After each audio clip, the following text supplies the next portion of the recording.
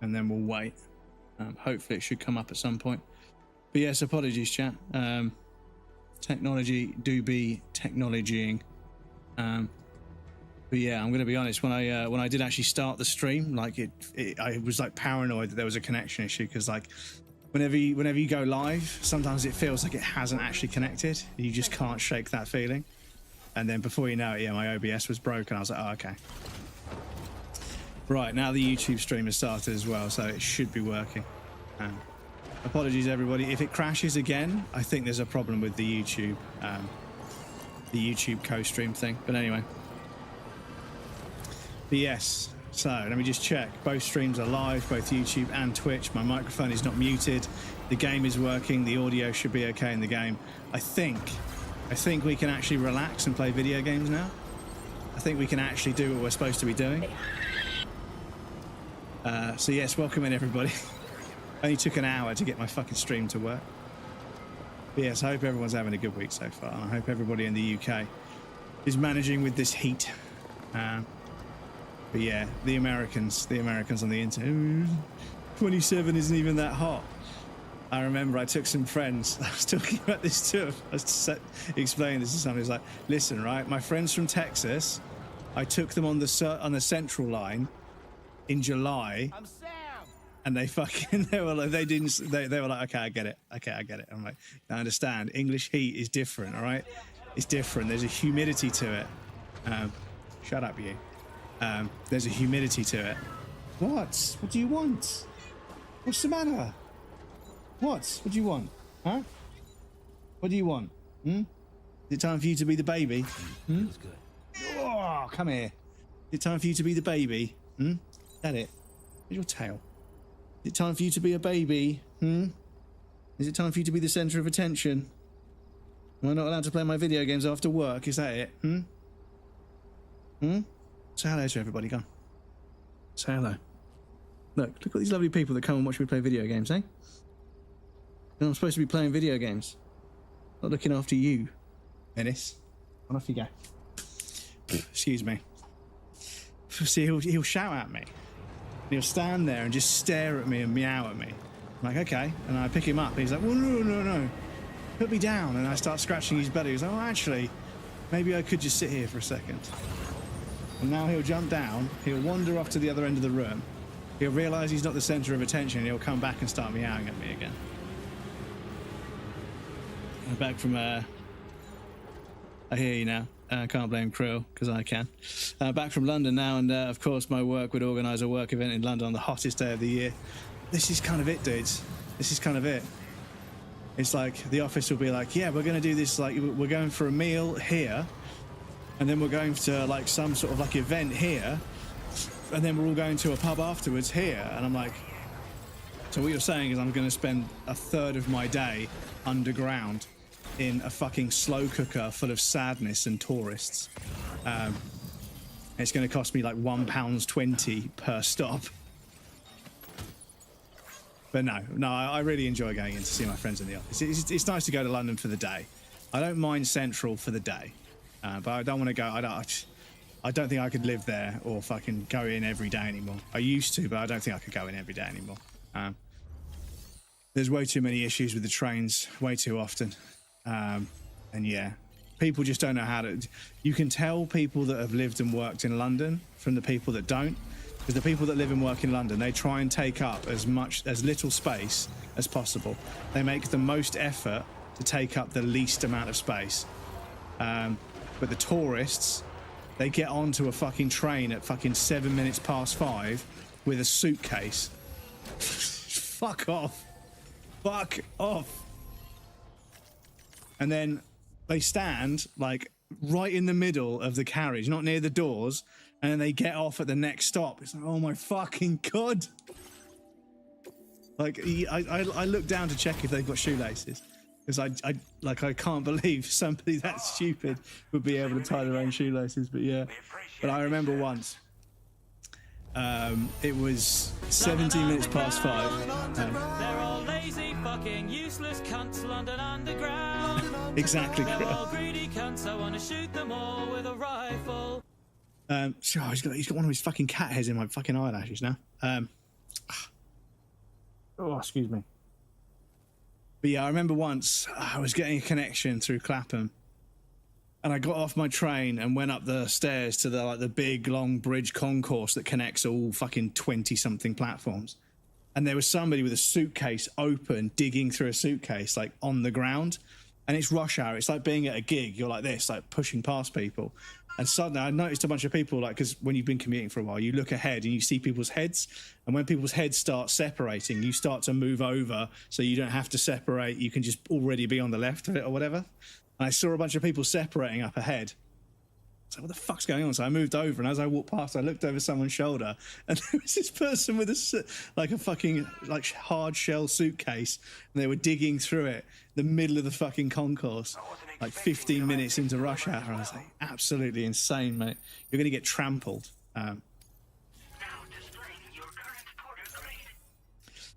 Dennis, welcome in, dude. Good to see you. Just IKEA, simplest assembly ever. You're building an IKEA furniture. It's a TV stand. Make sure you build it nice and sturdy. Because do you know what? I got given this TV stand. It's like a glass one. It's like sheets of glass with like legs. It's like 90s as fuck, but you know, it's free. Yeah, I found out that they put a coating on the glass on these TV tables that fucks with Wi-Fi. So if you, yeah, we're going to those anyway.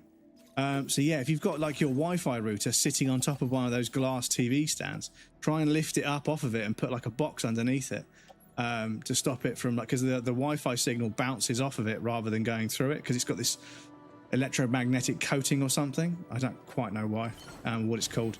But yeah, it fucks with Wi-Fi because it bounces the exact same signal back to the router, like literally right next to it. And that obviously then can sometimes, if it goes out of phase, can actually cancel out the Wi-Fi signal. So I've got mine sat on top of my old PS4. My PS4, bless it. All those years of like gaming that it provided me. Now it just acts as a buffer for my Wi-Fi router. It served me well. Watched cable TV. Daddy Dennis says, what did the triangle say to the circle? You're pointless. Pointless. I remember when we were playing Alien Isolation and the TV show, the TV screen just shows like a test picture. There's a big circle. I was like, hey, look, it's a circle. It's my favorite channel. And someone was like, nah, circle's pointless, mate. It's all about square. What's this? Ceramics? Out here in the fucking desert. Yeah, always read the manual. So, I don't know if it's still true, but the thing about IKEA, they manufacture so much furniture and they're making so much money. Apparently, it isn't really worth them checking how many spare parts they've distributed. So, somebody was saying, all you got to do is get the PDF of a piece of furniture that you want, and then over the course of a few years, email the customer support to say that you're missing a piece. And just do it with every single piece until you get the item for free. And I was like, no, come on, man. This is the thing. It sounds so fucking implausible, but I reckon it might actually work. It might actually work. Right, let me check. Have we got... Oh, I haven't got a bowler gun on me, have I? Oh, actually, I've got a bunch of stuff I picked up. I have got a bowler gun. Oh, damn. Okay. Let's go tie up some mules. Night time, isn't it?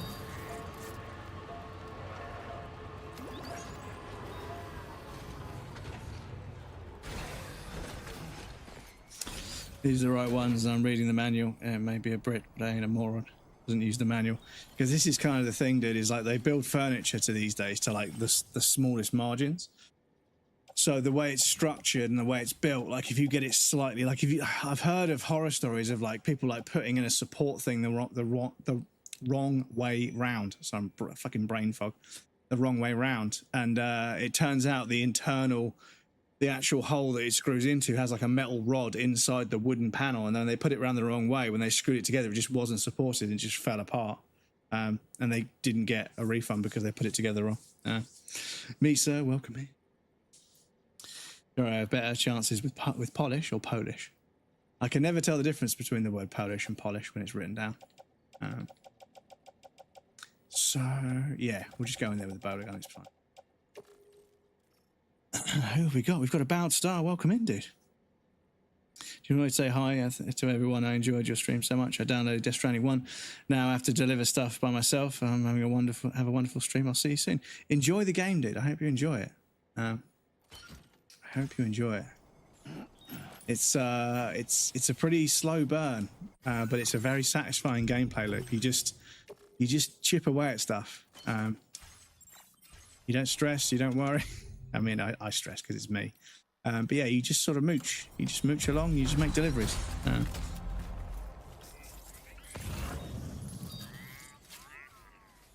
London Underground. I hate this fucking stupid London Underground. That song is fucking hilarious. So, is it free on PS Store at the moment? Really? GG's. Baba, you're gonna go in the hallway soon, Baba, because I can't do anything for you. I put fresh water down this morning. You finished your wet food, so I put some dry food down for you. You've got everything you need. It's nice and warm, and you love the heat. You love sleeping in the sun, so you've had a good day napping in the sun. Well, I really don't know what you're being so dramatic about.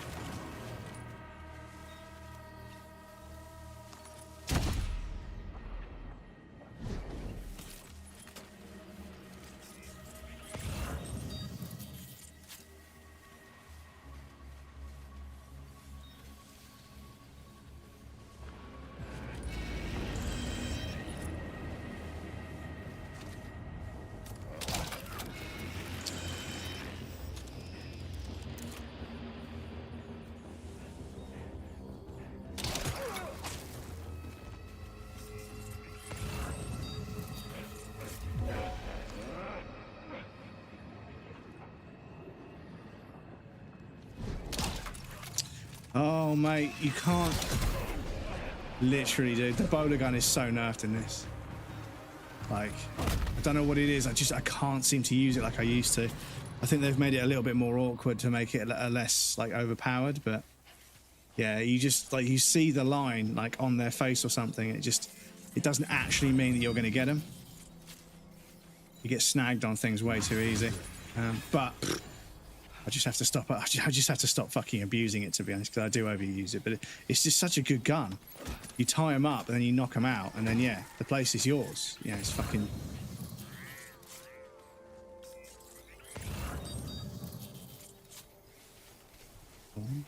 Stuff over there. Right. So grab the truck. Grab the truck. Hoover the bits up, and then make some more deliveries. IKEA Foundation only got like $80 billion endowment. Charity goal is IKEA itself. So they got an $80 billion endowment. What, from the USA? Well, I will smack you with this rubber mallet like I'm about to hit these screws. Problem isn't manual. Screw doesn't fit. Make sure you're not using the wrong screw, because unfortunately, even though it's incredibly feasible, even though it's perfectly feasible to use the same sort of screws for everything, again, it's cost. So if a screw doesn't need to be long, it won't be long. But you could easily make furniture and screw it together with like you can just buy a sack of the same sort of like, you know, M3 Allen head bolts and build the entire thing with that, and just have a little bit of an overlap here and there. So you really don't need different size bolts, but you know, it saves cost because they probably manufacture the bolts themselves. Whereas if they were asking for like a special kind of bolt, Okay. it would cost money, so they wouldn't. They just make everything a 10mm bolt. But the joys of capitalism and the manufacturing it perpetuates, where every single gram of material has been saved, and then everyone wonders why nothing lasts anymore. And the terrifying thing, and this is a bit niche, but speaking to people that work, Great. Let's get it delivered. speaking to people that work in like the building trade, they tell me these new build houses they're making aren't going to last as long as the mortgages that get sold on them. They say they're going to be sold with like a 70-year mortgage. These houses aren't going to last 40 years. They'll be basically derelict. They'll be fundamentally derelict, and they won't meet regulations. They're not safe enough. They won't keep enough heat in. So they're not eco-friendly. You can't get new electrics. But these houses are literally going to be like completely derelict within 45 to 50 years. But they'll be sold with a 75-year mortgage to some 20-year-old. And it's like, it's fucked. But yeah, the house won't even last as long as the mortgage that's going to be sold on. And the bank will cash in. And the thing is, the bank will repossess, but they'll only repossess on the grounds of getting the land back, right? Because the land will still be worth something. And the land will be owned by some landlord, you know, who actually owns the land. So that when you pay the lease or the ground rent or whatever, that's who you're paying. But they're getting away. They're doing away with that system. So because obviously, if you rent a flat or buy a flat, you're still leasing the ground that it's on. So the lease can be fucking absurdly expensive. But they're doing away with that system. But when they do away with that system, it's already started to happen. Lloyd's TSB is buying up properties like just at a fucking rate of knots. They're buying every fucking property they can get hold of, because once the ground rent or the lease goes away, that's the only asset that's making any money in that location. And if they own that asset and they're able to then sell a mortgage on an asset they already own, they're in an incredibly strong position to completely screw over the consumer. So I hate to say it, but yeah, if Lloyd's TSB continues buying houses, the housing market where they own the majority, which is what they're aiming for, it's going to get worse. Because whereas you've got a third party that wants to sell the house, a bank can sit on it for decades, as long as it appreciates, and they're going to know if it's going to appreciate or not, because they're a bank. It's their business to know what appreciates and what doesn't. So yeah, it's fucking terrifying. Damars, welcome in. What chapter are we on? That is a good question. In the story so far, we just did the... Tomorrow 888 says, oh. We just did the me, Mexico sequence with all the fireworks. in thought. So we're on I was episode... following the breadcrumbs and then I came here. episode 6. So yeah, we're on episode 6. Tomorrow, welcome in. You're talking to an autistic lad who enjoys building things like furniture, unless it's a Swedish piece of wood that has pre-done holes that are smaller than the screws. Literally poured it all in the box it came in. Who the fuck pours it on the desk? That's how you lost it. Good evening, Hal. I'm pretty good, dude. I'm pretty good. A few tech issues. Everything seems to be okay now. I'm just going to quickly double check. We're still in the land of the living on the old YouTube stream. And we are still in the land of the living on the old Twitch stream. So, yes, we are still live in both places. If you guys hear the audio go out of sync with the game, please let me know. Because, yes, currently my capture card is deciding to have a bit of a fucking aneurysm and desyncing the audio from the game, from the video, which is, yeah, kind of annoying, but yeah. Still good here. Welcome in, Nilo. Good to see you. Thank you for hanging out in the YouTube. A big help. See if we can't scam a few watch hours out of a live stream that I'm doing anyway. Right, let's get back on the road. There's a few bits and pieces we could pick up. Extra likes. So I was watching, I've been watching a bunch of people playing Death Stranding 1. And yeah, there is a sticky gun. There is a sticky gun. You can fire it and pick things up from a distance. It exists. I thought I was daydreaming, but it does exist. I jumped. I pushed the jump button, game. Are you injured, Sam? Lou, it's okay. It's okay, Lou. It's okay, Lou. It's okay. It's okay. It's okay. I pushed the jump button, chat. And we can clear that gap. Speaking of babies. Gaming the system? Nani? But yeah, this is it. Like, even if people only watch the stream on YouTube for like a few hours, it's still a few hours of watch time that I didn't have before. And yeah, obviously, I mean, the thing is, I don't quite know how the ad breaks on YouTube work.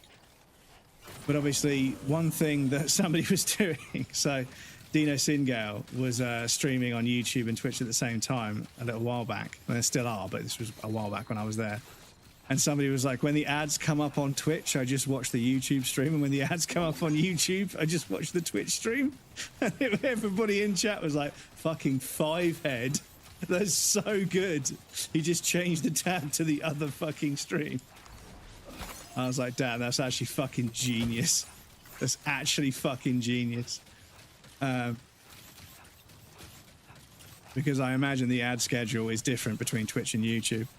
Doing that shit for you, exactly. And somebody was saying, if you're going to watch a YouTube video, skip it all the way to the end and then re-watch it, because once you've watched the ads once, a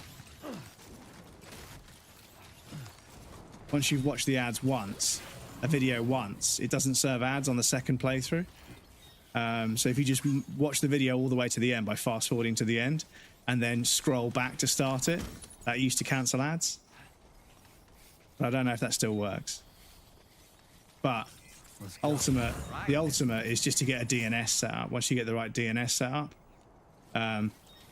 it tries to load the ad, and so there's the movements. They have changed the movement. There's something about the way that you guide Sam's movement left and right that's disconnected from their movement forwards and backwards. So like you stop moving forwards and you turn, and they keep moving. That you stop when you turn rather than turning on the spot like they are now. You've got some forward momentum. They don't like stop the same way.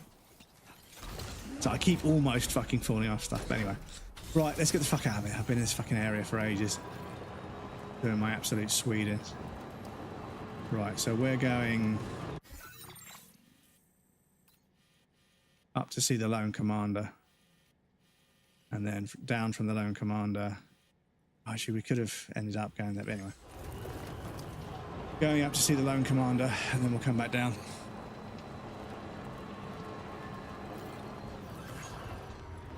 But good evening tomorrow, dear. It's good to see you. I hope you're well.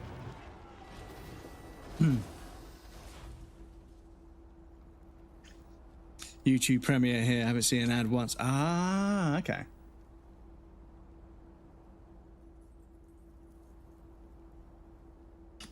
I remember the first time it offered me YouTube Premium. I was like, how far from grace have you fallen, YouTube? Because this is the thing.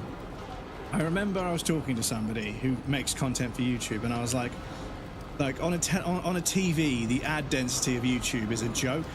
And they were like, it isn't that much worse than television, you know, but you get all the benefits of choosing what you want to watch when you want to watch. And I was like, I'm sorry, you've got Stockholm Syndrome. The only reason YouTube ever really got off the ground is because of the lack of advertising. And this is kind of, it's kind of always, because I remember when TikTok suddenly took off and I started using it and I was like, oh yeah, of course. So it's a new platform and there's barely any advertisement and there's no social media bullshit yet because it's a new platform. And everyone was like, why is TikTok so popular? I was like, because all the other social medias are like 15 years old and they're all shit. They're all so shit to use. TikTok, you just scroll through memes constantly. It's exactly what people want. It's such a breath of fresh. I mean, it's got worse now. There's adverts on it now.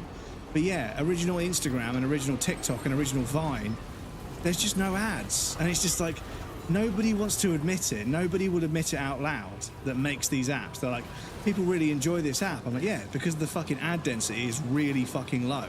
I can sit there without having something shoved in my face for like 20 minutes. But yeah, they all refuse to back down on serving ads next to or in between absolutely everything on social media. And this is just it. It's just that, you know, when Instagram has just it's running itself into the ground, it's run its course. It's a pain in the ass to use, and the algorithm is so fucking broken. Ever since they went algorithmic instead of chronological, because when it was chronological, yeah, like it made sense. But now that it's algorithmic, and suddenly everybody, because this is the problem. Sorry, I'm fucking unpacking this, one thing after another. But we all know that the things people do to maximize their presence on social media, they're not exactly very nice for the end user, but they work, right?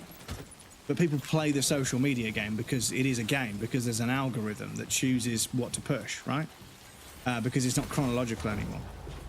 But all of the things that you and I and most people dislike about Instagram, they all stem from behaviors that are perpetuated or solely because of the algorithmic way it serves content. If it just served content chronologically to people that have those kind of interests with the hashtags, a lot of the bullshit that we get in social media would just go away. But they would never do that, because for a long time they've been trying to get you to pay to boost your post, and now they've fully just completely pulled all the fucking they've pulled the curtain back now. Every single time I post something on Instagram, it's like, hey, do you want to boost this post? £2 a day for a week, 4,000 people could see it, and I'm like, 4,000 people should see it anyway. I'm using hashtags for like incredibly popular franchises, you know, and like Twitch streaming and gaming in general, and like video games and horror and everything else. Like, these tags should get seen by thousands of people anyway, but they don't.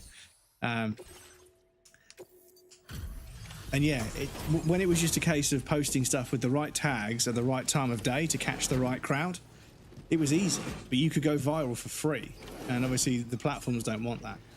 Instagram doesn't want you going viral for free because they don't get a cut of it. They want you to be paying to boost your shit. Final 2 auto pavers to Lone Commander needs so many. Oh yeah, it's ridiculous, Deimos. It's so fucking crazy. Because they go off in a different direction. They're like 5,000, so it's crazy. Watching two friends play a game, one got an ad, I watched the other perspective. Fair enough, that's also a good one, Stabs. Although, to be honest, I don't know if you guys have noticed this, but like, I can't watch 2 streams at the same time anymore. I can't have one friend up who's like a challenge runner who doesn't talk very much, and have a friend up that's like really chatty. I could never have 2 people that are chatty, but someone that's going for a speed run or whatever, they're locked in for like 3.5 hours on the run. They don't read the chat anyway. I lurk and support them, obviously, from there, but I have a chatty person that I actually chat to. But I can't do it at the moment. Like, even if I have 2 people at the same time that I can't decide, so I have to watch both. I try and just watch one person so I'm more engaged. But it just, the whole fucking platform just shits itself. If I have more than one stream up on the screen, it just fucking absolutely shits itself. And also, if I've got a stream on, or like maybe 1 or 2 streams on, like my laptop, it just can't fucking, like, there's something going on with how much memory is being used by watching Twitch streams. And I have a feeling that it's basically just killed off lurkers. And that's why a lot of us are seeing like a big dip at the moment. It's because it's kind of impossible to lurk. And even if you do lurk, when you bring the window back up, the stream is like 360p, and sometimes it's paused. So they fully know when the stream is not on the screen. So if that's not an ad view, then they ain't going to count it. So yeah, I know this sounds like cope, but I see a lot of my friends struggling, and they get really, really like downtrodden about it. And don't get me wrong, it sort of bugs me a little bit as well. But then I go sort of like looking at like various different parts of the platform, and I test things out, and I'm like, oh, okay. So yeah, you know, and I'll sort of, you know, I'll be watching somebody on like my laptop, but I'll also be watching them on my computer. So I'll get a tab up on this computer, and I'll get a tab up on my laptop, and they'll have like, you know, maybe 5 or 6 viewers if I'm watching somebody that's a bit smaller. And then I'll show up in both tabs, so I'll be counted as like 2 different views. And then I'll fucking I'll minimize one of them so I can still hear the stream on the computer, and I'm watching the stream muted on the laptop. One of the views disappears, and I'm like, you motherfuckers, because it's ad views. That's what they're actually concerned with. That's what the platform is actually tracking. The viewership is based on how many people are watching ads, because that's how Twitch makes its money. It's ad views, it's selling ad views. So yeah, and like I say, I talk about it a lot, but only to raise awareness that there's actually a shit ton of really good creators on this website that are massively, massively overlooked. Because they don't get like hundreds and hundreds of gift subs every single fucking stream 4 days a week. The platform's like, yeah, they're not a very good earner, so yeah, just don't worry about them. Although that person that's got like 5 greasers that fucking dump 100 gift subs each every single stream they just went live, just push everyone into that stream. And it's heartbreaking, because it stops being about being a content creator where you make content. It starts being more about how do you manipulate the algorithm. And like I say, Instagram is a prime example. It's run its course and it started to turn pretty fucking ugly. And people are doing all kinds of shit to try and game the algorithm rather than just making good quality content that will eventually find its audience. People just start to game the algorithm, and Twitch is going in that direction as well. And it's a real shame, because I see a bunch of people that are really great creators, but they're so underrepresented by the platform. It's fucking heartbreaking.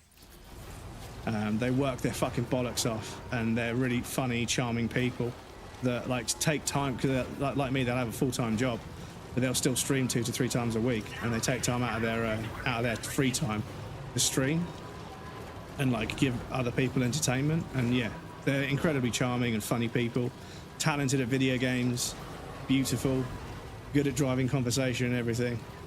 But then you look at the category they're in, and there's always somebody with like 11,000 average viewers, and you go there and it's just people throwing money at somebody.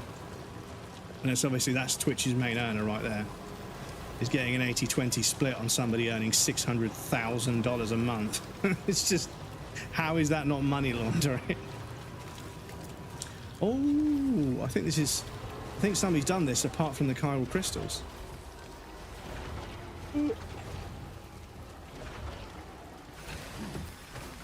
Excuse me. I can preach it, same mind, honestly. Yeah, shit British Steel. Once built a network sniffer. Excuse me.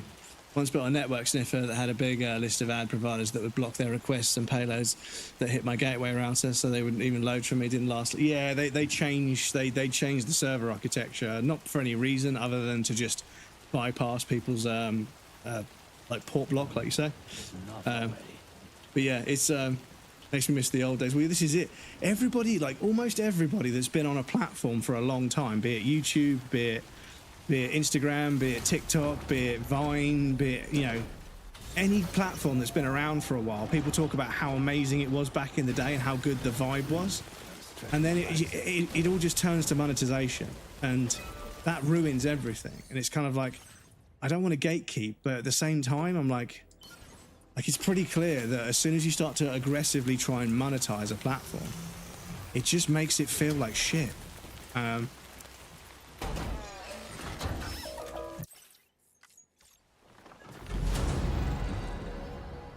Okay, yeah, that's actually quite a long bit of road.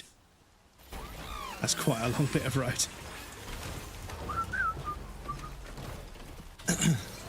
Final 2 is assembled now, so determine my screwdriver is shit, so I'm going to get a ratchet screwdriver because of this. Might cut it as grass instead. Sounds like a pretty good detour to me. I don't know, like now that I've got headphones that can block out noise, stuff like gardening, like cutting grass and like power washing with noise cancelling headphones, so you don't have to listen to this droning noise constantly, as long as the vibrations aren't too bad. It's actually kind of a vibe. And it doesn't surprise me that there's a power wash simulator. I imagine there's also a lawn cutting simulator where you just cut grass, because it's the same. It itches the brain in the same way, right? First iron bridge that still stands today. Our steel is good. Sure, it ain't Damascus steel. Oh yeah, Sheffield steel used to. I mean, almost everything in the world used to be made out of Sheffield steel. This is why it was expensive, dude, because it is actually a massive chunk of road. Actually fucking massive. Oh yeah, that is quite a chunk. And it goes off this way. And I imagine It's going to here. Let's just see if we can put some stuff in the final two. Can't do 2 streams either. Yeah, so the thing is, I can have one person up who's a chatty kind of like, you know, like a playing a game but chatting and yapping and stuff, and I can be involved in the conversation. And if one of my friends is doing a speed run or a no-hit run, I'll have them up as well. But obviously that's not, I can't talk to 2 people, so my brain can fucking barely talk to one person at the moment because of this long COVID stuff. But yeah, I'll have like a speed runner or a no-hit runner up on one side, and I'll have like a chatty person up on the other, so I can support 2 people at once, because I think, you know, it's not, it doesn't stress out my internet too bad. But yeah, now it's just you have to watch one stream at a time, and yeah, if I'm watching a stream, it also, because I used to be able to sit there and watch my friends stream whilst I was editing content, and I could just listen to them talking whilst I was editing, and it was really sort of like cozy. But now Adobe Premiere absolutely shits itself whenever I try and like scrub the video. So is the paver over here? Yes, it is. There it is. But yeah, there's something going on about the video and the sort of memory that it's using to play the video. And I mean, Twitch in general, it's really laggy and sort of constantly having issues. And the thing is, an advert will play, and when the stream comes back, it either crashes or it's desynchronized the audio or something. So I have to refresh the page, and then it serves me another ad. And I'm like, dude, stop it. Like, stop it. That's so cheap. And the thing is, they'll do this, and then they'll be like, oh no, viewership's down. What do we do? Tell people to post clips on other platforms to try and poach people from other platforms. Like, they literally said that. Somebody was talking to them outside one of the conventions. And they were, yeah, post clips on other platforms, yeah. Which, indirectly is them saying, you know, post clips of you on other platforms to try and win people over from Instagram and TikTok. But then you create a clip and you post it on another platform. It's 720p, so it's all crusty. And it's like, dude, like, come on. Like, if I'm sending you a 1080p stream, like, at least let me make 1080p clips, and at least let me edit them into vertical and then post them on other platforms at 1080p. Because 1080p, I mean, this is the thing, is that it's 1080p in resolution, but the compression is fucking so aggressive sometimes. And that's obviously because as a smaller streamer, my stream isn't quite as, you know, important as someone else's. So if there's some fucking bozo who has like shitloads of viewers, that gets loads of gifted subs, the Twitch servers will be told to prioritize their stream, so it's always crispy and it always looks nice. Whereas if you're a bit lower down on the old hierarchy, the compression can get so bad. Like, I swear to God, like the video is recorded, it shows me the VOD is recorded, the resolution of the actual picture is 1080p, but the compression, it's like 640p sometimes. I'm like, what the fuck, dude? That's fucking terrible. But then other times, I'll stream and the VOD is so clean, it looks so fucking crispy. It basically looks as good as the recording I make on my own computer.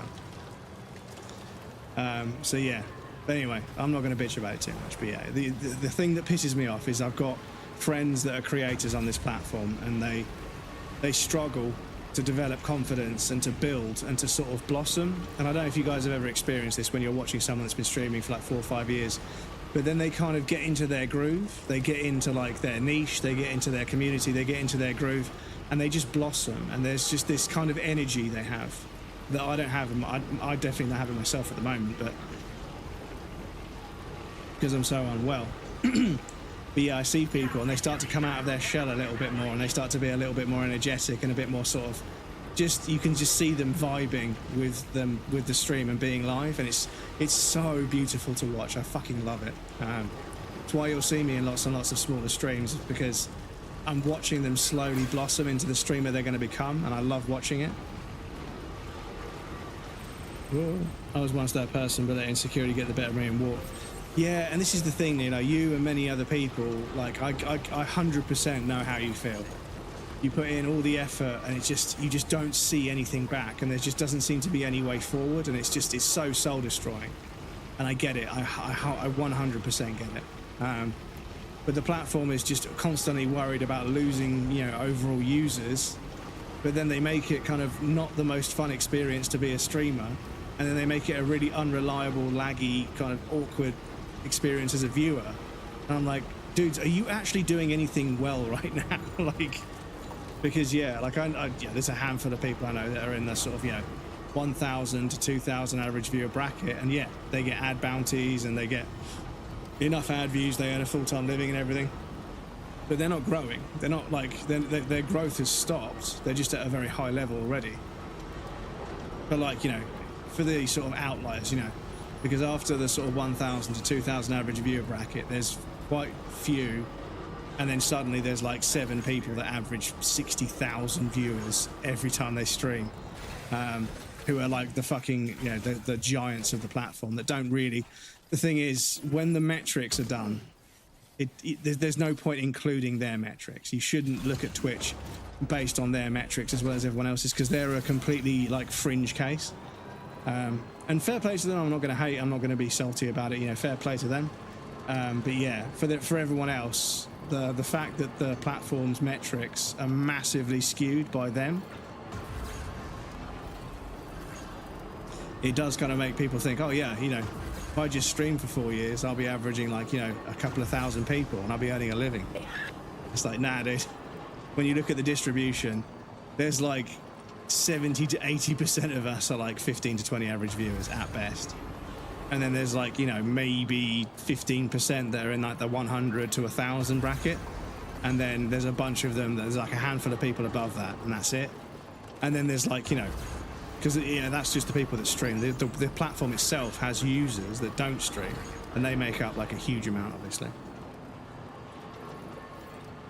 And I don't want to sound defeatist and say, you know, if you want to stream, then stream, but just don't do it for money, don't do it for validation, or, you know, based on numerical metrics, because it's not a platform that really has a progression structure. And this is one of the things, and it's the same with jobs. Like, you know, whenever I go to interview for a job, I ask a shit ton of questions about the progression structure. I ask about progression structure as a whole, but also the key performance indicators, and, you know, which departments tend to have the most, you know, promotions and everything. Because I'm not going to go to work every day to just be in the same job in 25 years time. I want to progress. And yeah, you look at platforms like YouTube and Instagram that are much more established, they're much more long term, and they have like a path that's been trodden by many, many creators, and it shows you what the grind is. Sorry. They show you what the grind is. And unfortunately, there's some gamesmanship. There's an algorithm that people game by doing certain things, and you either play the game or you don't. You know, it's content creation after all. But with Twitch, there's no, everyone's playing the game, but nobody's winning. I'm sorry, it's just how it is. Speaking of rant, indeed, what do you give a Stinky Jedi deodorant? Newman Mail rant from Seinfeld. Just more and more and more and more. Gave up my seat on the bus to a blind lady, and that's how I lost my job as a bus driver. Come on, Krill. No. Come on, Krill.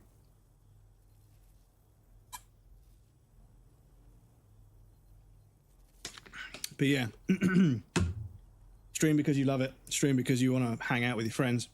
I don't know where you found this. I'm sure. And just try to not invest too much of your mental well-being in the long-term growth thing, because it's just because at the moment allows vehicles to self-drive on roads. Okay, that's huge. It means I could just have a drink and chat to you guys Can't wait to see you again. whilst it drives. Okay, so can we unlock that, please? Can we unlock that? Excusez-moi. But yeah, this is the thing. Like, I'd rather just be honest with people about things, because the bottom line is, you know, like, there aren't that many people that look up to me, but there are apparently people that look up to me. And yeah, you know, they're asking about, like, you know, what do you do when there's a dip? What do you do when the conversation dies? And I'm like, I'm sorry, dude. Like, I don't really know what to tell you beyond the fact that, you know, you are just going to have to get used to, you know, quiet streams sometimes, because it's just the platform's like that. You know, like when I went live today for like an hour, there was no one here, and I thought, damn, it's really quiet today. It's probably going to be a quiet one. But then I looked down and OBS was crashed. I was like, okay, maybe my stream isn't actually working. But, you know, what can you do? What can you do? Like I said, the platform is I think sometimes that even the platform doesn't really know what to fucking do, because there's very little framework for you to work towards. And the bottom line is that if there was like a category kind of like hierarchy, if there was like, if you've spent 50 hours in one category, you get a badge. If you spent 100 hours in that category, you get a badge. And after like 300-400 hours in a category, you should just get kind of put higher up the list. Because I think that people that spend a lot of time in the same category expect to see growth by staying in the same category. But even when I've decided to play the same game for a really long time, it hasn't really equated to anything. Elden Ring, which is a popular game, and I stayed in that category for a long, long time. We sunk like hundreds of hours into Elden Ring. So I streamed in that category for fucking ages. And yes, it was a popular category, but still, you know, if I was live in that category 3 times a week, I was hoping to see somebody. But no, it was just the core crew, which is great. You know, I love the core crew. But yeah, this whole idea that if you just keep streaming in the same category, there isn't anything that actually helps you rise in the category. And to be honest, I think that like there should be something, because I think if you're going to go watch if you're a viewer and you're going to watch a stream and you're looking for people that play a certain game, like their viewership is kind of irrelevant. Is how they play the game, and that's always kind of been the thing with video game streams for me. When you go to a just chatting stream, when you go to certain streams that require a lot of community engagement and involvement, then the bigger streams are going to make more sense. But yeah, I feel like it'd be nice to just turn off viewership for like 6 months and just see what happens, you know, because yeah, I feel as if a lot more people would not be gravitating towards the same 5 people if they realized that other people existed. And I think one of the ways you could make that a bit more obvious is by just not. So we need 100. I need to sacrifice something that's 100. What was this? Swift Mule Postbox hacking. So timefall generator. Yeah, I could take that off. We need one that's 20 as well. Fusions. Limity scanner. Canceller. But yeah, scanner recharging I don't really worry about too much. Cool. Okay. Allows vehicles to drive themselves. This enhancement will activate upon reaching a certain speed without boosting. When driving in the center of the road, it uses the road's built-in power supply to assist the vehicle operation. Release the accelerator and the vehicle will continue to drive along the road. So does that mean that it...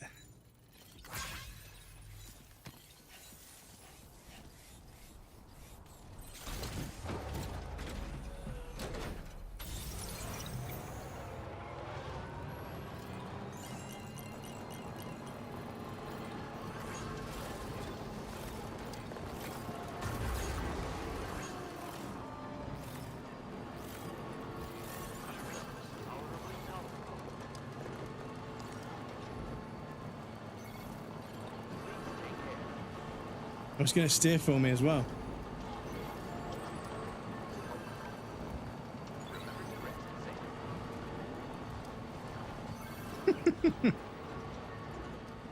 Look at this. They just auto drives.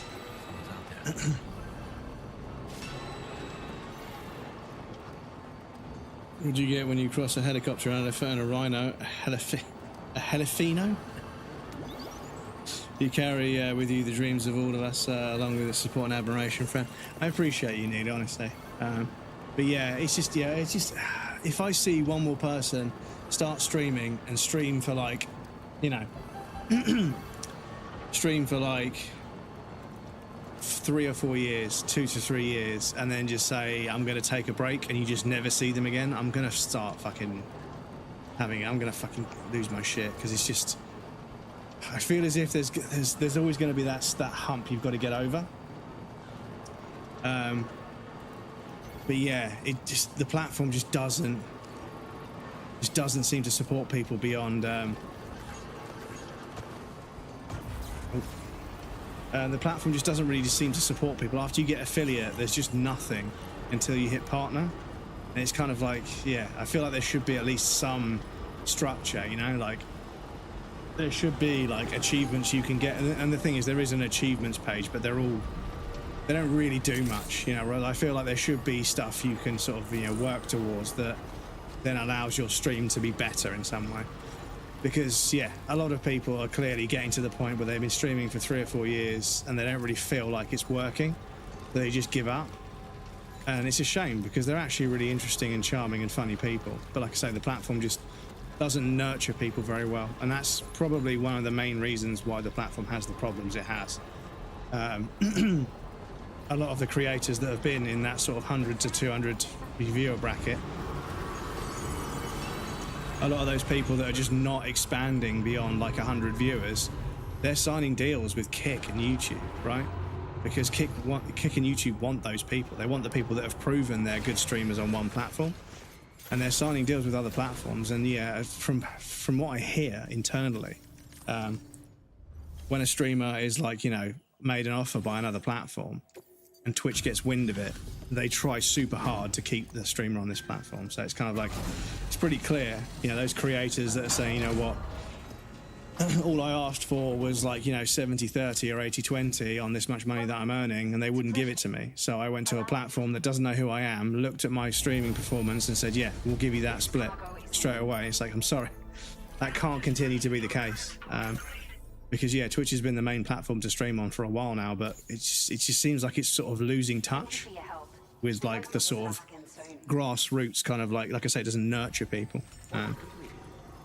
Anyway, we've got an ad break coming up. Speaking of ad revenue, got an ad break coming up. I'll pop you guys on the BRB screen. There'll be a raffle and some clips for you guys that want to hang out. Please feel free to get up and move around, grab a drink or a snack. You won't miss anything, so I'll take a break as well. And we've got anonymous follows on the BRB screen, so if you're lurking and you want to follow without any alerts going off, we don't call them out on the BRB screen. The bot will say so once we're over there. We don't call them out on the BRB screen, so if you want to lurk and stay secret and follow in secret, that's also possible. We're over there, yes, but I'll be back shortly.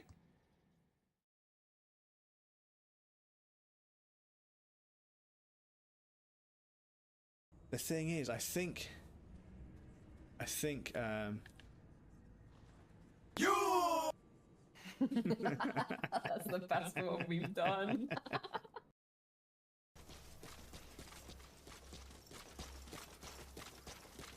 And these motherfuckers are so blind.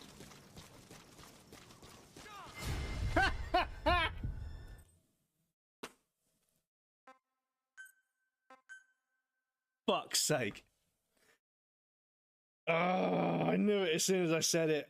I knew it as soon as I said it. Yeah, somebody gave me a shout out as Breadcrumbs once, and I was like, nah, Breadcrumbs is my OnlyFans, mate. We should get the backstab for free this time. Means we get a free R2 as well, and then while he's recovering, we get a free R1. Excuse me.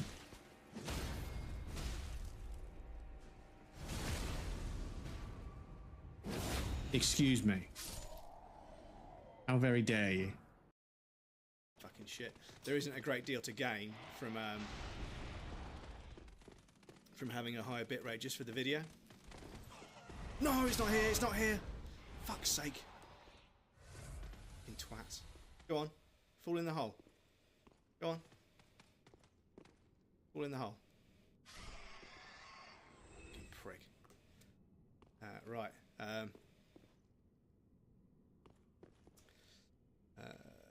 Sorry, I missed a think.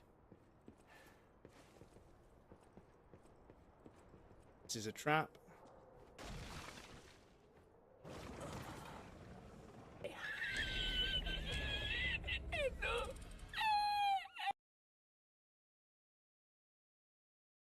Can I link something that'll help you out? Yes, because you're a VIP, it shouldn't time you out. If it does, I'll just remove the timeout, so don't worry. It's an alright game, but forcing the player to meticulously kill every single enemy in each run through is rather tedious. Yes, it is incredibly tedious. Yeah, incredibly tedious. What's this?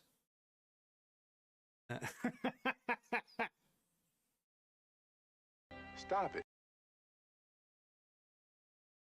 Angry like some Blackwater would-be business tycoon with a bad case of hemorrhoids. I'll give you a bad case of someone just shot me in the head if you don't hurry up. Right. So, start off the duplication as usual. Select your item, walk off the edge, push up, drop the item, then throw the bomb, and then with the recall ability, call it back and claim it. Rinse and repeat. Thank you to Pizza and myself for figuring out the strategy. I shouldn't really thank myself in the clip, but never mind. Like this. And then take one of these.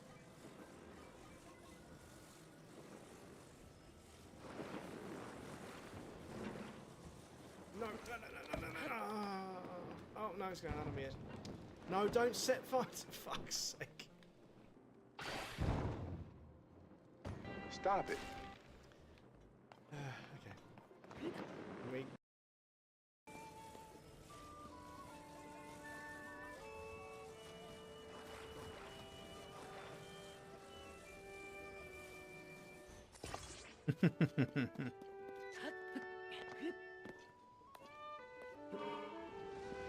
Oh shit. Oh, sorry. Sorry. Ignore me. Sorry. Fuck's sake. Yeah, I think...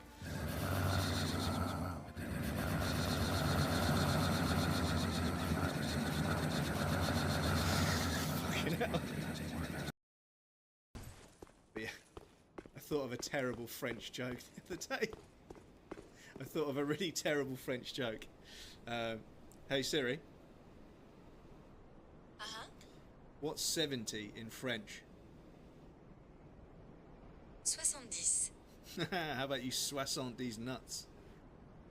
I'm gonna go to hell for that one. Right. Put it down.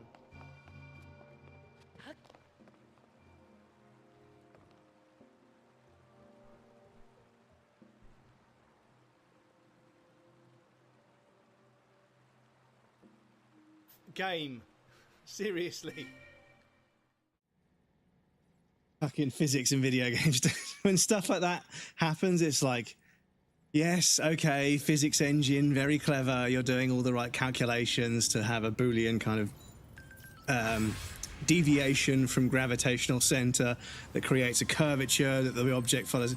I think it's a Boolean logic that creates a deviation of center of destination or whatever it's called. But yeah, just go in the fucking hole. Anyway, welcome back, everybody. Thank you for your patience. I appreciate that. Hopefully everything's still live. Hopefully all the audio is still synced up. You carry with you the dreams of all us, along with the support and admiration. Yeah, I don't know. It's just like a while ago, I separated myself from the notion that streaming is just for me. And like I've said to you guys before, I don't call this my stream. I call this our stream. And like, I feel like me going live and creating this space for you guys to hang out in, that's a responsibility I have to you guys, you know? And I'm not saying that you guys pressure me or anything, because you don't. I do it to myself. But yeah, like creating a little space for you guys to hang out and make jokes and watch me play a video game, that's like my obligation to you guys, because you guys have supported me for so long. And I don't want to make it sound transactional, because we were talking about how transactional stuff can be misconstrued. Oh, then when we just destroy the drugs again. Okay. Yeah, we could do that. We could do that. I just need to make sure I've got some boulder guns. But yeah. More evidence we're kindred spirits, because that's always been how I approach streaming, DMing, etc. Yeah, it's like all I'm doing is, because for me I'm just throwing a party, right? I'm throwing a party on the internet, right? And just like any party you would throw in real life, I organise the party, but the people showing up is what makes it. So it's nice when loads of people show up, but also sometimes only a handful of people show up to a party, and it's a much more kind of like, you know, I don't want to say intimate to, you know, make it sound kind of, you know, sexual or anything, but it's much more like, you know, you communicate with each other much better than a really big party. And a really big party, like a rager, like a really big party with loads of people, is nice. But also a smaller party with only a handful of people is nice. So for me, yeah, like not to cope or anything, even though it sounds like I am, but yeah, like if I have a stream and only a few, like 2 or 3 people show up, but we have a really good conversation that lasts the entire stream, that's fucking all good for me. I fucking love that shit, man. I love that.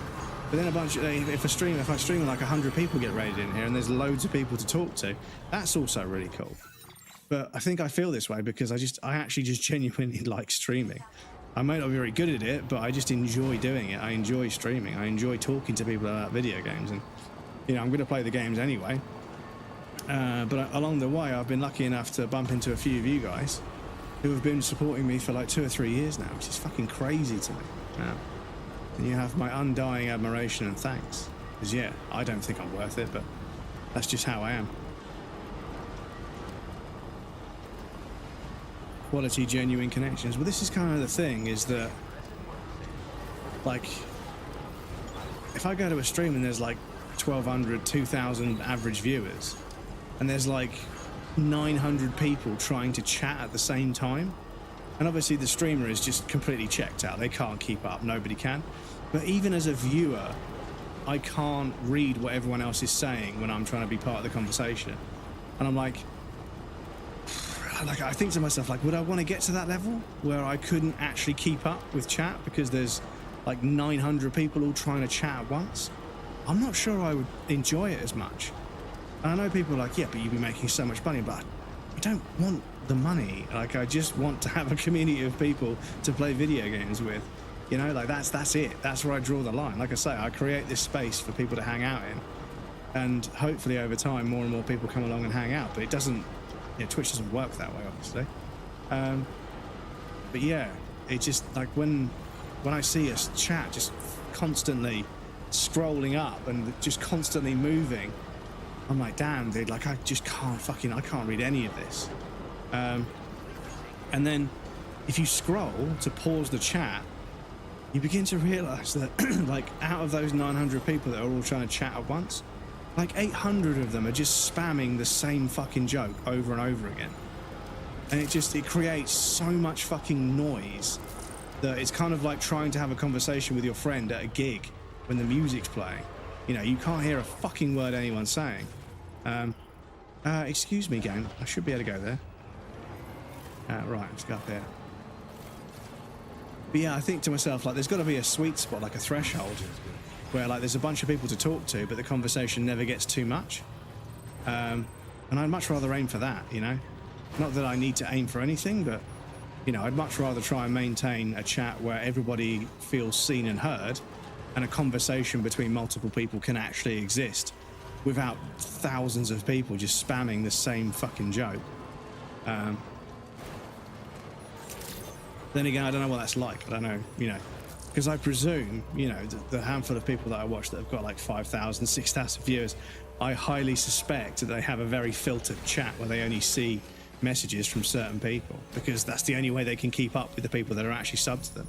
I imagine that they're only seeing subs talk. You know, they're not seeing anybody else, because they've got several hundred subs, maybe even thousands of subs. So, you know, they're just going to keep up with those people that are actually paying to be there, because they can't keep up with anything else. And then I presume they have like a filter for just mods.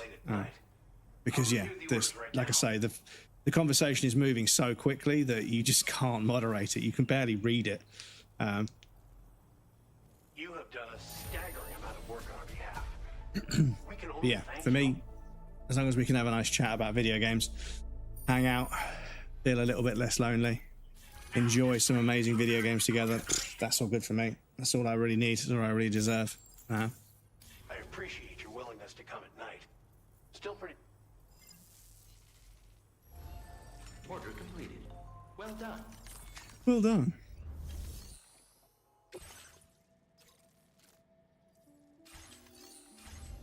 I feel so bad, but yeah, I just stopped delivering. Once people are 5 stars, I just stopped delivering. I don't know if I deserve the world. No, I think I just want Twitch to stop fucking trying to kill me off because I'm not profitable.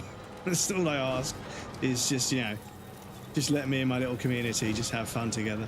But yeah, I mean, that being said, like, I'm so chuffed with how much charity we raised. So we were at $355.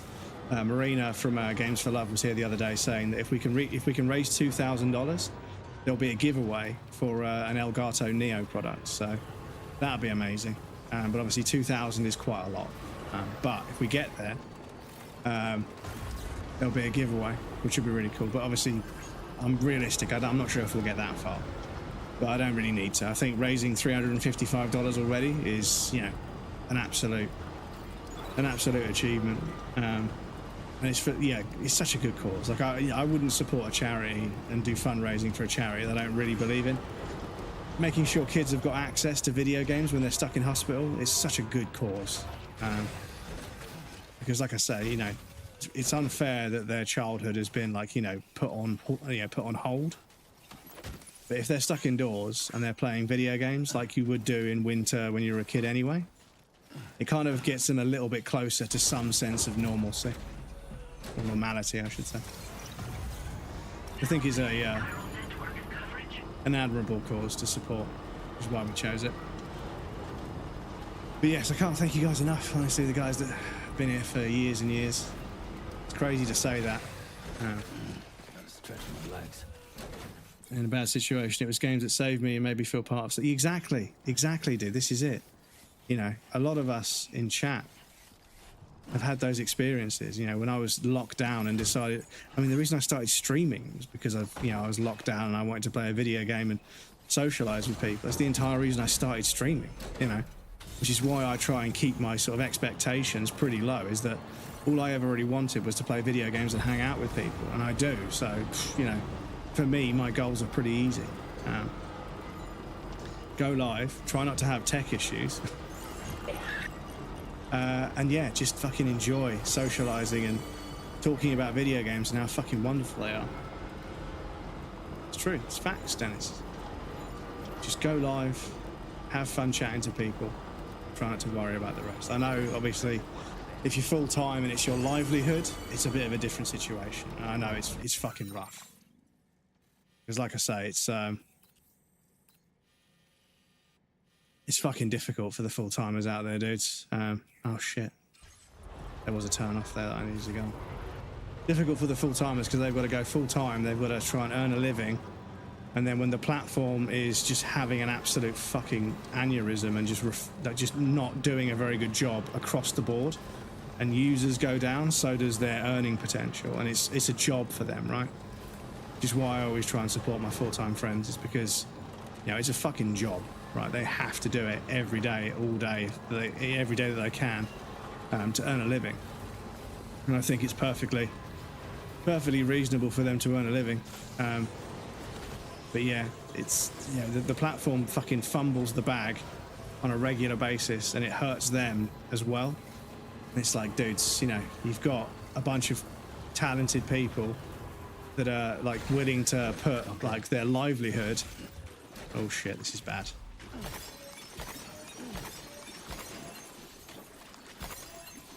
They put their livelihood in your hands, and you continuously fucking drop the ball and make terrible decisions and break things and make their lives more difficult. Oh my god, there's fucking millions of them. Fucking okay. Oh no, don't do this. You can't see in front of you, dudes. It's really nice that the trucks have good ground clearance, so they work, because the terrain is so terrible. Fuck me, man. The amount of times I've actually accidentally driven into a rock. Such a pain in the ass. So my support comes from a place of trauma I've had to work through my life. I want to help others get through times like that. They're our future, for sure, dude. Exactly. Always feel welcome and like the breadcrumbs friends. Exactly, Dennis. You and Nilo have been here for a long, long time. And exactly, Nilo, like, you know, a lot of us have been through stuff and been through periods of life that have been very difficult, and video games have been there to, if you know, at the very least, provide a distraction. But sometimes you end up playing a video game with characters that are very, very, you know, relevant and adjacent to your life experience, and you see how other people struggle with it and how they get through it together. It reminds you the power of community. Wait, aren't you? I'll try not to keep you waiting too long.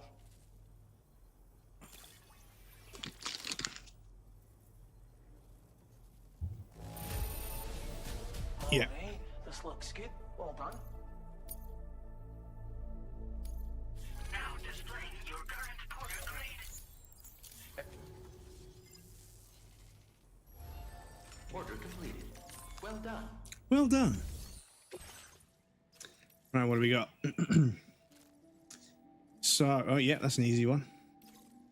And and that's also an easy one. Cool. Let's grab those two. Those Carl creatures are no joke. Yeah, they're fucking brutal, dude. The ones that are like bats, yeah, that's fucking terrifying. Order accepted. Thank you.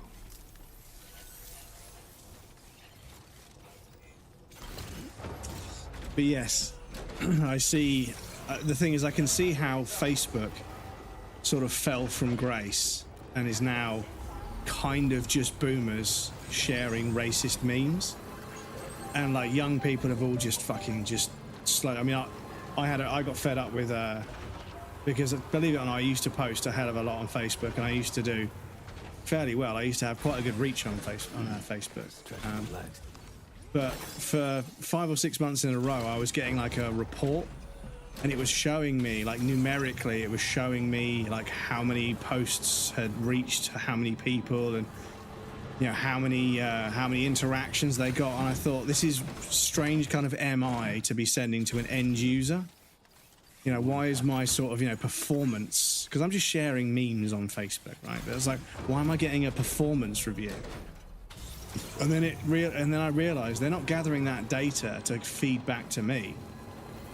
That data is a representation of my worthiness and my effectiveness as a vehicle for ads. And I started to realize, shit, I'm posting all this stuff that's just for fun. But every time I post it, they're allowed to, or they're going to, serve an ad next to that meme that I've just shared. And then I kept getting these reports, and I was like, I just started to feel like I was a conduit, like a vehicle for advertising to get into my friends' lives. And I was like, damn, that suddenly made posting there feel really kind of cringe. And I was like, every time I was posting something, I was like, I hope people like that. But also, I was like, oh, I hope they don't serve too many ads to my friends. And I was like, do you know what? I'm kind of done with it. So I fucking deleted it, and everyone was like, damn, you're not posting there. And I was like, you used to post a lot. I was like, yeah, I used to post a lot. Why did you stop? And I was like, I just got a bunch of fucking like reports telling me how good I was at serving ads to my friends by posting stuff. I just didn't like it. And then within like 5-6 years, everyone was like, yeah, Facebook are like running out of users. They're losing users like more, you know, faster than they're gaining. They're actually on a net loss for the first time in their history. And I haven't been on there for like, you know, nearly 10 years now. Well, nearly 7 years. And I said to a friend, like, you know, like, what is it actually like? And they're like, dude, it's literally just boomers sharing racist memes. It's literally just a bunch of boomers sharing the same fucking racist memes. And like, you know, talking about how Britain was so much better, but, you know, delusional boomers. And there's hardly anyone of any sort of interest in there on there anymore. I was like, okay, fair enough. So I'm not missing out. They're like, no, you're not missing out at all. You know, everybody is flocking from that platform. And I see Instagram doing the same thing. And, you know, YouTube, I think YouTube's got to a strange situation now where I think they're trying to push smaller creators because they realize that, you know, pushing the same 250 creators to everybody and then trying to cash in on as many ad views as possible, it was obviously getting kind of boring and stale for a lot of people, so they were losing users. So now they're sort of pushing smaller creators. But it means that, like, whereas I would look at somebody with a shit ton of views and a shit ton of subscribers and think, damn, this video is going to be really well produced, I click on it and it just isn't. And it's not the end of the world, but, like, yeah, I think that I can get a certain degree of quality out of a live stream. There's only so much I can do production quality wise, production value wise. But yeah, like, if you're making a video, like, and like audio being completely different levels, so like one game clip is really loud and then another clip right after it is really quiet, and then their voice is like completely like nowhere near any of them. And I'm like if you're using editing software, there's all kinds of leveling tools that surely there should be a warning that tells you that, by the way, you're playing 2 clips of video that have significantly different decibel outputs, you know. But what do I know? You know, I don't make content for YouTube. But yeah, I suppose some people might say that I fucking agonize over audio. Try and make the audio sound as nice as possible, but it's just, I just understand the principle that even when somebody's watching the stream, they're looking away at their phone, they're going to get a cup of tea, they're looking out the window, they're talking to a friend, or they're watching something, or they're playing a video game or something. So they're not always physically looking at the stream. So the video quality is important, but they're not always looking at the stream. But if they have the stream on in the same room, They're always listening to the stream. 100% of the time, the audio is always perceivable to them. Audio is always perceivable, even if they're not looking at the stream at any given moment because they're doing something else, which is perfectly reasonable. You know, people have lives. They're not just sat there glued to the screen. But their audio is always perceivable, so that's why I've always put a big focus on trying to make the mic sound as nice as possible, getting a compressor to make sure I never get too loud or never too quiet, trying to make sure the game and the audio of the mic is balanced well, and then make everything loud enough so people can set their own volume and everything. But yeah, I probably spend too much time on it. But yeah, I think it's one of those things that it's worth putting effort into. I mean, it doesn't guarantee you that you're going to get more viewers or anything, and I don't do it for that reason. I do it because it's the right thing to do. You know, I do it because you guys deserve good video and good audio. You know, it's the least I could do.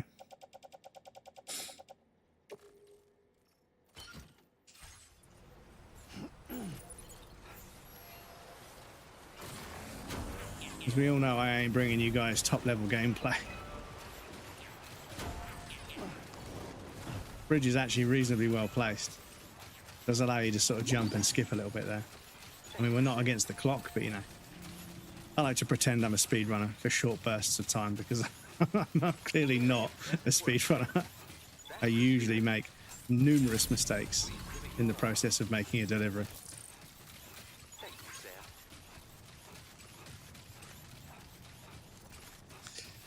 But yeah, my heart goes out to all of the creators that I know that are in my community, and you know, they're all trying so hard just to get their name out there, and it's fucking rough. It's hard work. So many algorithms to fucking try and learn the game. Well, anyway, none of that shit really matters. What matters is we get to hang out and play video games together, and it doesn't cost me anything. So, other than the equipment, I probably would have spent money on anyway.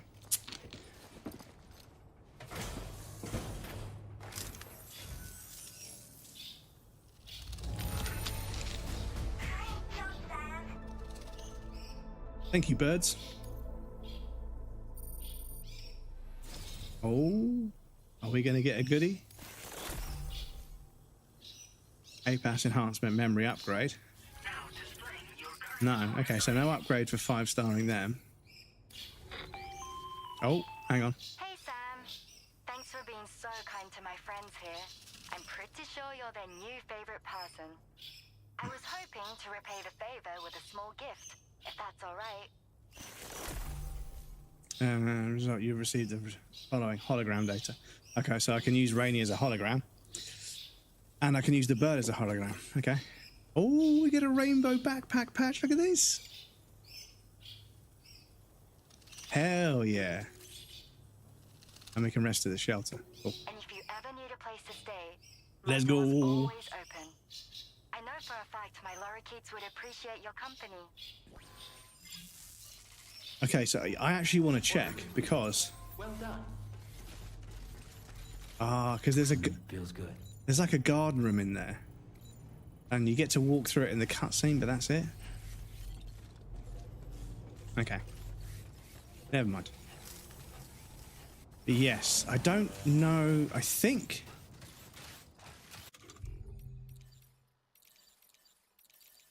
someone mentioned. Oh no, somebody mentioned zip lines. So yeah, Kate's got zip lines in their playthrough of Death Stranding 1. I was waiting for that to drop because yeah, they're so fucking useful. Like the zip line. I might boot up the original game at some point and double check if my zipline network is still like not completely rusted to pieces. Because yeah, I want to get a clip of me going from like the mountain all the way, going from like the mountain top like shelter all the way across the Timefall farm, across that tar pit, to like the place on the far other side of the map. Because I can do it in like 2 to 3 minutes, and I was just doing deliveries back and forth. Getting the 5 stars. Oh shit, excuse me. Right, so yeah, sorry, let me just, I can check the cargo. Oh, it's fine. So we want to check cargo management and double check who we've got stuff for.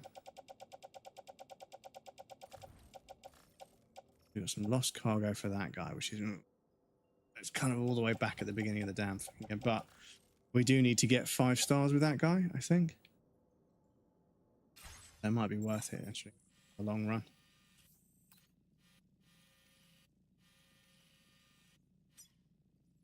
Yeah, we need to get 5 stars. Starting to cool down, chat. I'm starting to feel a cool breeze. It's fucking bringing me back to life.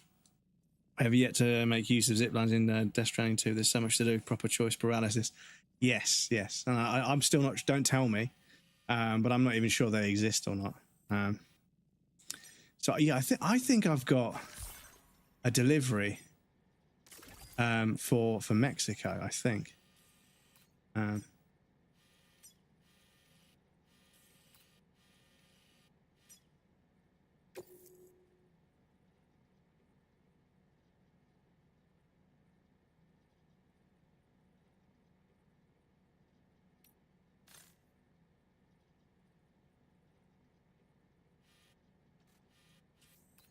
Okay, so there's cargo aboard the Magellan. Okay, so I need to get that cargo from the Magellan. I'm starting to feel a cool breeze, chat. Bit of fucking muggy one today. Been muggy as fuck today. Oh, so I'm waiting for that evening breeze to start kicking in. So yes, I've got a delivery to make to them. Other than that, government dude, I've got some stuff for. So yeah, I think at some point we go to the plate gate with the stuff we've got for Mexico. We could go there and destroy those drugs. That's not too difficult because once we go past here, we can just throw them out. Yeah, you can see where I went out to the edges of the map and threw some shit in the water. I mean, you could do it here as well. It looks like maybe not. But yeah, if we throw stuff there, it'll get destroyed. So let's continue and go to the Magellan. Because we've got some stuff for the environmental place. So yeah, let's go and do that.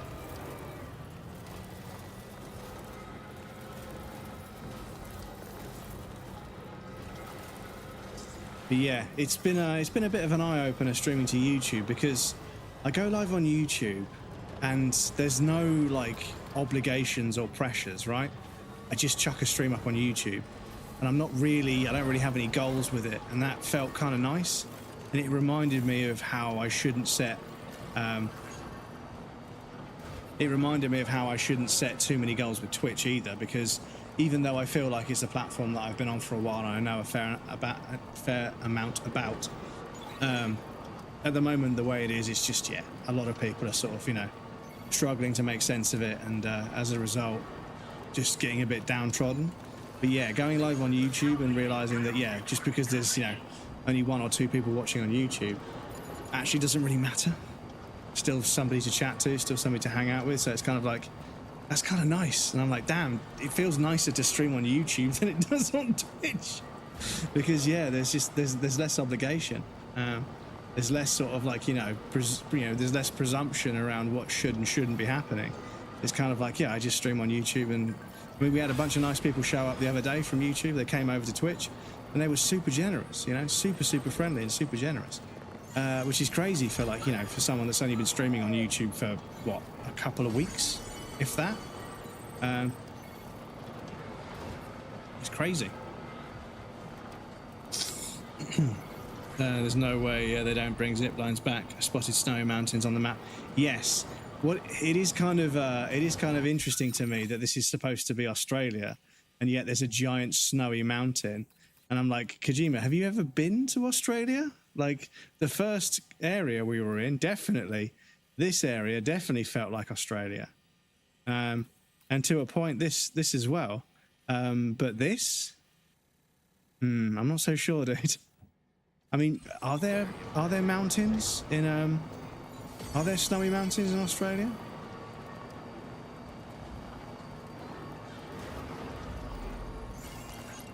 Thank you, God.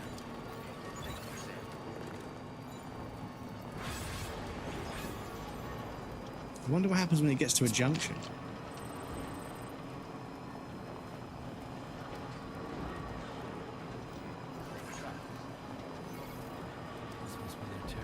Oh, I was scared. I was drinking and I was like, suddenly I was not drinking. I was having a sip of my iron brew. And I was like, oh, the auto drive is sort of like I don't know what it is about auto drive systems. Whenever you start going towards an edge, it's always like, oh, is it going to pick it up? Is it going to pick it up? Oh, hang on. Some water samples there.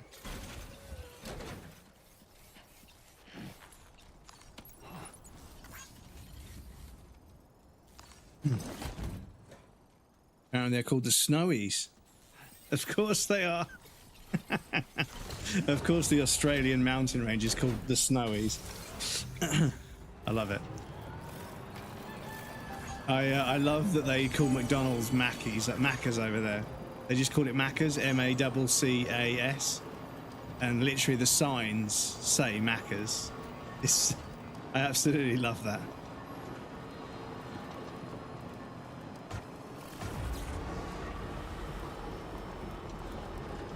But yeah, a handful of people have said this is one of the most, this is one of the best looking games on console so far. And I think they're right. I don't know what it looks like on other platforms. Well, I don't. It's not on other. Because I was about to say it's not on PC, but it's a PlayStation exclusive, so I don't think it's on Xbox either. So yeah.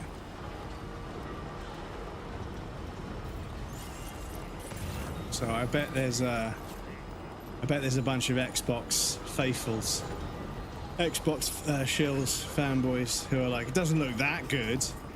This game looks even better. Like we had one of them last night, not last night, and on the Monday stream.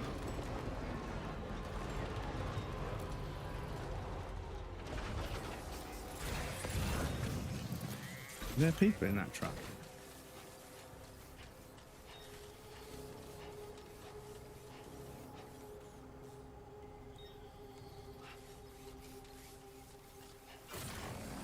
Yeah, it looks as if you can kind of just fucking drive up to this one and just rob it.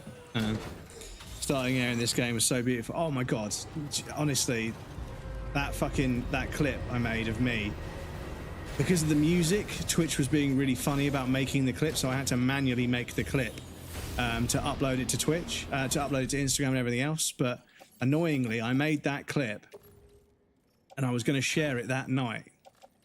But Twitch was having a bit of a fucking a bit of a fucking shit fit about it.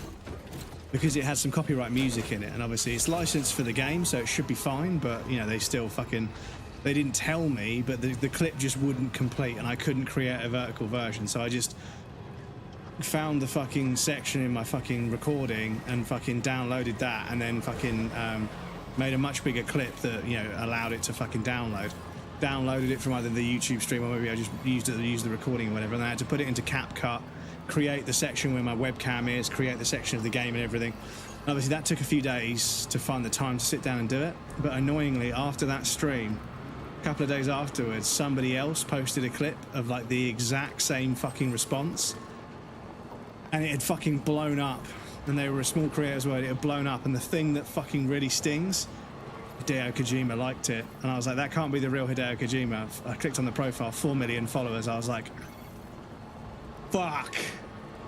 If I'd managed to fucking share that clip, who knows, maybe they would have seen, maybe not, but But yeah, Hideo Kojima's been going around liking clips from Death Stranding 2, so keep your fingers crossed. I doubt it, because we've got so little reach. But yeah, I had the exact same reaction, I just couldn't get the clip made and shared. I made it manually after a couple of days of trying. But yeah, somebody else got there first. But yeah, the opening section is going to stick in my mind for a long time. Like that, the Woodkid song, Minus 61, and the way it just says, right, off you go. And I was like, holy shit. Look at it. Anyway. Pay attention to this. They also protect the facility from would-be assailants. Unfortunately, local chiral contamination levels are extremely high, leading to disturbing reports of paranormal phenomena near the facility. The cargo you're tasked with delivering should aid staff in dealing with this issue.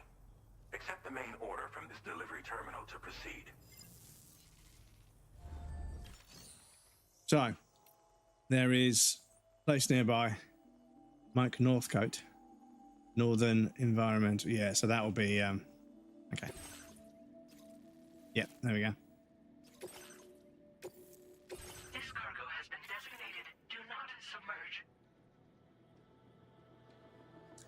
Will gradually take damage if submerged in water. Find a route that avoids. Yes, okay, we got a road, so that's fine.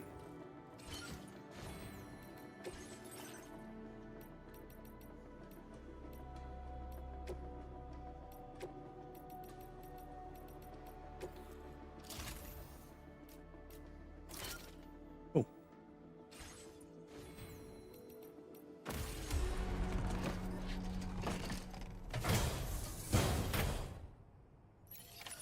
Order accepted. I swear I've got deliveries for this place, though. No? Okay. You say so?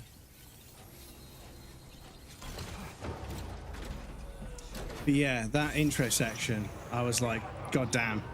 Because I remember watching the Unreal Engine 5 demonstration, and they showed off Nanite, which allows basically to just an almost infinitely granular LOD tool, where like as you get closer, geometric detail is like dynamically scaled. So there's much less pop in and much less sort of, there's less stepped quality to LOD. And they showed like Nanite and how good it looks. And then I don't really think I've seen something that looked like that.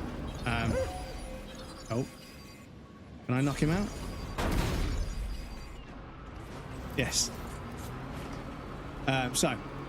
So yeah, we saw the Nanite demonstration in Unreal Engine 5. I don't know how many years ago it was now. And I've not really seen a game since fully take advantage of that system of, you know, just using sort of algorithmic sort of generation of like terrain to create infinitely scaling like rocky terrain. So as you get closer, Nanite just scales it to have millions of triangles up front. But as you move away, the triangles get bigger and bigger and bigger and then become voxels in the distance for like foliage and stuff. I just haven't really seen that many games that really utilized it, because I don't remember like getting to the point where, oh, okay, I can now walk around in this even on a PC or even on a games console, whatever. But yeah, the intro to this game, and this is Decima, so this isn't even Unreal Engine. I remember saying like, who the fuck needs Nanite? Like this looks like Nanite. And it's running on a fucking games console. This looks as good as that demonstration. Brother ordered Donkey Kong Bonanza for me. Donkey Kong games were so much fun. I hope Nintendo is not going to have any problems in terms of the lineup. I hope so too tomorrow, because yeah, somewhere I have the Kongas as well as Donkey Konga. And yeah, I remember trying to get like a perfect score on William Tell, because he's got like a little microphone in the middle of the bongos. And William Tell, you obviously have to do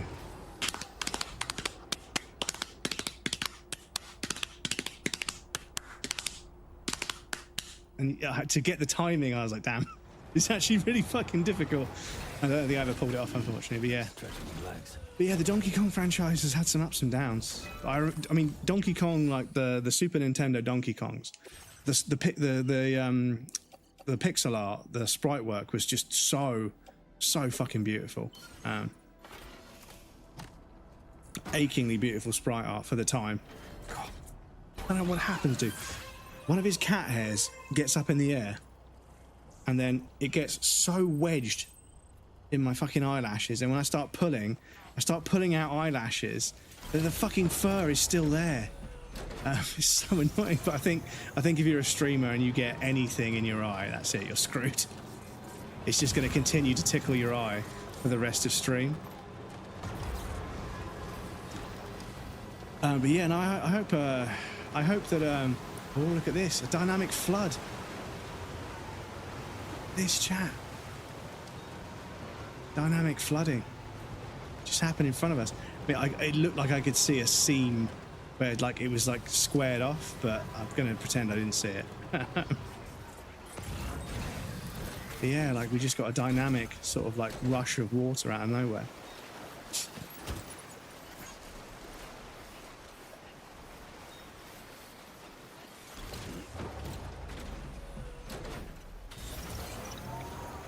But regardless, we've got Skyward Sword HD. Unfortunately, they've decided to put Wind Waker as like an online multiplayer, like an online service game. that you can only play it if you've got the Nintendo. I mean, I have the Nintendo one, but I'm not paying extra because for a start, it probably doesn't even run that well on the Switch 1. But initial reports, people were playing Switch 1 games on the Switch 2. But the CPU isn't actually even that much stronger, I don't think. So actually, if a game was CPU bound on the Switch 1, it's not that much better on the Switch 2, which is kind of scary because, yeah, it kind of demonstrates that theory of, like, you know, the console's principal theory of being a handheld that's, you know, still powerful. Doesn't seem like it's that powerful. And Nintendo have never needed, like, the most powerful games console to make great games. They've always worked wonders with very, very limited hardware. But the handheld landscape is very different these days. With the ROG Ally, and ROG have just released another handheld, which is Xbox kind of, you know, focused. And the Steam Deck, you've got significant competition, whereas before you didn't. So I just, you know, as a value proposition, with how price gougy Nintendo is being, I just don't feel like the same urge to have a portable gaming system like I did when I got a Switch. Got a Switch and I was like, damn, this is actually super nice. I can cotch anywhere in the flat and play a game on any comfortable chair. And this is quite a comfortable chair, but, you know, I can recline on a recliner sofa and just, you know, play a game. And when I get on planes or trains or whatever, it came into its own. But yeah, I remember almost every game that I've wanted to play was available on another platform and would play significantly better on another platform. So it was kind of like pointless to play it on Switch. So I just never played that many games on it. If it's your only system and you play everything on it, then I suppose maybe it makes a bit more sense. But as somebody that has a PC and a PlayStation 5, there's no point in having a Switch 2 if it's just going to play games at 720p, 60 FPS, you know, and like not quite as good with all the graphics settings turned down on a much smaller screen. And I'm not going to lie, the Joy-Cons always felt really small and flimsy in my hands. And I get that they need to make the games console compatible for both children as well as adults. Nintendo's got themselves in that difficult peripheral situation, because they're marketing to like young kids with very small hands, as well as grown men like me that have reasonably large hands. And yeah, it always felt like I was just like I was like crab gripping the fucking controller rather than actually holding on to it. Plus my hands would get super clammy holding it. And yeah, so I feel as if there should be larger Joy-Cons and smaller Joy-Cons, and you can buy a Switch 2 with small Joy-Cons or with big or with bigger Joy-Cons, you know, depending on your hand size. But yeah.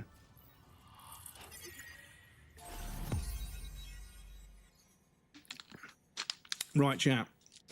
It seems as if that is about a third of the map, maybe just under a third. And we've been playing for like, what, 30 to 40 hours?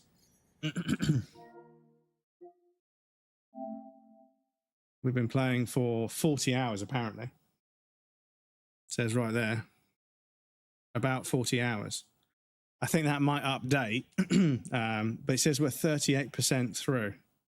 So yeah, we're just over a third through. Okay. Oh, that's Samson Hook. This guy's an actor. I've seen them in a number of things. But yeah, I've seen them in a number of things. Ooh, combat boots. Boots designed for combat. They are heavy and extremely durable. Kicking an enemy while wearing these boots will inflict significant damage. Okay. It's just classic Hideo Kojima. Combat boots. Boots designed for combat. A weapon component for picking off, or pickup offloader automatically detects and collects nearby cargo, placing it on the cargo shelf. Oh, that is fucking pog. So now we just drive around and it hoovers up. Oh, okay. Oh, and a gun. A weapon component for the pickup off-roader automatically fires MP bullets at enemies within range. The types of damage inflicted changes depending on the target. Okay, so that's automatic as well. Now displaying your current porter grade. Okay.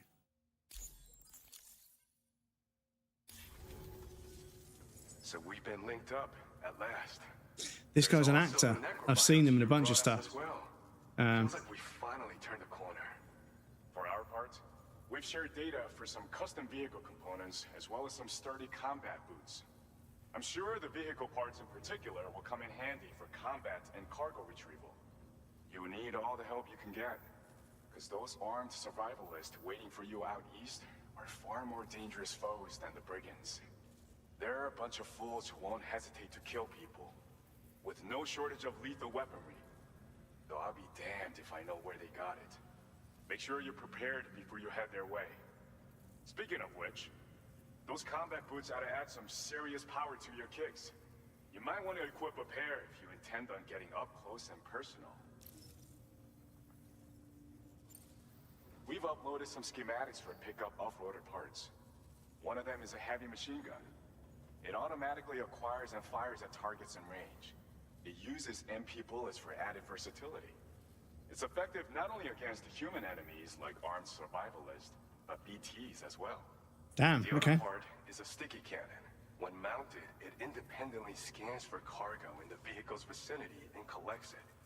You'll find it makes rounding up dropped cargo easier than ever. And who wouldn't want that? Pickup off-roaders can be equipped with 2 parts like these simultaneously. So choose whatever's best for the situation at hand.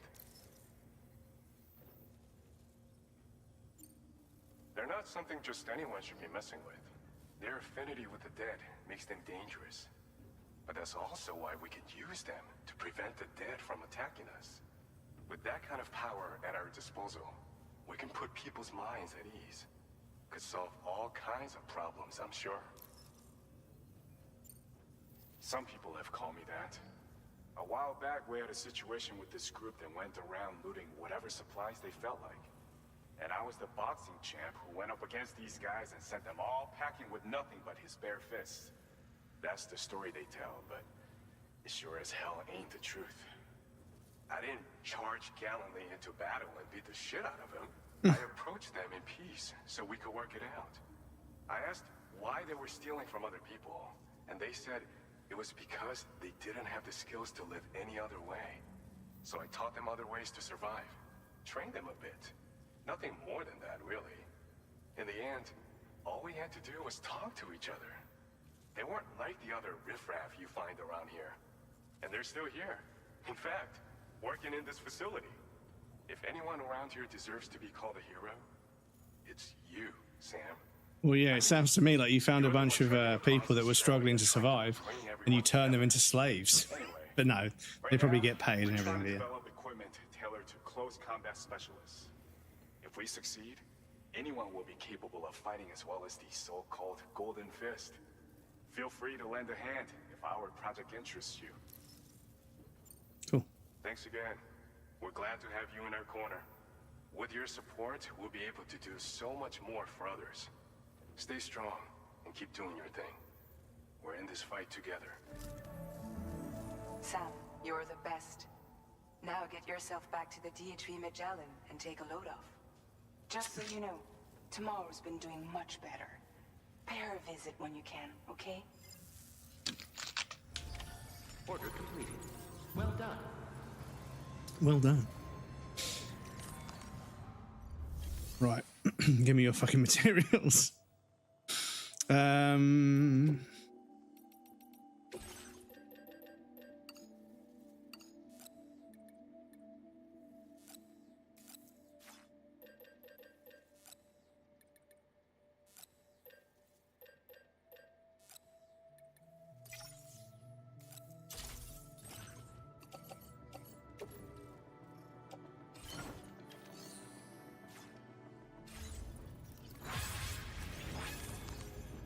Right, so let me have a look. No jobs just yet, but we can repair the vehicle if we want. Cool.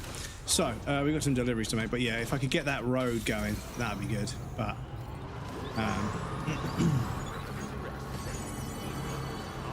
But also, oh, we got the monorail as well. Okay. Oh, actually, hang on. Are you really possessed with me?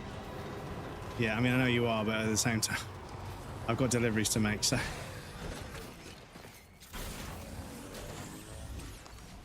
Oh, we also need to customize. Yeah, we need to customize the truck to have both of those. Well, actually, do you know what? The gun I'm not too bothered about at the moment. I don't really want to be driving past and shoot an enemy in the distance and then suddenly be aggroed on. I'd rather just... But yeah, the sticky cannon thing that's going to grab cargo for us, that's a fucking no-brainer. That's going to make life so much easier. Excuse me while I just fucking Austin... Ooh. Excuse me while I just Austin powers the fuck out of this 3-point turn that I'm failing at massively.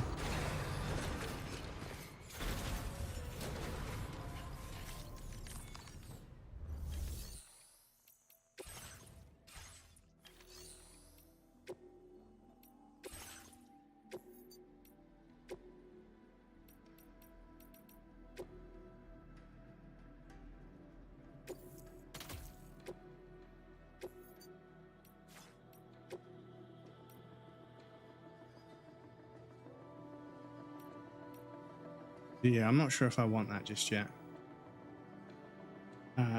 Plus, I need to be at a garage to equip it and unequip it anyway. So yeah, I'm just gonna ignore that one.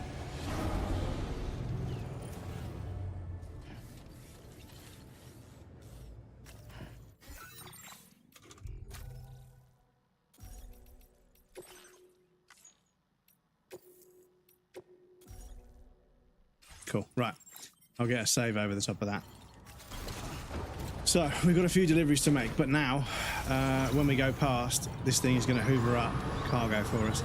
Now, I don't know whether Kojima is the kind of game designer that would deliberately put loose cargo more often now that we've got an item that helps scoop it up. But yeah, as long as we're on the scanner, annoyingly, it's not going to do chiral crystals, is it? That's a shame. But yeah, if we can get that paver going. Also, does the Magellan have materials as well? It does. It's got quite a lot of materials, actually. So... yeah, let's go grab the materials from the Magellan. Hopefully it doesn't force us into a cutscene, because I'm not trying to avoid the story, but I don't feel like I'm fully done with this area. I've still got a few people to 5-star. And slowly but surely, the thing is, I keep making deliveries, but I've had a very full truck for a long time now. My truck has been very, very full of other people's stuff for quite some time now. We've got all the metals and everything. But yeah, I swear I've got stuff that people want me to deliver. So we're down to 4 items. Okay, that's not too bad. That's not too bad. Right, so hopefully I can go and restore and recycle and just get rid of a few bits and pieces. But then absolutely stack up. Oh yeah, so the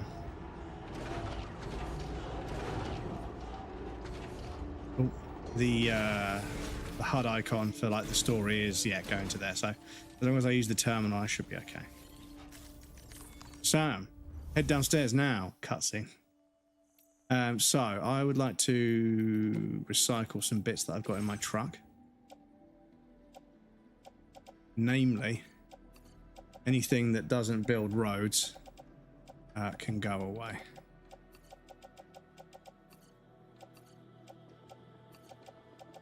And then we've got a bunch of stuff that I've scraped up. I'll keep a couple of assault rifles. Probably only need a couple of PCCs. Probably only need a couple of climbing anchors.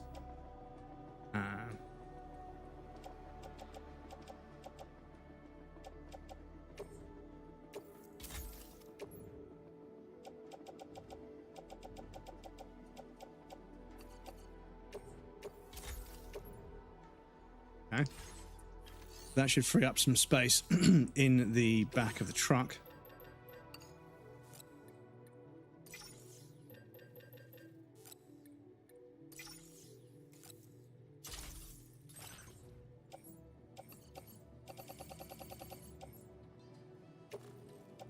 Oof. All of that can go in there. And that, I mean, I think we had like 5,000 or 6,000 of some of those. Feels good. So we might be able to get that final section of road by the Lone Commander done as well, which would be fucking pog. I also love how the vehicle like just doesn't slow down, even though I've got like probably quite literally tons of material in the back.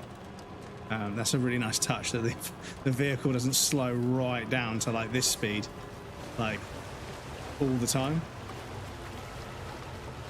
It doesn't punish you like that, which is nice. So hopefully, I think this one just needed a few more 1,000 of something. Yeah, 1,000. Yeah, not much. We might be able to get this done. Quality of life improvement for sure. Yeah. Load all the random packages in the Magellan and call the Magellan over to prepper stations and deliver them all at once. Yes, you get a specific. I mean, once you 5-starred somebody, but yeah, I'm going for 5 stars. And obviously, if you do that, you get the Magellan grade rather than the grade that. Yeah, it's going to give it back to me, isn't it? That's fine. Back to me as well. 480 chiral crystals. Bosh. There we go. Right. Once again, chat, I do apologise. We have got an ad break coming up in about 30 seconds. So I'll pop you guys on the BRB screen. There'll be a reference, some tips for you guys that want to hang out. But please feel free to get up and move around, grab a drink or a snack. You won't miss anything, so I'm going to do a break as well. I'm going to take a break as well. And we also have anonymous follows on the BRB screen, so if you want to follow without any alerts going off and stay lurking and follow in secret, you can do that over there. The bot will say so once we're over there. If you want to stay secret and follow without the alerts going off, we don't call them out on the BRB screen. We still appreciate them. We don't call them out on the BRB screen. But yes, after that, we'll come back and do some more deliveries, see if we can 5-star everybody, and then see what tomorrow's got to say. But yes, I'll be back shortly.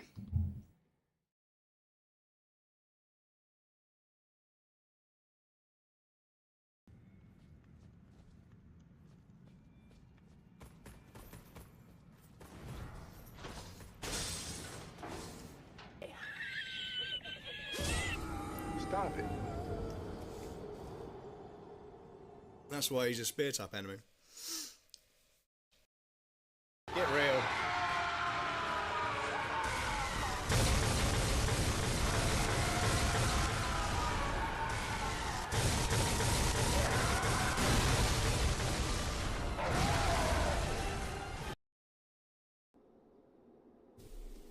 So, as you know, some streamers have merch, and sometimes that merch includes plushies, which are like big teddy bears, right? So I've created the Trash and One prototype plushie. It's very cuddly, but it's a trash bag. And as you can see, it's branded. It's branded with Trashan's name, and it's a prototype Trashan body pillow.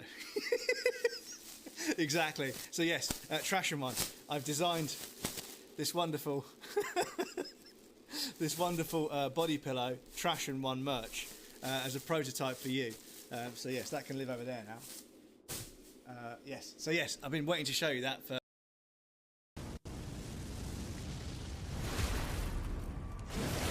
You see the way his arms just fell off when I backstabbed him. Ow.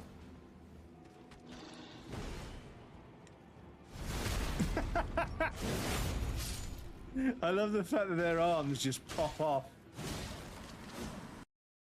Otherwise, so.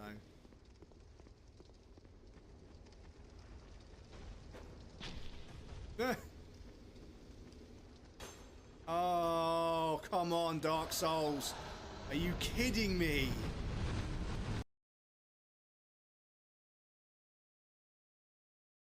This is just scuffed as fuck. And he's just going to turn around at some point.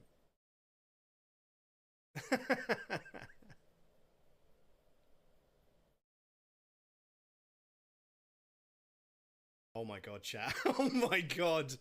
Oh my god. Please don't turn around. Oh my god, chat. How the fuck did we get away with that? How the fuck did we get away with that? Right, I'm going to hide in this room here. Fucking lag is so bad. Right, and I'm going to fucking save the game there. So F2 to save. Right, okay. Fuck me.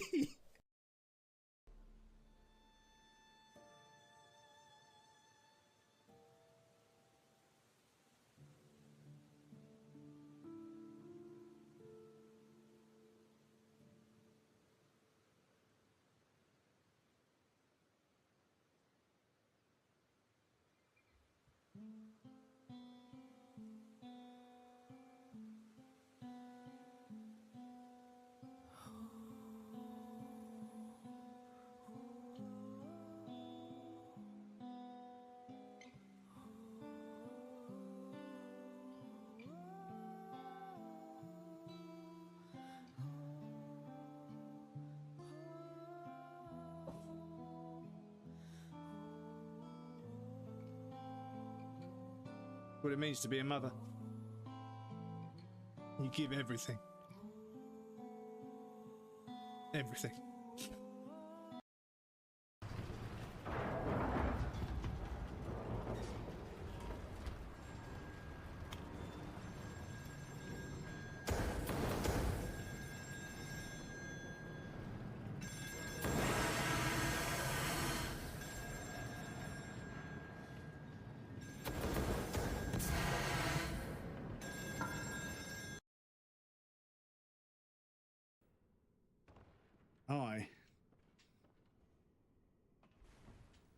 I'm a fucking gamer.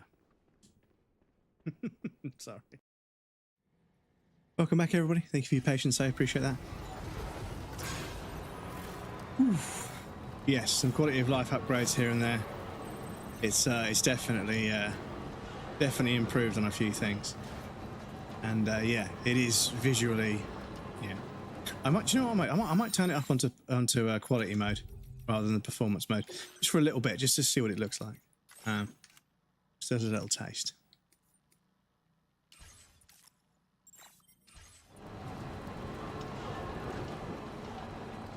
Because yeah, you can definitely feel that it's 30. And yeah, I don't know. Like, it definitely feels.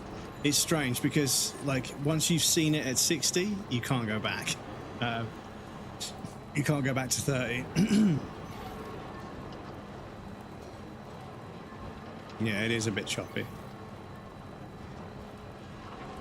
And although the details are obviously, everything's bumped and the quality is just absurd.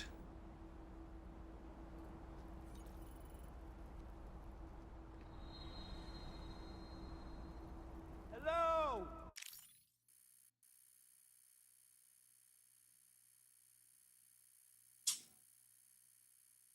I mean, obviously in photo mode it's going to bump everything, but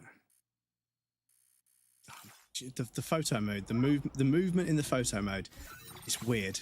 I can't explain it, but it feels just weird. Because there's two schools of thought. Like the game always pauses. Oh, it just feels so much nicer at 60. And I haven't yet, but I presume at some point we'll see a video from Digital Foundry, and they'll do a frame rate analysis and tell us that it's hitting blah blah blah.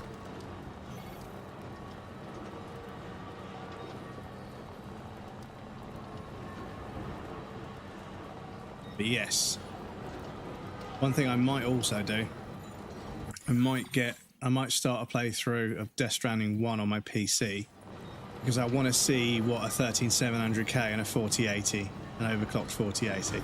I want to see what we can get. I don't know if we'll be able to get 4K 60. I'm not sure we'll get 4K 60, but we might get 1440p 60. But yeah, I want to see it running, like, you know, really, really well on a PC. So, and yeah, I suppose building some roads and stuff in the first game on a PC build so I can strand contact with people on PC might also be advantageous.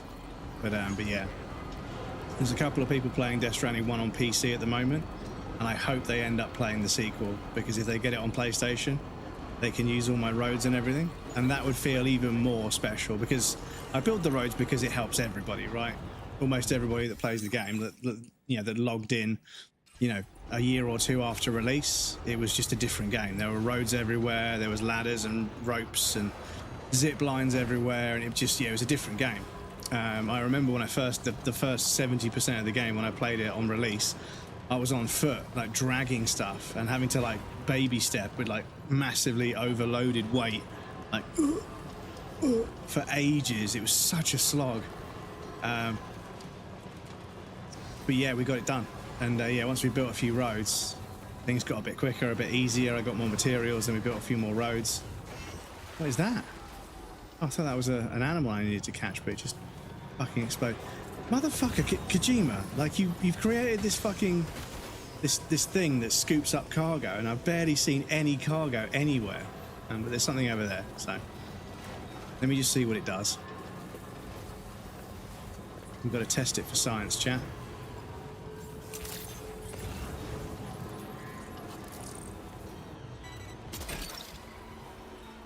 that one.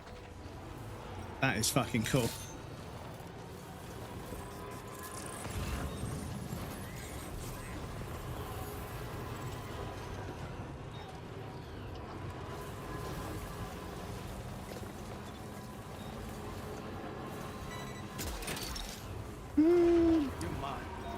I fucking love it, dude. That's fucking so cool.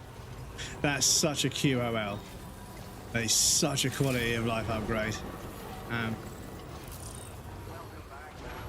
GG's, dudes. GG's. Would playing the game late have a lot of infrastructure in place not diminish the experience of the game by not needing to go through the process of traversal being tough in the beginning? So that's an interesting point. I genuinely, and I remember thinking like, damn, it's like super easy now. Like it's an easy game. It's a baby game. You know, you just fucking drive or zip line from one place to the next.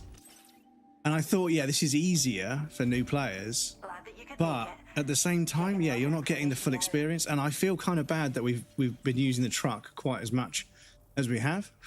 However, I suspect we've got a mountain section coming up, so there'll be a lot of climbing, and I might have to make a few zip lines. There'll be a lot of climbing, but I imagine it will make us do the climbing sections.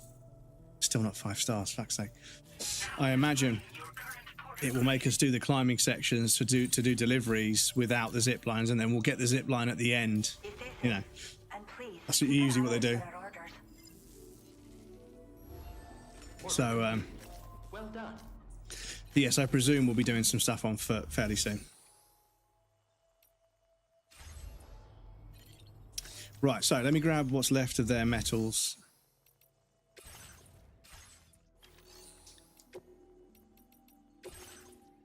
And their ceramics.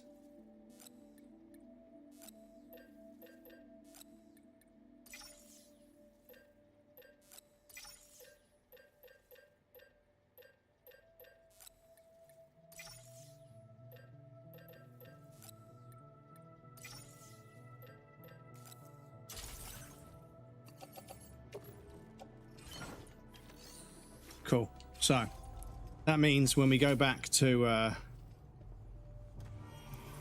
the Lone Commander, which I think we need to do, we can try and build the road.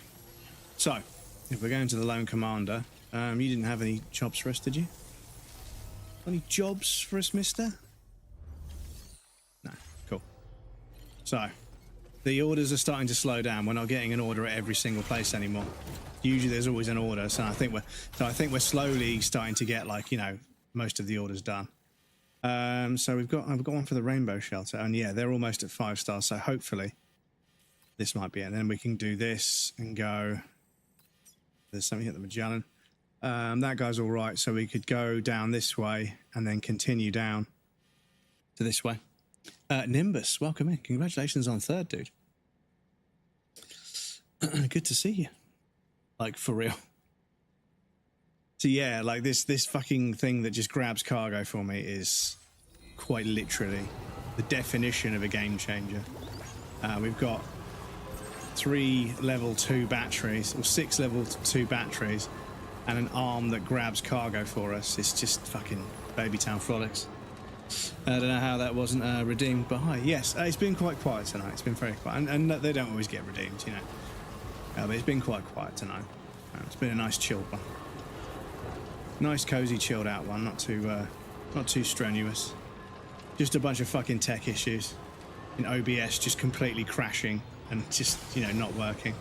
But you know what? I'm gonna Rambo it. Because they're fairly stupid. So if I kite them out this way.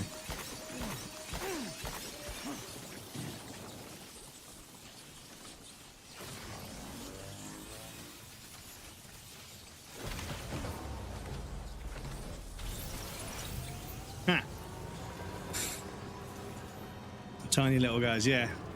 They remind me a little bit of the soot sprites from My Neighbor Totoro. My Neighbor Chihiro? No, My Neighbor Totoro. Yeah, they remind me of them. And bless him, for Christmas, My brother got me one off Etsy. Brother Crumbs got me a little soot sprite, and the lighting doesn't do it justice at the moment because.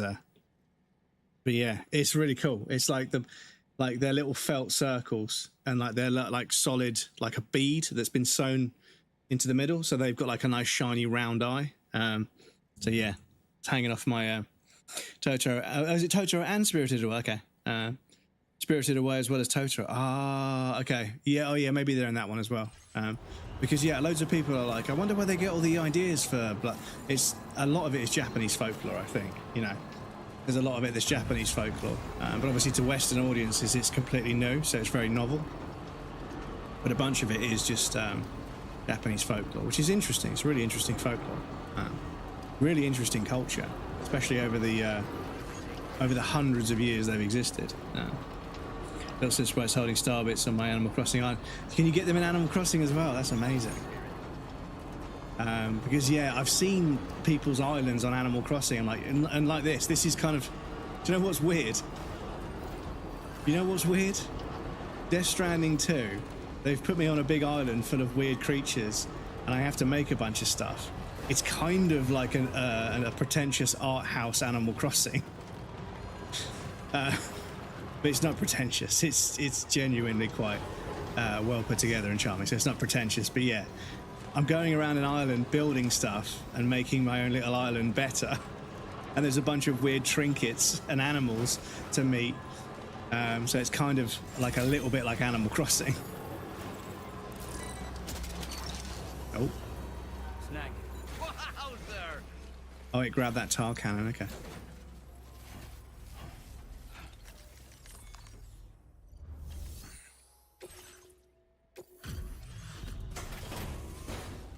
The little doodle someone did, yes. And there's a bunch of the Studio Ghibli films that don't get any sort of exposure, that are like really sort of low-key hand-drawn animations. I think one of them was called My Neighbors the Yamamadas. And yeah, I watched through that, and they're a lot less whimsical. They're kind of like just kind of life stories, so they're not quite as popular, obviously. But yeah. I'm always telling people they watch Spirited Away, and I'm like, yeah, but you've got to watch My Neighbor Totoro. You've got to watch Ponyo. You know, you've got to watch Howl's Moving Castle. You know, there's so many just epically brilliant Studio Ghibli films. That yeah, there's a handful you've got to watch. But I always tell people, please make sure you're ready to watch Grave of the Fireflies. Grave of the Fireflies broke me in such a fucking monumental way. So heartbreaking, so utterly heartbreaking. Right, we definitely got nothing for the bird shelter. Okay, so we're gonna go down the road.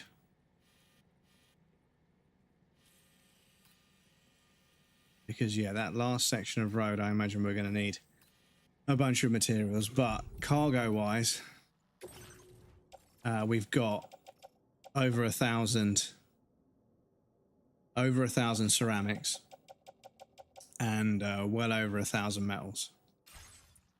So we might as well put all of them into the roads, because then when we come to doing, I mean, I feel like maybe, I don't know, I don't want to stretch it, but I also don't want to sort of like, I don't want to finish the story and then just be doing just deliveries, you know, from then on. I kind of want to space out and sort of do a mixture of the two. So I want to do deliveries, but I also want to be doing story every so often.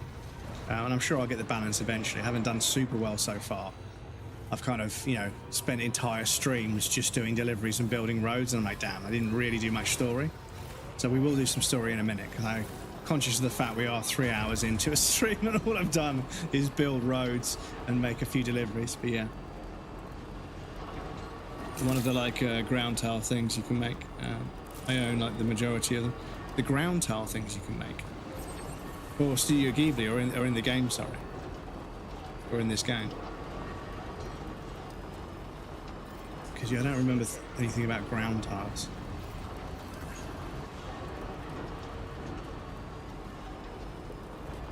But yeah, I watched, you know, My Neighbor the Yamamadas. I watched Porco Rosso. I watched The Cat Returns. Howl's Moving Castle, My Neighbor Totoro, Howl's Moving Castle. You know, I watched so many of them. I was like, damn, all of these films are so brilliant. And then yeah, I watched Grave of the Fireflies, and I was like, damn, this one's kind of sad. And then the ending happened, and I was like, holy fucking shit! I am a fucking shell of a man. How does this not have a warning or like something to sort of let you know that yes, this is animated like a kid's film, but don't watch it with your children, for the love of God. Christ. Oh, when Animal Crossing the ground. Okay, yes. Apologies. Like I say, I've only watched a handful of people play, and people have shown me their island. But I feel as if I would get addicted. I feel as if I would get real grindy and real addicted to like building like a really nice island, and then yeah, it would just take up way too much time. And this is the thing. Sobbed like a baby in that movie. Yeah, it fucking broke me, dudes. You know, at the end, and they never woke up, and I was like, what? Fucking what? What do you mean they didn't wake up? Fucking hell.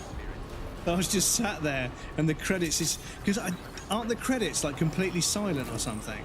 Because I seem to remember sitting there and watching the credits roll up the screen, like in dead silence. And I was just like... There's no way. There's no way. There's got to be like something. There's got to be a happy ending. It's a Studio Ghibli film. But nope. No, they let you sit with it. I was like, damn.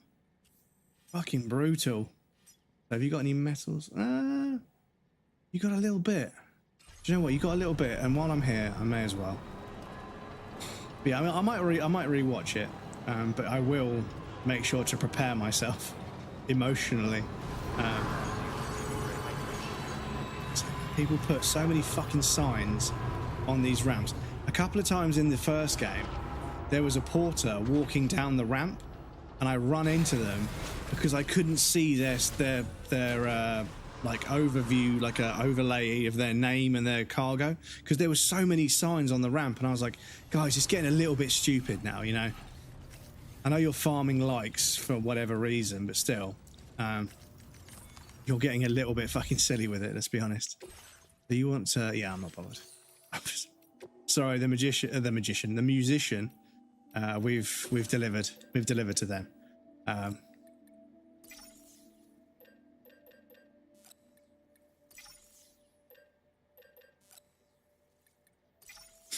They're 5 stars, so.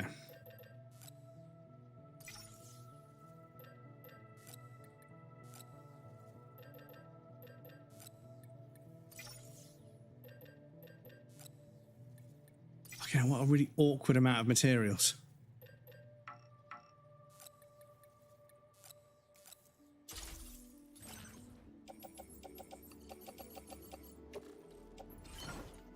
Cool. In this corner of the world, G-Kids is the same realm, but also just a sob-inducing. In this corner of the world is G-Kids. Okay. Maybe Porter shouldn't walk in the middle of the lane. I suppose, Deimos, I suppose you're right. You know, maybe they shouldn't walk right in the middle of a fucking on-ramp where vehicles clearly drive. Can I? Yeah. I was like, can I not use my vehicle? Excuse me. Excuse me, what? But yeah, I always angle the camera like this because sometimes they're up here as well. It's cute that you see other porters, but it's also kind of like, you know. So now, this thing should scoop up like everything.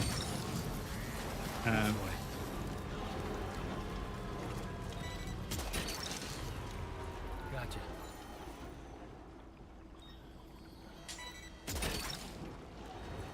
Oh, it's kind of slow though. You're mine. It's kind of slow. Gotcha. It's kind of slow, but it is easy. So in this corner of the world, okay. Snag it. Oh my god, it can go fucking miles. Okay, but it needs to be in front. Hook that one.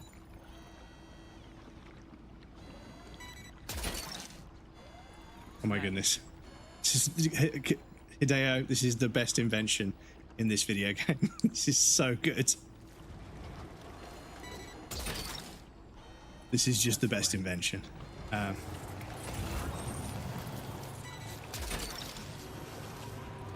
that way.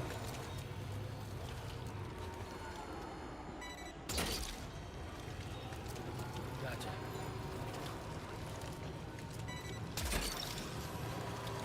Snag.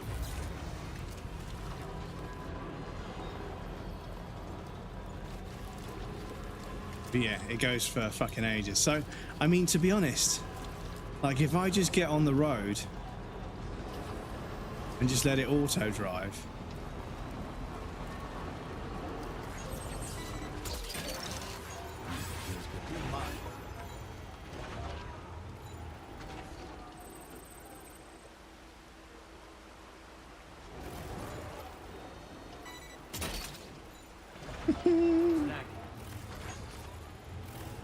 If I just get on the road and auto drive,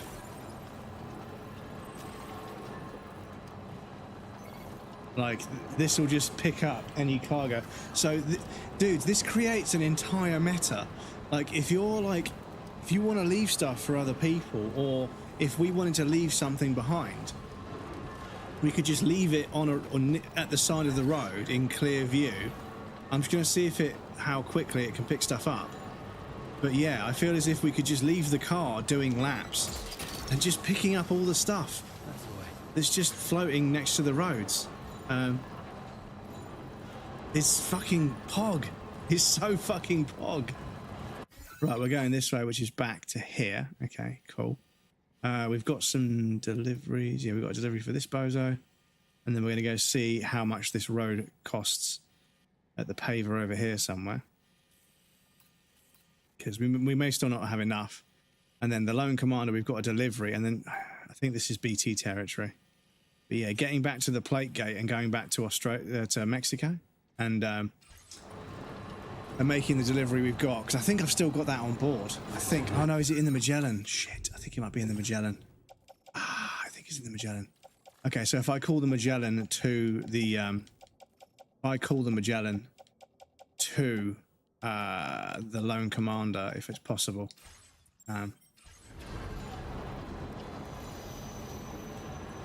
So, is it going to scoop up the equipment that they're carrying?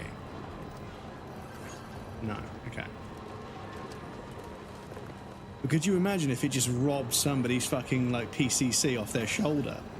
One of the mules, or the brigands, or whatever they're calling this one. But yeah, look, we can just fucking chill out. And do you know what? In a game like this, being able to just automatically drive down the road, it kind of makes sense, dude, because, yeah, it's... The trucks and the cars and stuff, they're not the most fun to drive. It's not a driving game. And if the vehicles were too good, nobody would use any other means of transport, right? So they had to make the vehicles kind of clunky and whatever. But they're just the right amount of clunky. It's classic Kojima. Like, something is clunky and unrefined, but it's just the right amount. It's just about usable. It's just about manageable. But yeah, so like, seeing as I've built this road and driven up and down it a bunch of times, it's actually going to be really nice because I can just drive down the road, hoovering up any sort of dropped cargo, and we can just casually just chill out on the way to the destination. It means I can catch up on chat. It means I can have a quick sip. That's actually a fucking really good streamer, a really good streamer addition to the moveset and mechanics. Still slaving away at this hour, I say. Yes. I'll process your orders as quick as I can, okay? I don't give a fuck if this game has a day-night cycle. I'm on Death Stranding one time. It's daytime all the time. We'd already written this off as lost. You've made everyone's day bringing it in.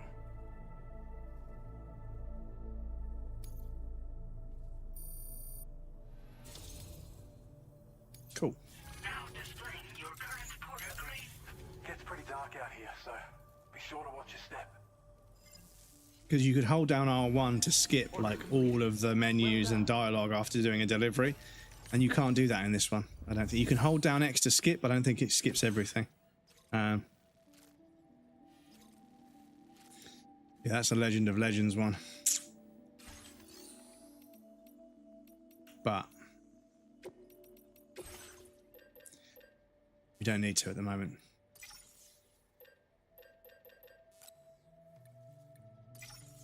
I'm sure when it comes to platinum time, we'll need to do those, but for the meantime, I think we're good.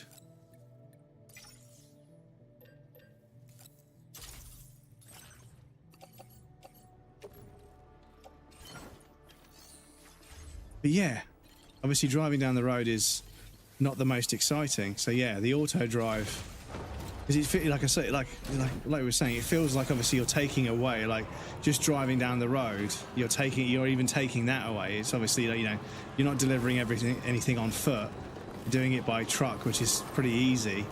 But even now, you're sort of not even doing that. But yeah, it's kind of like in Red Dead Redemption 2, right? You could like set a destination, then go into cinematic camera, but the game would still fuck with you. And that always annoyed me. Is that when you go into cinematic camera and you just want to see some nice, cozy, chilled out footage of somebody just riding a horse through the game, stuff would just come out of nowhere and fucking hit you, and bandits would come out of nowhere and interrupt you and stuff. And it was like, no, dude, I don't want it. I don't want I don't want gameplay right now. I want to just mooch from one spot to another, and I want to just take in this beautiful game scenery. You know, I want to just fully just vibe and just mosey along and just listen to the horse's feet hitting the ground, and just, yeah. Did I miss that? But no, it's just this thing with Rockstar games. They get so scared that players are going to lose focus and lose interest that they just shove like manufactured gameplay in your face, and it always feels so desperate because it's always the same three things, right? Always somebody just randomly just getting in your way.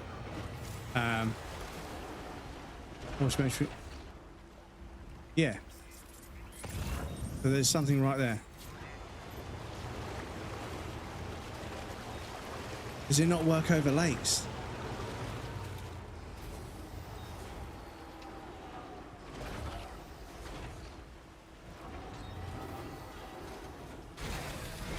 That's too heavy. So it won't pick it up because it's too heavy. Look at that, chat. Okay. So what we could do, I could leave it next to the road and we'll pick it up on the way back.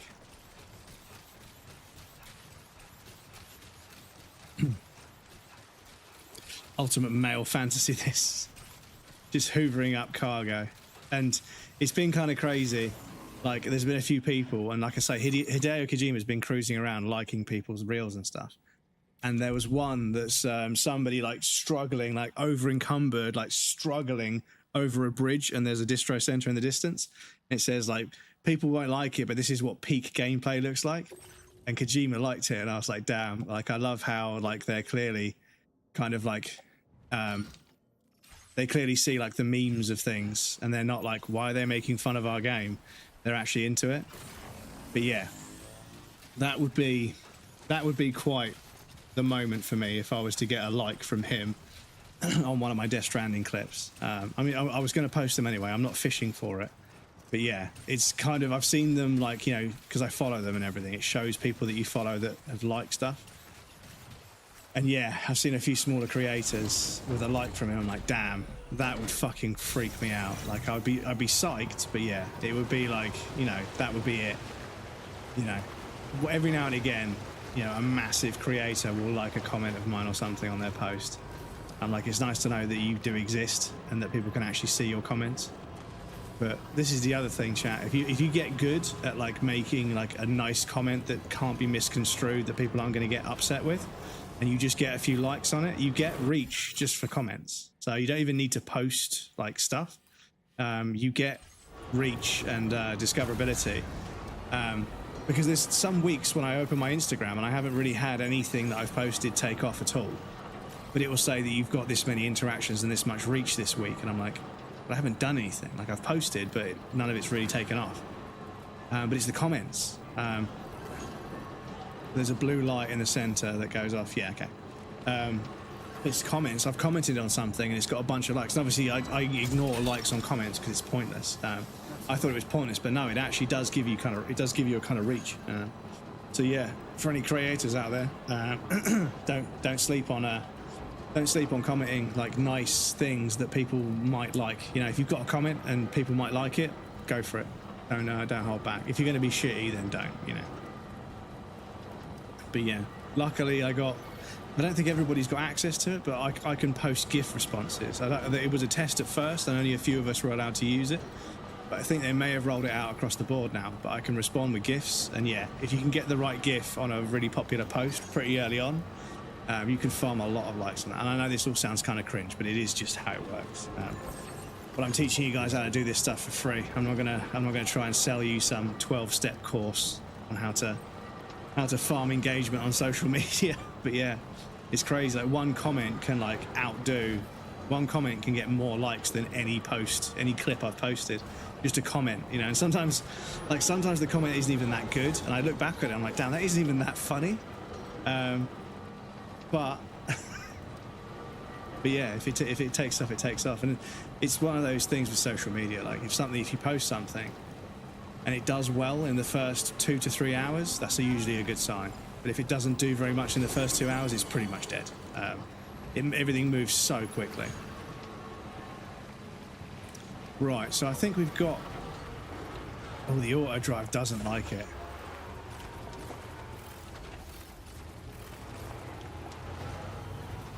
So I think we've got some deliveries for the Lone Commander, so...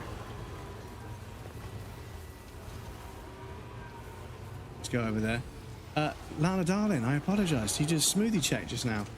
We finished the smoothie, but it was Bolt from the Blue. But the smoothie we have now is Iron Brew, which is just liquid gold in orange. But if that's not sufficient, like if you want to see an actual smoothie check, then I can refund your points if you want. But welcome in, Lana. It's good to see you. I hope you're well.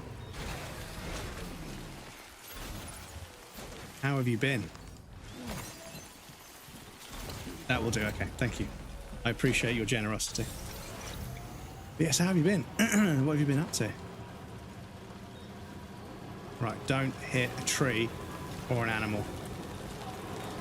Very important.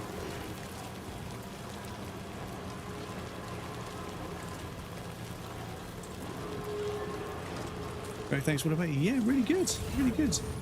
I mean, my health has been pretty crap for about 2 years. I've really been struggling with my health, but I'm kind of used to it. But oh, we can't pick that up because of weight. Okay, we need to go and dump these materials in that road thing. But yes, I've had complications from long COVID for like 2 years now, and as a result, I'm just physically not very well. But I'm still able to work. I'm still able to do most things. It's just I feel kind of gross all the time. And yeah, I've got an appointment with the doctor on the 10th, so I'm going to demand that I go see an ENT, and I'm going to demand that I get an allergen test just to make sure I haven't got any allergens I don't know about. I mean, I'm 40 years old, so I've never been allergic to anything in my life, but apparently that can change over time. So we shall see. So yes, hopefully I can see an ENT, and hopefully the ENT can see what's inflaming everything, and the allergen test can maybe, hopefully tell me that maybe I'm allergic to something I didn't know about. Yeah, if I can get to the bottom of it, start breathing a bit better, hopefully start sleeping a bit better, be able to run on the treadmill without running out of breath really easy, and then yeah, hopefully my physical fatigue will go away because I'm sleeping better and I'm able to exercise properly. Yeah. Muff again, have a very good evening tomorrow. Thank you for stopping by, dude. Have a lovely rest of your afternoon. Hopefully we see you again soon. And rest well. So, no. Sorry. Neither of those things are of any interest to me because you guys are both 5 stars already, so.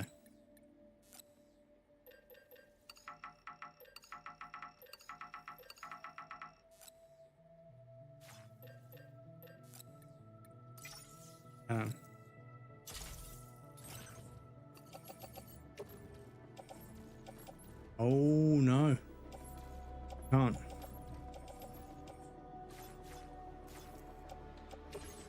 We physically can't carry any more stuff, chat. Right, let's go with that paver. Once and for all, let's go with that fucking paver. Dump as much as we can. Have a little look through our cargo and yeah, make sure we deliver everything. Hope everything goes well. I appreciate that. Yes. No. Unfortunately, they deflected me to the asthma and respiratory nurse person, and they've just given me like a ton of different things to like inhale. And I haven't.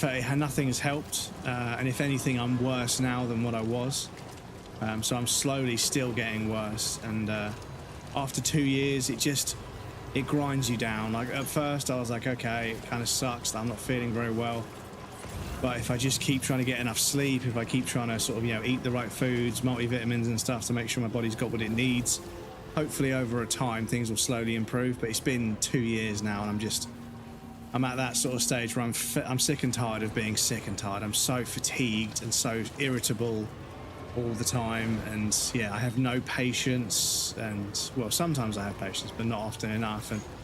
And yeah, I want to feel more energetic and more awake and more alert. I want to feel, you know, more vocally capable. I'm struggling to get sentences out, and I can't find words some days. And yeah, the brain fog is quite scary. 2 years, yeah. So it was end of 2022, sort of December 22, up until beginning of February 23. So I had COVID towards the end of December, and then in January I had bronchitis, and then at the end of January, beginning of February, I got COVID again. And yeah, so I've just never been right since, and we're now halfway through 2025, so it's, you know, been over 2 years. And yeah, just the brain fog just never went away. I just can't fucking think straight sometimes. I can't focus, I can't lock in, and I just kind of fumble everything some days. Some days I just fumble everything I touch. I just can't do. Echo, welcome in. Echo 5 Victor, so E5V. Trying to think if there's any relevance to that. Oh, we need like 4,000. Okay.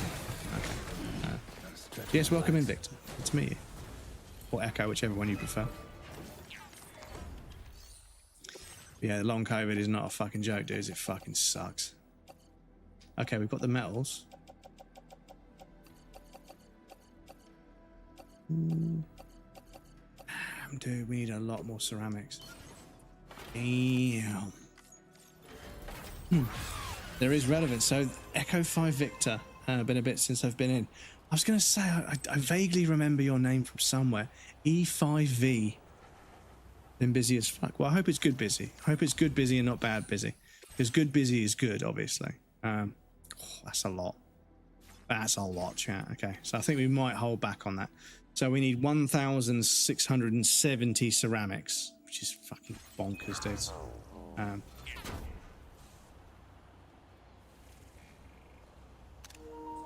grab a screenshot of that. My wife and I had a baby, and I've been back at work. Congratulations on having a baby, dude. I hope they're nice and healthy. And I hope that you are somewhat on the way, because I know if you've only been here a little while and you've just had a baby, I imagine they're probably only maybe 1, maybe 2. But I don't know. Hopefully they're sleeping through the night sometimes, if not all the time, but who knows. Very healthy. I'm glad to hear it. Glad to hear it. But yes, if they're not sleeping through the night, 3 weeks old. Okay, damn, so he's brand new. Fresh out the wrapper, fresh out the box. Well, I shouldn't say that. Not fresh out the box, but you know, as fresh as they come. Oh, speaking of babies, the cat. Get your fucking hair away from me. But congratulations, dude. And I hope that they learn to sleep through the night as soon as possible, because that's usually the first break you get as a new parent. I'm not a parent, but most of my friends are parents. But yeah, when they learn how to sleep through the whole night, and you get to sleep yourself, oh damn. Apparently it's glorious. So we could, There's a delivery for that guy. And then, yeah, we need to kind of need to go back to the plate gate. No, it's BT territory, but we kind of need to do it.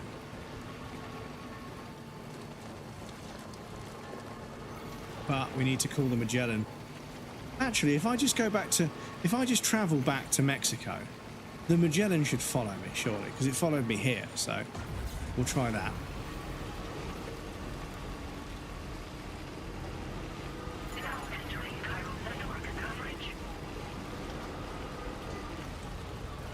Next month or so, he should learn he slept about 5 hours before he wakes up for feeding in the night. 5 hours is pretty good, dude. That's pretty good. Friends of mine, they said that it was every 45 minutes to an hour they were waking up, and an hour isn't enough time to actually fall asleep. You put your head down, but you don't sleep, you know. You're sort of just about to start sleeping, then you get woken up again. But yeah, when they start sleeping through the night. And then you're okay until they're about 4 or 5, when they say they don't want to go back to bed. They don't want to go to, or they don't want to go to bed. So getting them to go to sleep is difficult. Getting them to put their shoes on is also something that most of my friends have had trouble with. They're like, I swear to God, I tell that kid to put his shoes on like fucking 12 times. And then it's time to leave. And not only has he not got his shoes on, he's got no fucking idea where they are. They're not where they're supposed to be, but he doesn't know where they are. So we go out with him not wearing any damn shoes. And then a couple of days later, I'm looking for something in the cupboard in the kitchen to cook something, and there his shoes are inside the cupboard in the kitchen for some reason. But yeah.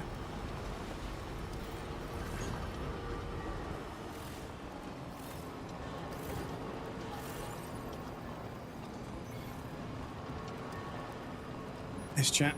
Oh, nice and easy. Oh, my spine. Yeah, if he's only 3 weeks old and he's already sleeping for 3 hours, that's good news.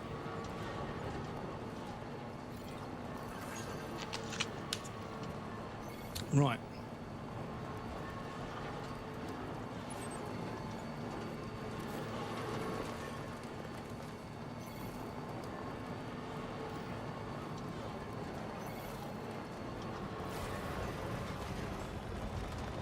Yeah, the auto drive likes to fight you a little bit.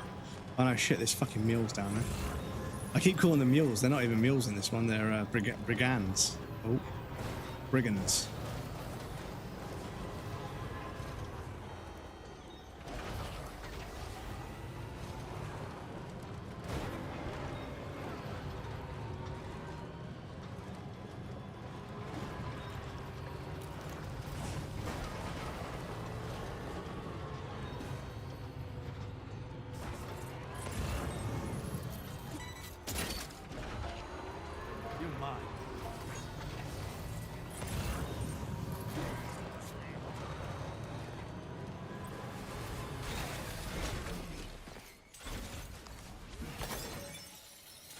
But yeah, this arm that picks up cargo, so we don't have to get out of the truck.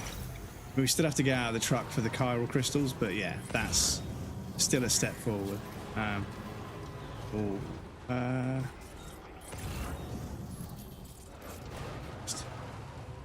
I just?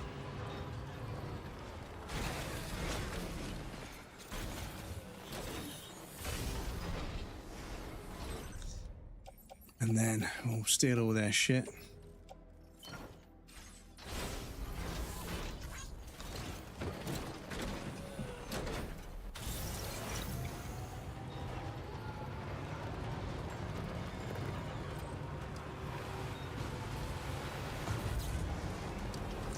Hopefully we can get past without getting shot.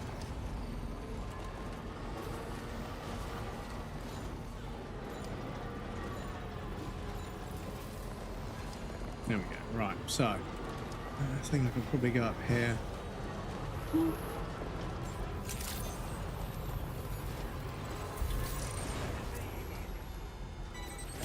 Oh. Snag.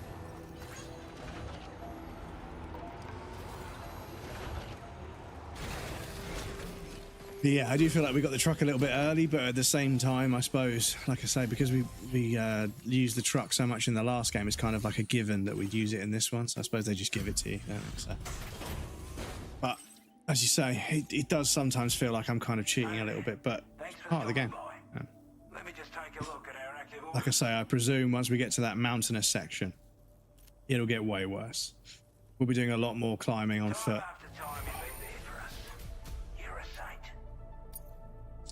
My brother, why do you take so many likes? You give no likes and you take so many to fill up a star. It's crazy. Always, thank you. Hope we can count on you in the future. So, Order completed. Well done. have you got any? No. Got niche. Also got very few ceramics or metals. Okay, cool. But yeah, we've done that, haven't we? We've gone up there and dumped as much as we can. So, as I mentioned, I'm going to create a quick save there, because we now need to go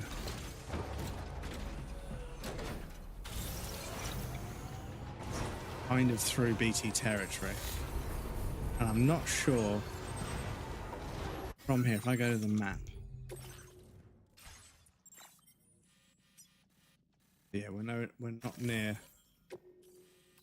So we need to be either there, I think. But yeah, let's just see if we can get to the plate gate, because the Magellan should be accessible once we're over there. And if we go to the Magellan and get the cargo and then deliver it, rather than delivering it with the Magellan, I think we then don't get a bad score. But either way, it's just going to be good to get shot of that last delivery from Mexico. And I suppose we could also just do a few whilst we're there. If we can get the truck, well, actually, I don't know if we can get the truck through there, to be honest. So if we can't get the truck through there, what we'll need to do, if we can't get the truck through there, what we'll need to do is put the truck on the Magellan, walk to, come on, give me the thing.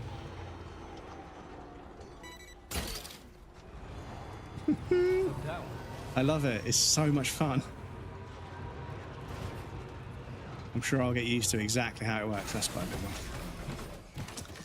But yes, if we can, I think we might be able to call the Magellan to the plate gate. And if that's the case, then we just put the truck inside the garage of the Magellan, and then we walk to Mexico through the plate gate, and then the Magellan hopefully follows us through the tar currents, and then when it arrives in Mexico, we can just get our truck out and the delivery.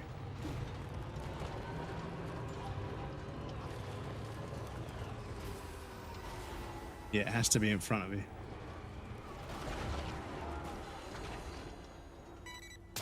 Because it will grab from quite far away. You're mine. But it needs to be in front of you, right? So, how far are we? Oh, we're only about half. Okay. Because yeah, I swear BTs are supposed to start coming out of the fucking woodwork. Look that one.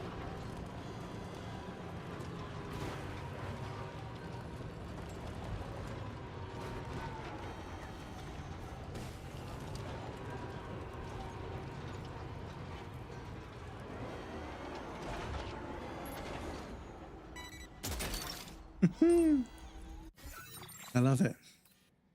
So, yes, we do want to go out this way.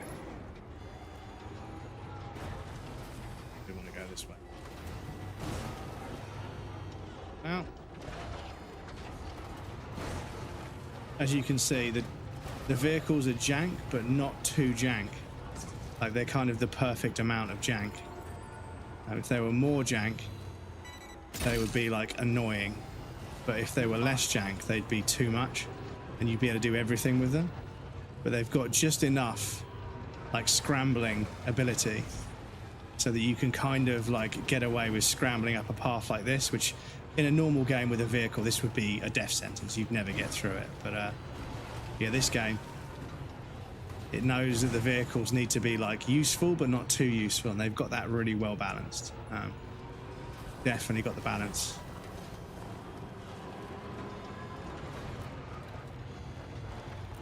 Well, that cargo got given to somebody else. Okay. Jank is very important for some games. I think jank is kind of important for almost every game. I think things working perfectly all the time, I just get the impression that there were things that didn't work perfectly that they took out, but I want to know what those things were, you know? But I think like video game jank is like an ever-present thing. Like there's always going to be like jank. There's always going to be stuff that the studio is just not super good at doing. So like, yeah, I expect it for a certain, and it's kind of, like I say, it's kind of fun that stuff is jank sometimes. Mystery cargo. Okay, I'll take this. Mario 64 had good camera work. It wouldn't be my favorite 3D play. Exactly. And if Metal Gear Solid 3, if there wasn't a bug where you could pull the pin on a grenade, and as long as you didn't let go, your footsteps were completely silent. So you could just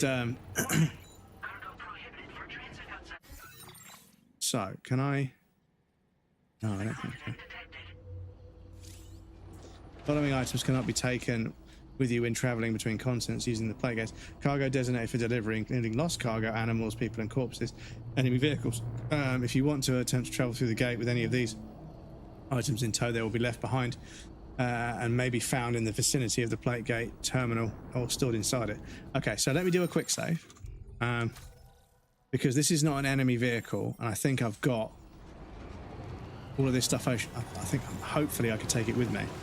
But let's find out if I'm allowed to take this vehicle with me, or whether I need to use the Magellan to sort of transport it for me.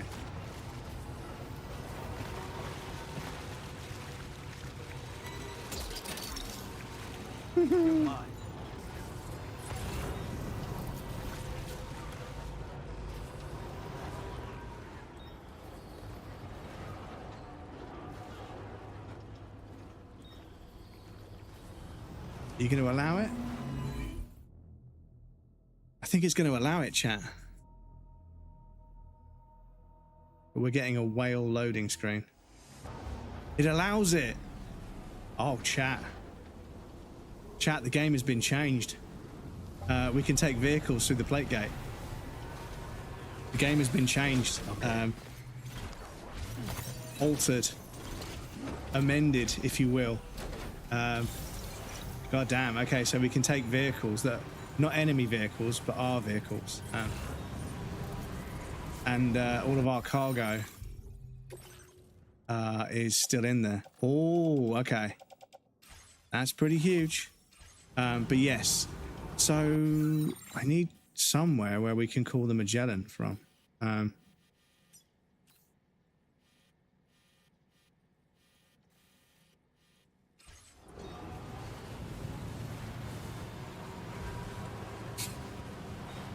But yes, that is pretty cool. I mean, I don't like these lightning strikes. I want to get the fuck out of here.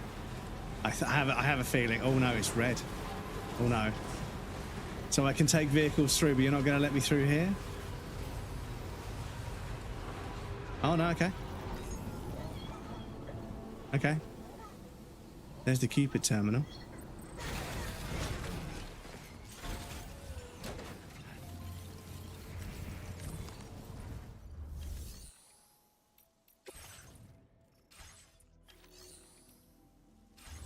Okay. Right, so how do we get down? Those. Ooh, okay. Oh, okay. So to our left, yeah, directly ahead of us, there should be some rough terrain. Then there should be a break, and then we can get down to the mountain. So, former research lab. They've got some materials. They've also got some deliveries to do. So we could, do you know what? We could do some 5-star deliveries down here as well, because that means we can completely leave this area. Because I'll get to the end of the game and be like, why have I not got 5 stars with every person? Oh, I've got to go all the way back to fucking Mexico. Okay. But yeah. I'm kind of sad they put Errolson Hugh, the acronym dude, really early in the game, like in the beginning section of the game. They're really early, so you don't really have many deliveries for them, I suppose. But apologies. Speaking of things that are a bit of a disappointment, which you guys get used to in this trip. No, I'm just kidding. We do have an ad break coming up, unfortunately, in about 46 seconds. So I'll pop you guys on the BRB screen. There'll be a raffle and some clips for you guys that want to hang out. Please feel free to get up and move around, grab a drink or a snack, take a quick break. You won't miss anything. Someone take a break as well. Please feel free to move around a little bit if you need to.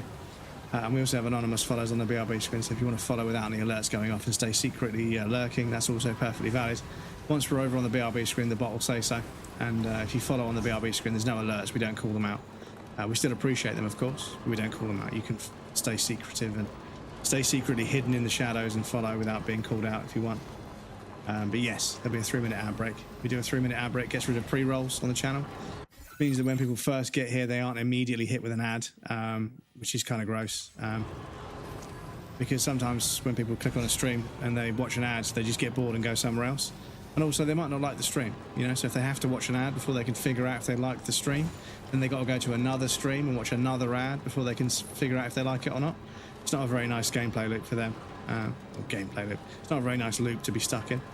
So I'll pop you guys over there, and I'll be back shortly.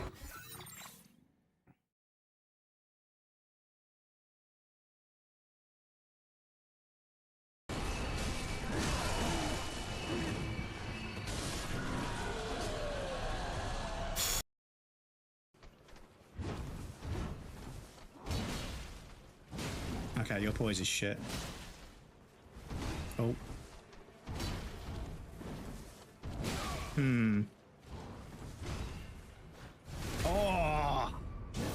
Oh, chat. The fucking rolling underneath the jump attack to backstab. Oh. That's my testicles, please. Ow. Build trip indeed. Literally just got the Brawn Intimate ad. Did you get it, Alex? Having a little trim down there, are you? Make sure you don't cut your fucking dick off. Oh dear. Nice AI. Daddy underscore Katsy says bread.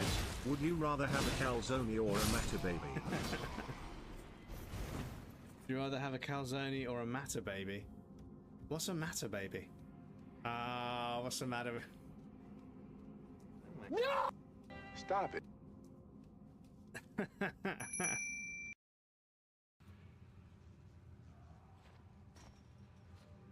Can we out of bounds? Yes, but no. Fuck's sake. There's a bunch of Stroke the Animal games. Okay.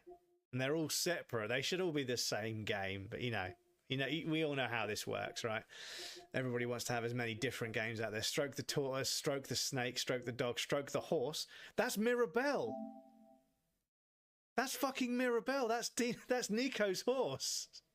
That's fucking That's fucking Nico's horse.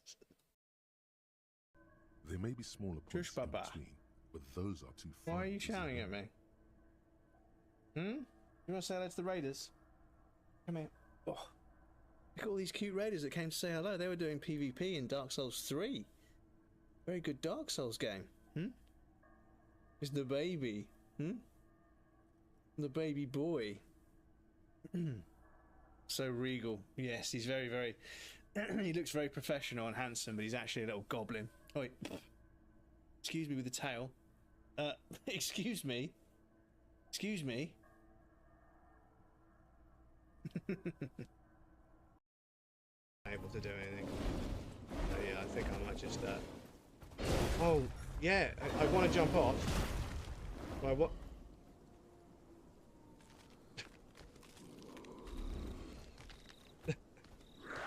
Ah.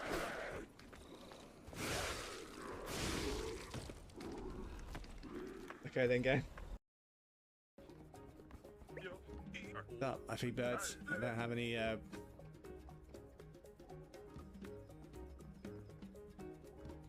Not to worry, my friend. Here I am.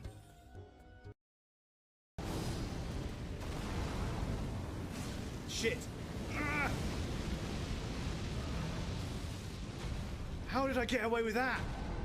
Clip it. Clip it. How the fuck did I get away with that? Oh my lord. Okay, we're gonna need a lot more. We're gonna need a lot. Ah! Elden Ring! Elden Ring! You fucking bastards! You fucking bastards! Oh, Elden Ring! Elden Ring!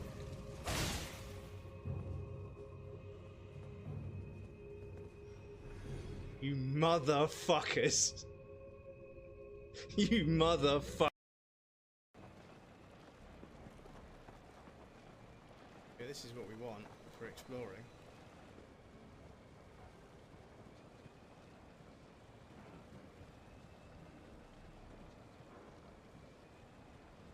This is the way to explore, chat. I need some more battery, but oh shit.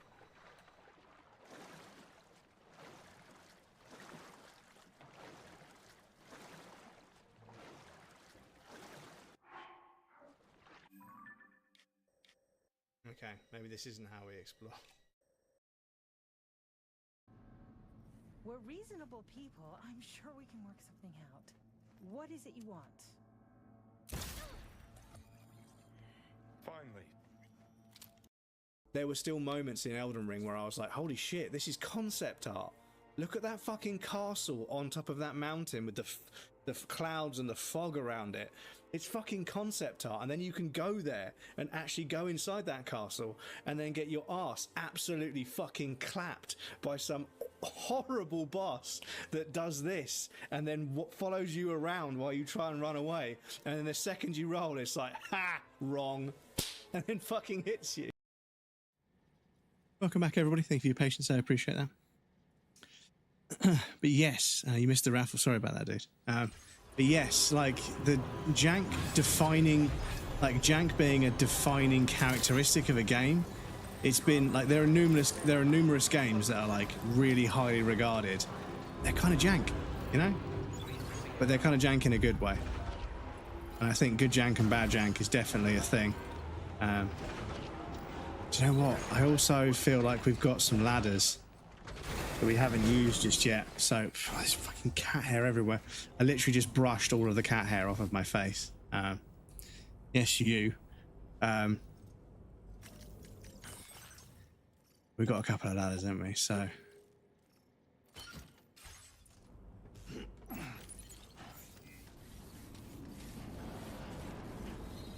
I'm gonna do what everybody wants to do.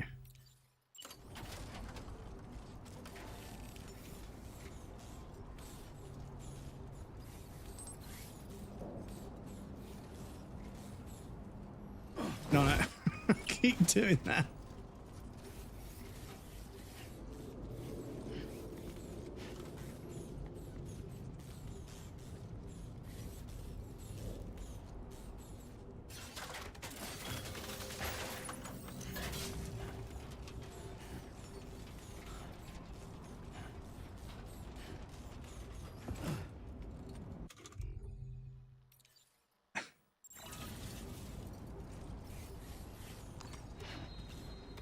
Obviously, chat. There's a ladder down there. Oh, oh, hang on. Where's that? You can get up here, chat.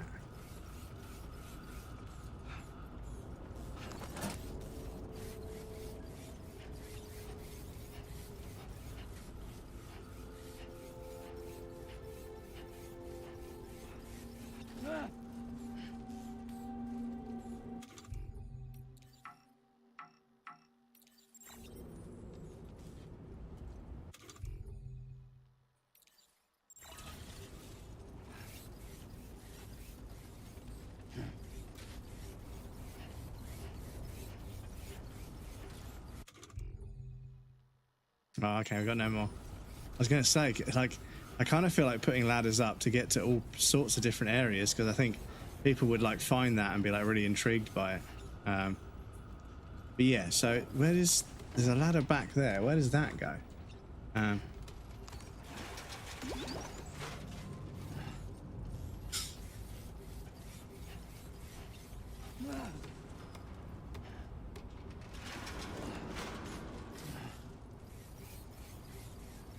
This goes into here. Okay, so you can get up there without a ladder. Okay. Well, I'll leave my ladder there because I think a few people might see that and be like, oh, I see.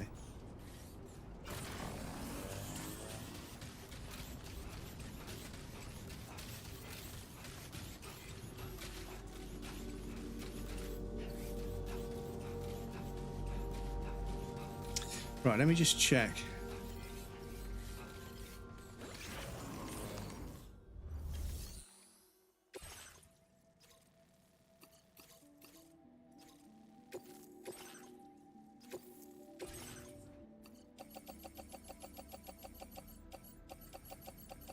Fucking hell. Oh, this fish, mummified chupacabra. What? Oh no, come on, game. Come on. Okay. Oh, okay. In that case. In that case. 272 kilograms. Yeah, we'll take that off. Because, yeah, we could do these two. And then once we've got a more empty truck. Problem is, I think our truck is actually kind of full of materials. And I don't want to leave the materials in this half of the game. So we may have fucked ourselves a little bit, chat. We may have fucked ourselves a little. But do some deliveries down here. Thank you. Remember to rest, Sam. And there's no deliveries to make here, is there? Okay. Yeah, that 200 and whatever. Obviously, that 200 and something kilograms of fish. You're going to have to come back with a truck. And oh, actually, is this because it's like a lift? Does this count as a will this repair? It will. Amazing. Okay. We're all good. Sparkling. Some sort of stuff before I back up and delete some, so I had to mute the tab for a moment. Not to worry, dude. That's fine. Don't worry about it, dude. Pop in and out as and when you can, as and when you want to, dude. There's no pressure. We like to keep it nice and easy going. I just appreciate you guys being here at all. So, if we head down this cliff, we can get to this guy. There's a delivery for him. I also feel like maybe we should explore a little bit, but I don't know. I don't want to get sidetracked too hard. But but yes, if at any point the Magellan shows up, we'll jump on the Magellan and grab whatever's on there. I enjoy it. I'm glad to hear it, dude.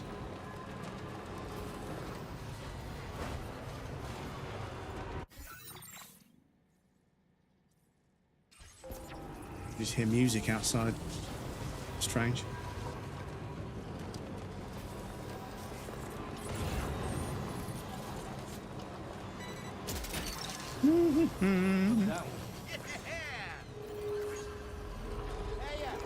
Sorry.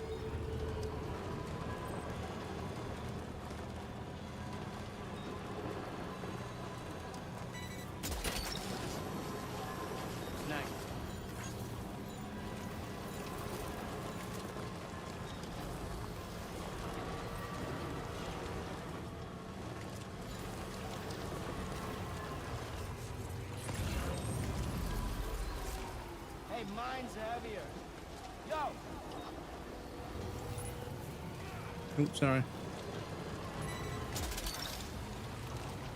Imagine like back in Mexico, we've got very basic porter equipment, and I come through the plate gate with a truck that's like picking up cargo off the floor with like a fucking go-go gadget arm.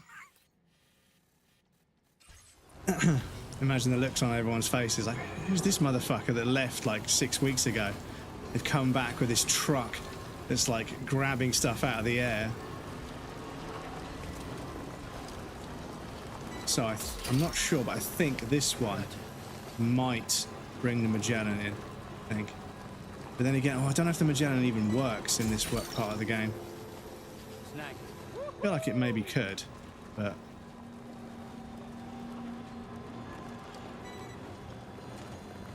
I'll give it enough time.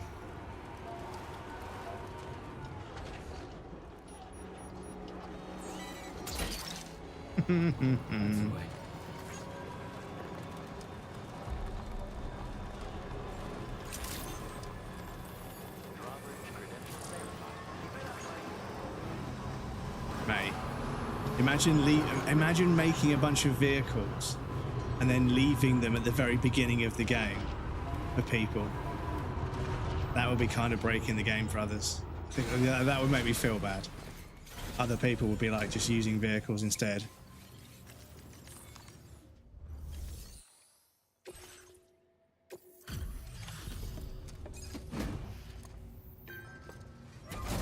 That took up quite a bit of space.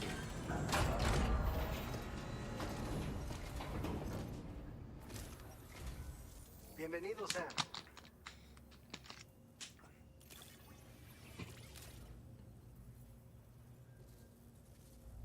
Now that's all. You're a cut above the rest, that's for sure. Cloud of anti-BT vapor on impact. Vapor lingers in the air, repelling gazers and hunters, and will even stop human foes in their tracks momentarily. So we get like a smoke grenade for BTs. Amazing. Materials for you to use. Because we will be taking some materials from this area to the other area, which I know might upset the game a little bit, because I imagine there's probably a very carefully calculated amount of materials you can get easily. We've recently developed methods to synthesize the necessary compounds, so we don't need to lean on you to churn them out anymore. These grenades aren't actually capable of taking down a... Yeah, okay. There is a bit of repeated dialogue here and there, though. That's one thing I've noticed. You'll get an item and it's got a description, and then they say the description as well. Which seems a bit unnecessary, but oh, is that too heavy again?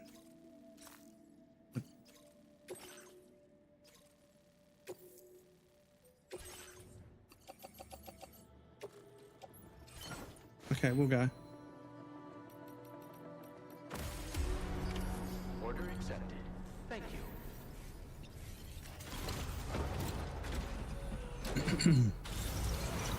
But yes, I've been slowly but surely burning backup streams. Like, I've got recordings of streams. I've slowly been burning them onto Blu-ray. They're only 400 meters away, so are they the other side of this mountain? Oh yeah, they're just the other side of this cliff. Ooh, okay. Neutralized former C1 staff member bandit. Oh, we've got to do that again. Okay. And we have got a delivery for the artist. Ooh, that looks pretty, that looks pretty sketchy, but should we try and get the vehicle up there? Oh, actually, it's not too bad. Not too bad.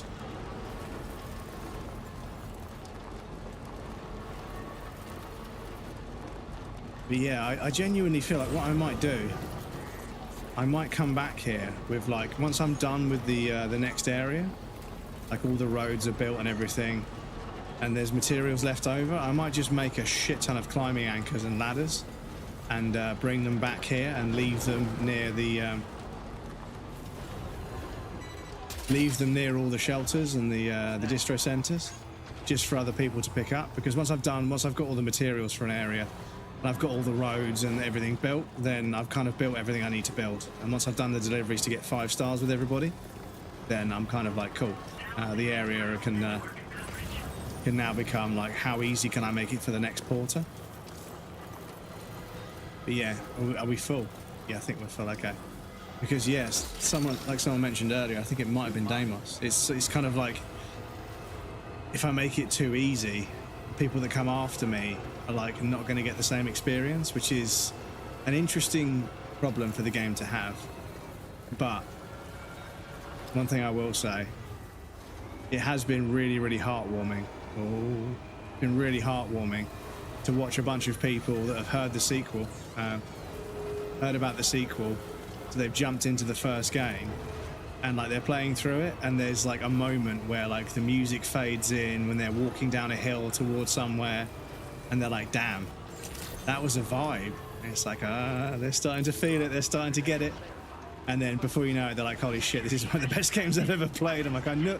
It's so cathartic to hear, because when the game released, everyone was like, it's literally just a walking simulator. And when I played through it, I was like, there's so many action sequences and so many horror sequences and like stealth, and you know, there's gun combat and melee combat and all sorts of traversal techniques and everything. So, are you a porter? Wait, are you here about that missing cargo of mine? I'll take a look at it now. We haven't even added this person to the network. Okay. Felt like fielding a bunch of orders for me, huh? You're a lifesaver. Hope it wasn't too much trouble. You know, I always thought you'd come to my aid one day. You can go ahead and connect me to the car. Oh shit, we never even connected this person to the network, chat. I was slacking on the first area. I was running ahead too quickly.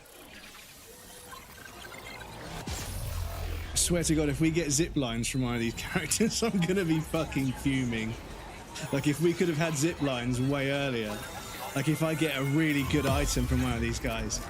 But no, the game kind of just, yeah, the game kind of like just barreled me down into the plate gate. So, but yeah, we've got, oh, actually, we've got quite a lot of Mexico. I think we left Mexico too soon, chat. Pretty lady incoming. Ooh, she is very pretty, isn't she? She's almost as pretty as Primordial Goop. There's a similar facial structure. What I mean is they look alike. Sorry. Saying they have a similar facial structure is a bit weird, sorry. What I mean is they look alike, but I think Goop's a little bit prettier. Whoa. Guess I'm online now. Interesting. The network has more uses than I realized. A lot more people can see my illustrations now. Oh, I shared some color data I think will suit you. You can use this data to customize your headwear and other clothing. A change of outfit can really improve your mood. Haven't seen her online in a while. Hope they're doing. Yes, they've moved from the US to, I think they might have moved to Manchester. But yeah, they're not. I don't think they're streaming as much anymore. I'm not too sure if they're doing anything creatively. But no, I miss Goop. Goop's lovely. I'm not blind to the destruction that Death Stranding has wrought. Some of us just see things through a different lens. Now we're in a newborn world that has yet to be shaped.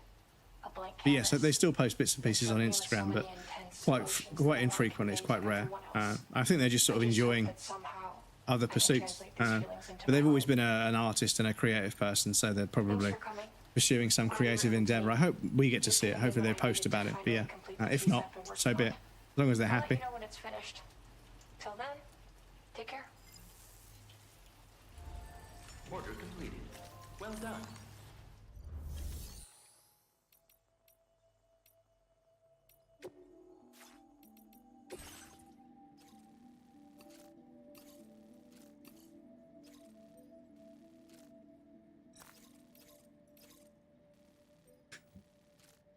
Recover cactus-themed massage boards. Okay.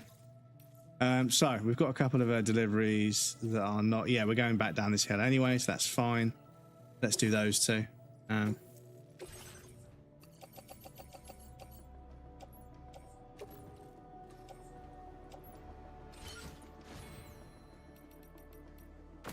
Shit, am I going to be able to carry this much? Because yeah, like I said, our truck has been really full for quite a while now. Thank you. Oh, camera, please, come on. Am I going to be able to put this stuff on the truck?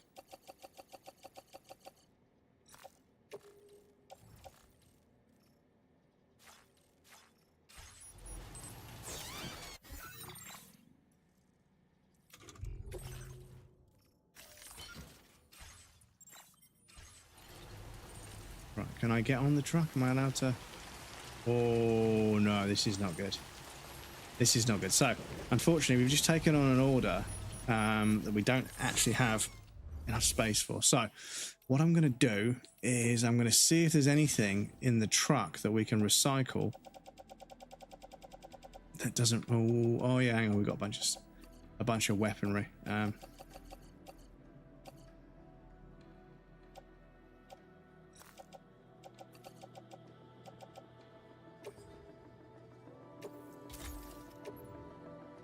So that should make a bit of space in the truck.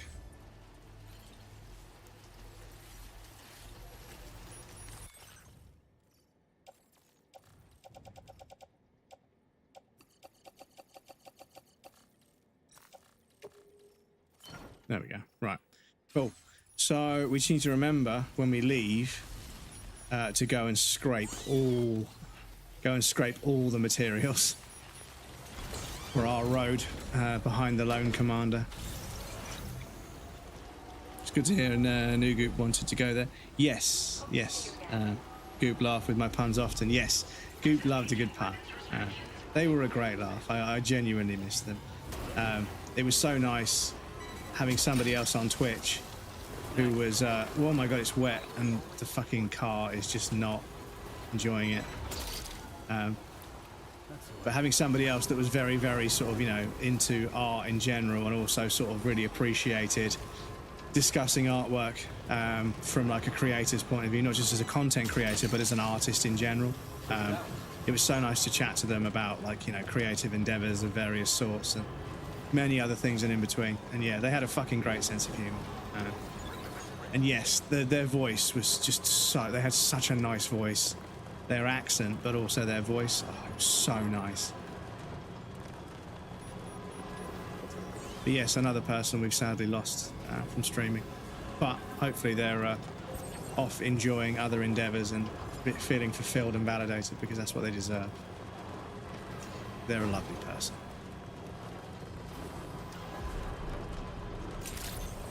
She did. She spoke a little German. Okay, I don't remember hearing them speak German.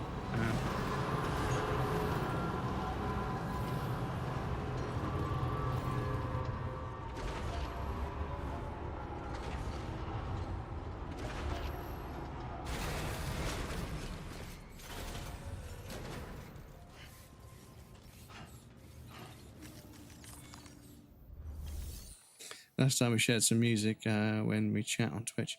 Ah, okay, fair enough. But yes, I remember suggesting a few films and maybe a few books in Discord. But yeah, we wish them well.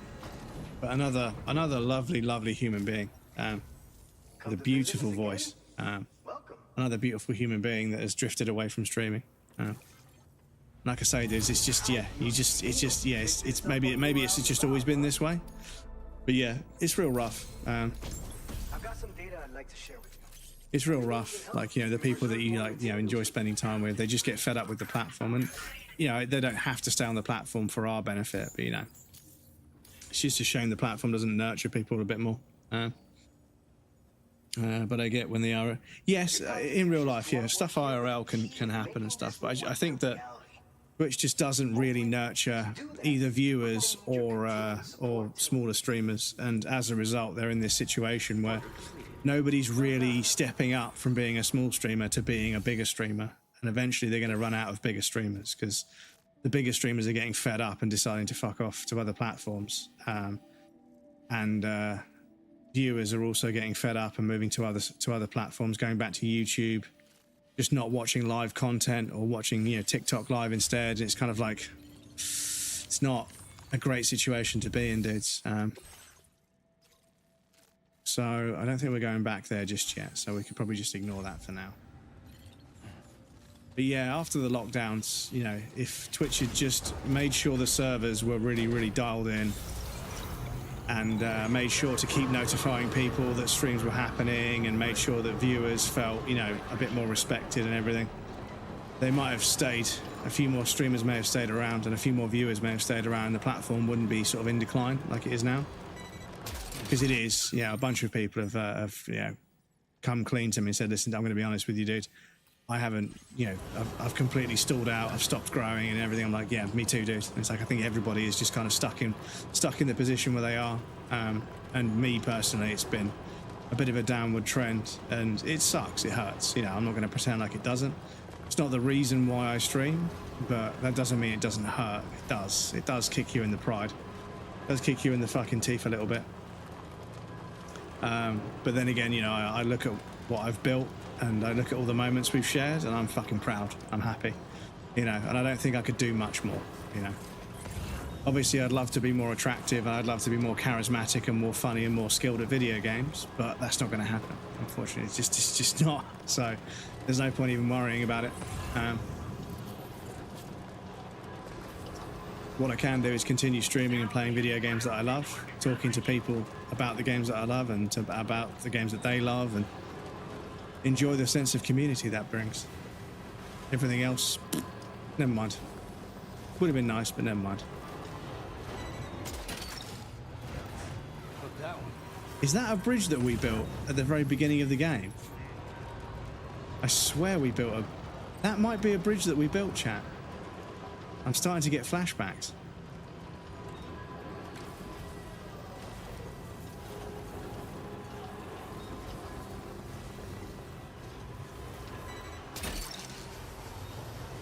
You're mine. It is. It's our bridge, chat. Gotcha. I mean, let me see if I can upgrade it.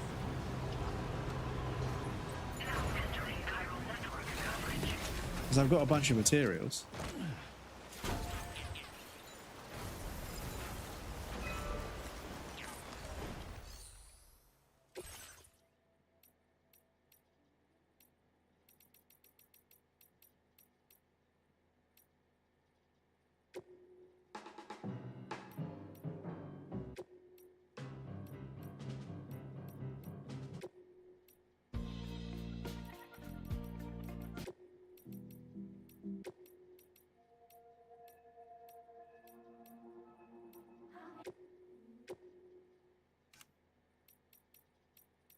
Dudes, we could spoil people.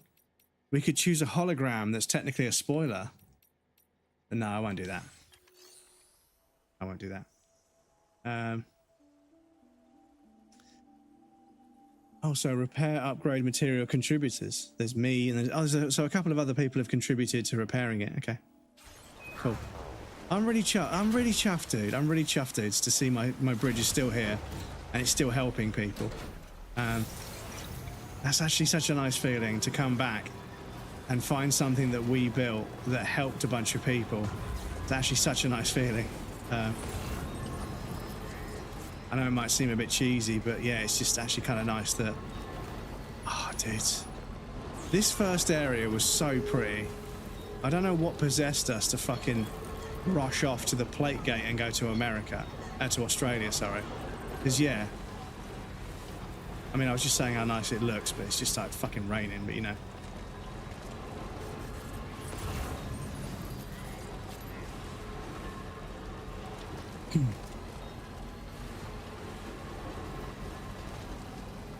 I can only wish them a good luck. Yeah, exactly. I wish them all the best. I wish them all the best because they deserve the best. You know, Aaliyah, Goop, Barmies, Dave plays. Who else haven't I seen for a little while? Glitchable, Friendly Ed. Boggett is back to streaming, and that's brought me so much joy. I know that their life got kind of crazy for a little while and they weren't able to stream, but they've actually been streaming again, and hearing their voice and their sort of like their infectious laughter, it's been such a joy. Such a joy. So much time for Boggett. I love him. Let's deliver all this. Hopefully it should be all in good nick. And also, look how much stuff there was. Motherfuckers giving us these deliveries with like 7 cases at the beginning of the game when you've got no vehicles. I wasn't expecting any visitors in this kind of weather. Fair enough, game. Hope you managed to Already maxed out. Did other people max? I think other people maxed it out for sure, Damus. Yeah, there was like a list of people that contributed. I was in the way, sorry. It was down here on the bottom of the right of the screen. It said contributors. It was me, and then there were several other people there, so. Cool. Right, give me 1 sec, chat. I've just run out of fluids, so I'm going to go grab a bottle of sparkling flavoured water. And then, yeah, we'll carry on with some deliveries, but I'll be right back. 1 sec. I won't do a BRB. I'm only going to be gone.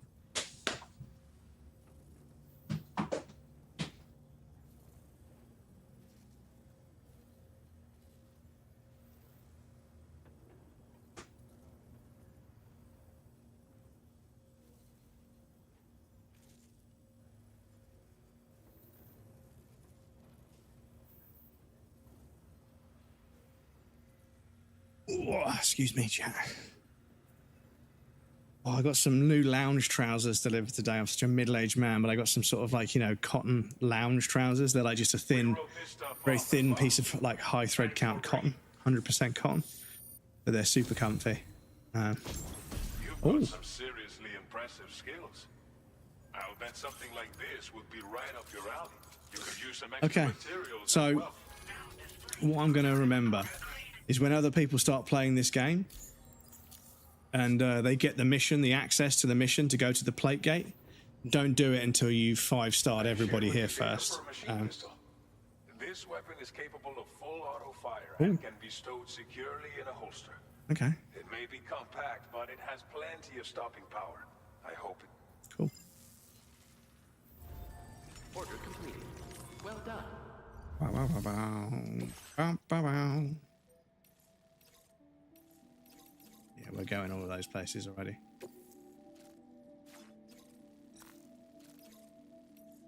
There's some 270 kilo. Fucking hell, dudes. That's ridiculous. Right, okay. So we'll have to do those just on their own. We can't do those. Because, yeah, all of that will fit. I mean, that'll fit on a backpack, for God's sake.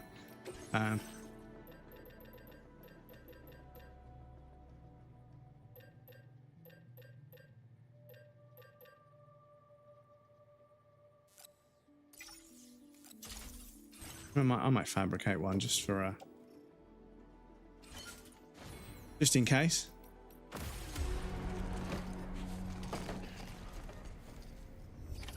Order accepted. Thank you.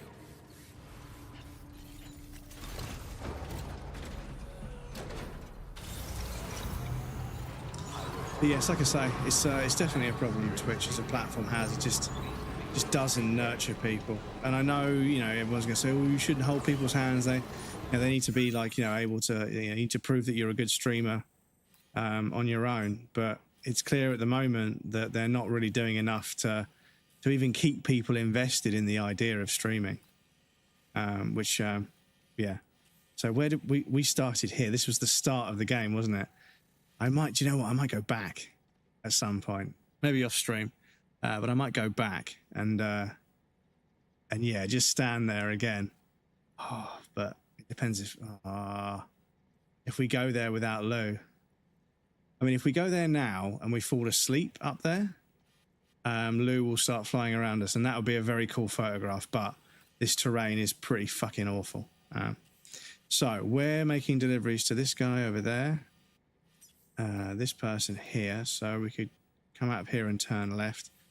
There's some brigands and also that. It's been dropped. Let's grab that first.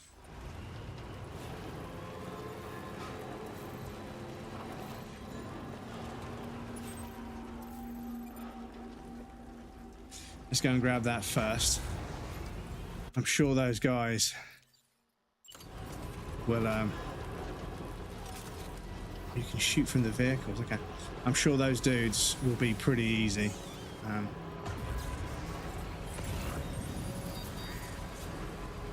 Do you know what? We don't even have to get out of the truck. We can just drive over there and it will pick it up for us. Oh, chat. We are cooking on gas now. We are cooking on gas. Snagged. Wowzer! That's the way.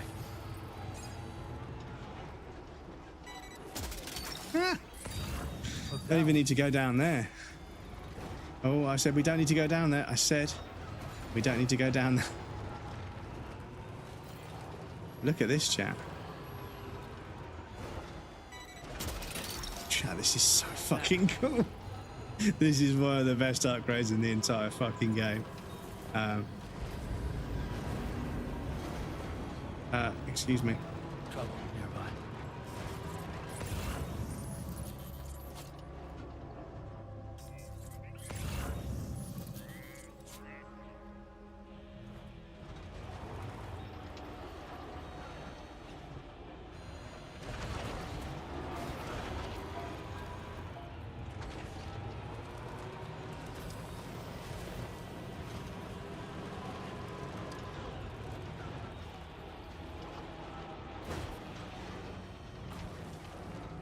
Pick it up then.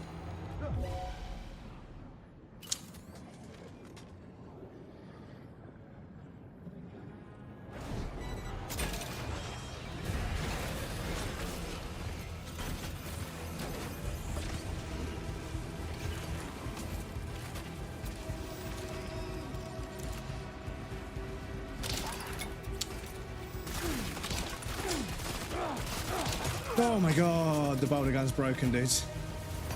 It's broken.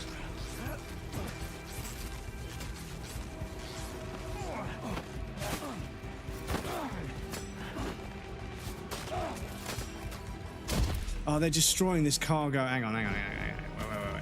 Wait. We're making all sorts of mistakes here. Hang on. This is silly. We're making loads of mistakes here. Bear with. Because it's literally a minute back. It's like a couple of minutes. So we won't put the cargo we're delivering on our back because that's just silly. We're going into combat, so. So yeah, we've got this one, which is a fucking ridiculous amount of stuff. But this one, and this one is fine.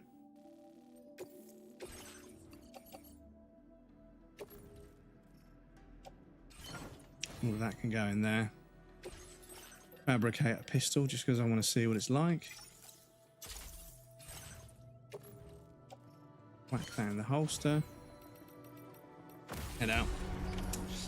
Scotch, welcome on in, dude. Boulder gun and trank pistol are actually insane. Yes, the trank pistol is really good. It's nice and quiet, it's nice and small, it's nice and easy to handle.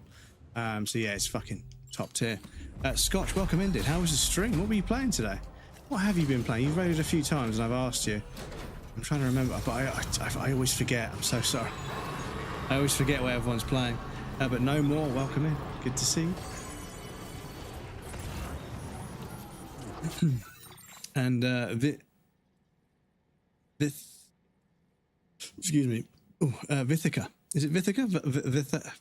Vithica? Oh, excuse me. Oh, please let me know the correct pronunciation. I apologize if I got it wrong.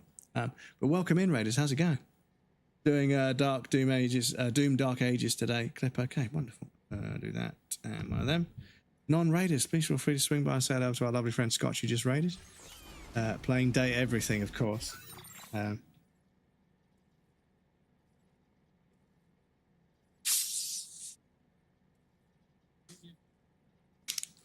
It's the rap clip again.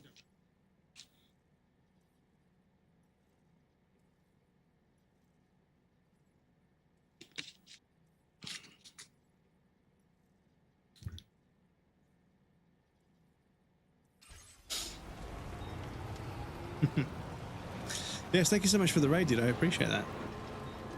Oh, is that a toilet? Because yeah, it's literally date everything. So like everything is romanceable, which is a crazy concept. Because like yeah, people are sort of like romancing a fucking door. I'm like, what? But you know, because that game came out, and then Dinosaur with double D's came out, and I was like, holy shit, dude. It's cringe. Like it's like some people love that stuff, but me, it felt so fucking cringe. But obviously you can't take it seriously. That's the point. You can't take it seriously. Right, where the fuck are these motherfuckers? There's one up there. There's one over there. So I'm going to leave this here.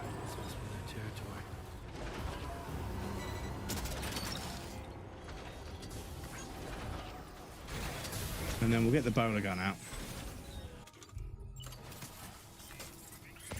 And we'll tie some people up.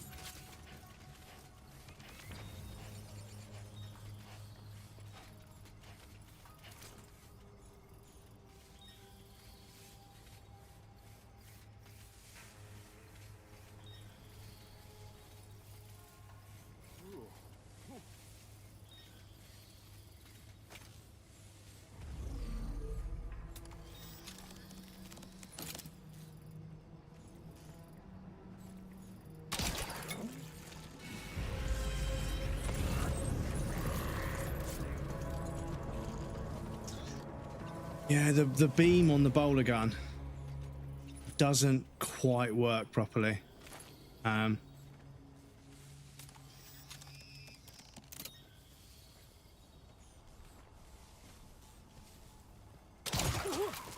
Never 100% sure.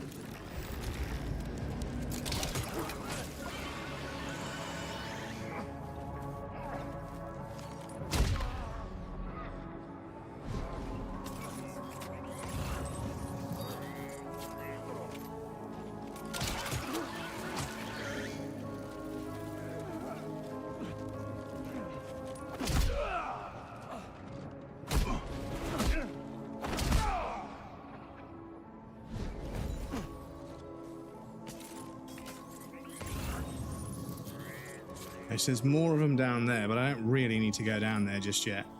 I kind of just need to hoover up some bits from here, so I might just take these guys out. I might rob these guys. And then skedaddle. Because, yeah. How goes the weird game so far? Weird, but amazing. Weird, but amazing. It's just, I don't know. I know that some people... Shush, cat, come on. There's no need for you to be howling, for Christ's sake. Excuse me. Cat's being a bit of a fucking nightmare today.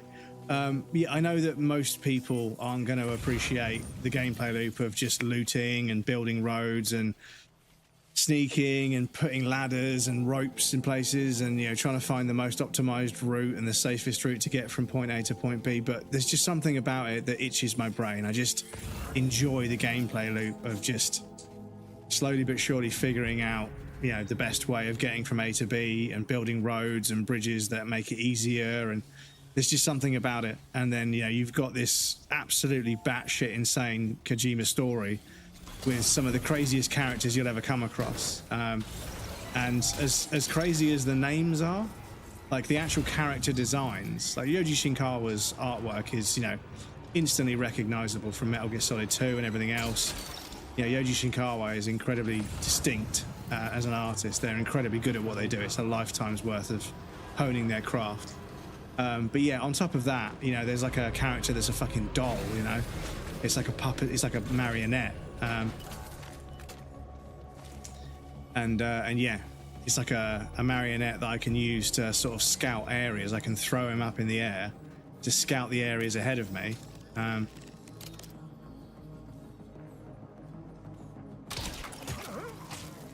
Yeah, it's weird. I need to figure out what's changed because it's really awkward to use in this game.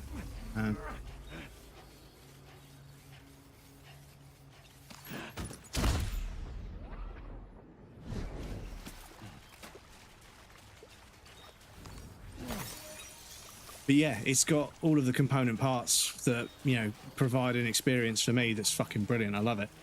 I get to mooch around farming materials to build roads. I get to sneak up to enemies and take them out by tying them up or tranquilizing them with a sniper rifle. I get to sort of build vehicles and customize them with this, like I've got this grabber arm thing that will grab packages for me. So that parcel down there, I can just drive up to it and this thing should notice that there's a package and just pick it up for me. Which it streamlines the gameplay loop, right? And yeah, it will just grab shit from like really far away. And what I'm going to do here, I'm going to park up.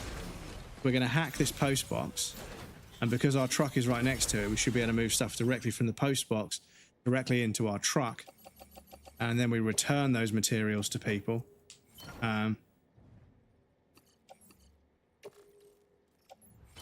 We return those materials to people and they give us like likes for it. And once you get enough likes, they start giving you better equipment. So like, yeah, there's all kinds of, oh shit, we're too fucking full up. What have we got that I could sacrifice? What have we got that I can sacrifice?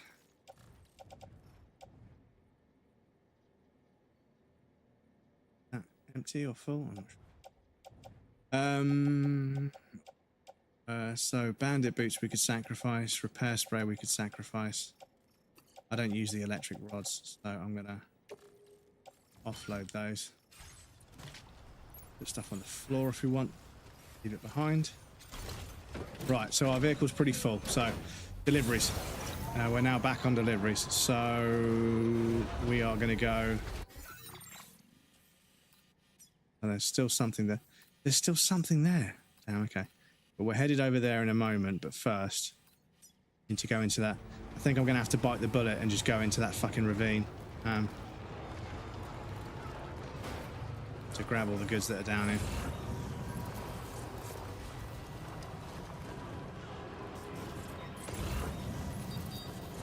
Yeah, okay. But yeah, making deliveries and, you know, getting a rating based on how well you delivered the item, and then realizing that yes, I can make this delivery, but it's dangerous, I'm going to damage the cargo and get less of a score, so I'd much rather build a bridge, and that bridge will then help me avoid damaging the cargo because it's an easier journey. Oh, we're too full up to pick this. Shit, okay. Okay. Don't damage it. Right, we're going to have to make a pit stop back at that place over there. We've got too much stuff in our truck, so let me see if I can offload some stuff. This is the thing. Our truck has been too full for a long time now. And as a result, we keep finding stuff that we haven't got enough space for. But yeah, we've got way too much stuff. So let me go dump some stuff. And yeah, we need a completely empty truck. There's a few deliveries that are like 200 and something kilograms. So anyway. Wages bonkers to me. Kojima games just off the wall. Yeah, it's not for everybody. It's not for everybody. I'm not going to sit here and defend it and say people are wrong for disliking it. Kojima definitely does push things pretty far. They'll go quite far with an idea, and not everybody appreciates that. Some people just prefer a much more streamlined gameplay focused experience, whereas Kojima focuses a lot on the story and also how the mechanics have multiple uses. Both in Metal Gear Solid games and also Death Stranding 1 and 2, you'll find mechanics that have more than one use. They do something, but they also kind of work in other ways, and also the mechanics can sometimes be like sort of linked together in ways. And 4 of 6. Okay, so I won't deliver that just yet. I'm going to deliver this. I'm also going to go into my... Thank you. Figured we would never see this cargo.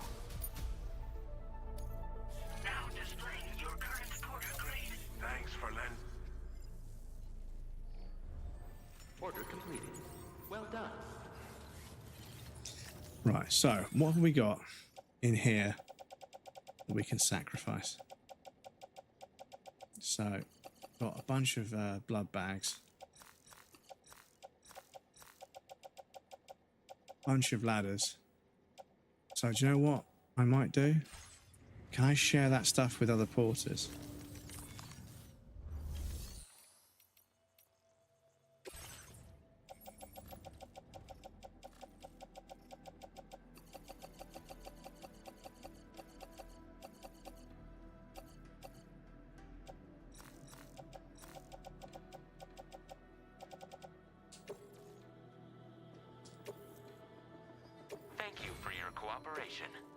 All contributions are welcome. Okay, so that donates a bunch of stuff to other players. I won't give them guns that are like from like much later in the game. That would obviously be a bit unbalanced, and they wouldn't know that. They just get a gun and then they wouldn't be able to replace it for like another 40, 50 hours worth of gameplay.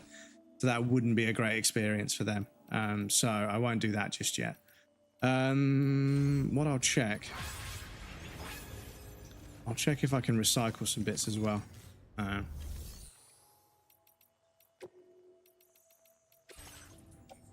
Got any thing is I don't want to leave. I've got so much stuff.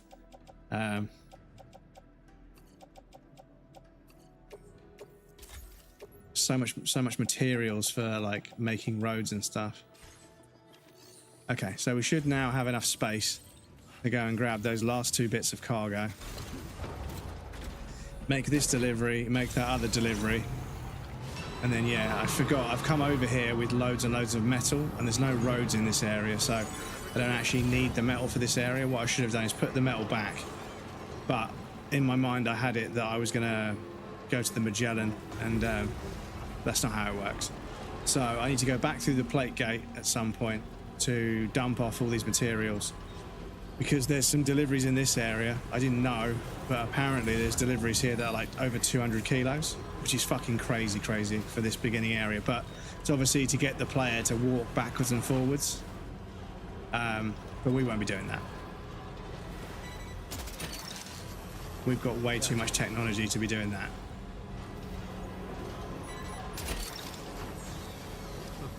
So I'm gonna go down here. That's the last of the cargo. Let's head to our destination and make the delivery. So it's interesting that Dullman has dialogue for completing that particular order, when this particular order is so early in the game, it's before you meet Dolman as a character, but I suppose it's just their canned dialogue for like once you've got all the things you need.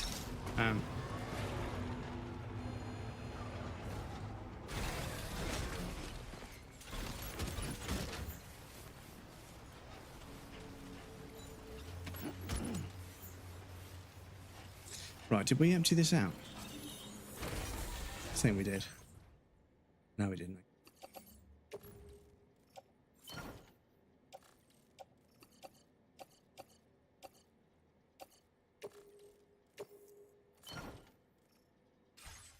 Okay, yeah, we are pretty full up. So, but on this, oh wow, dudes, how are we bumping into a cargo limit at this early in the game?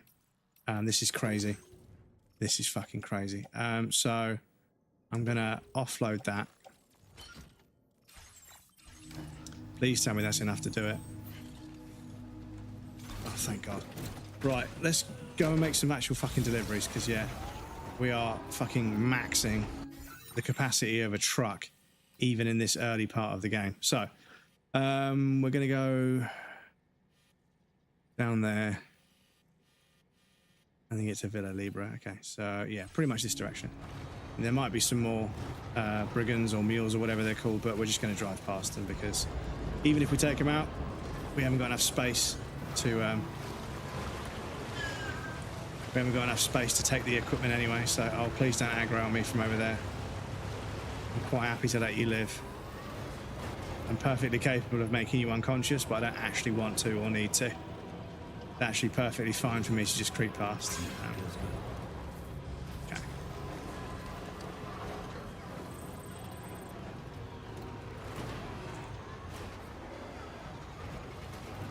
As you can see, the vehicle is surprisingly agile. Not super reliable, but they're just jank enough to be like perfect for this kind of game. It's actually such a fucking such a W. Oh, there's those things there as well. A bunch of chiral crystals, yeah. Okay, there's a bunch of those things there as well. Okay.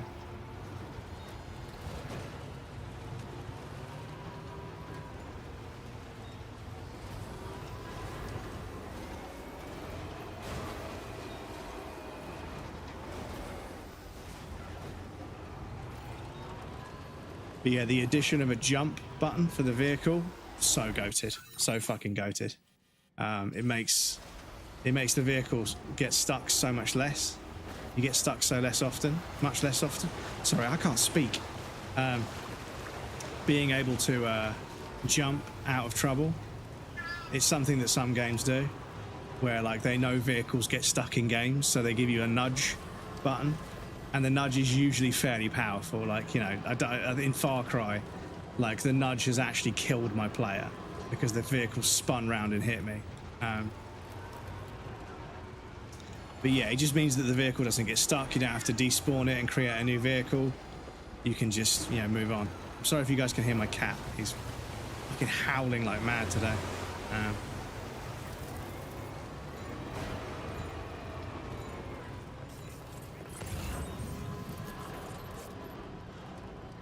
It's such a little goblin today. I think he's seen something outside and it's kind of got him a bit fired up. I don't know if he saw a fox or a cat or a bird or something, but yeah, a right little nightmare today.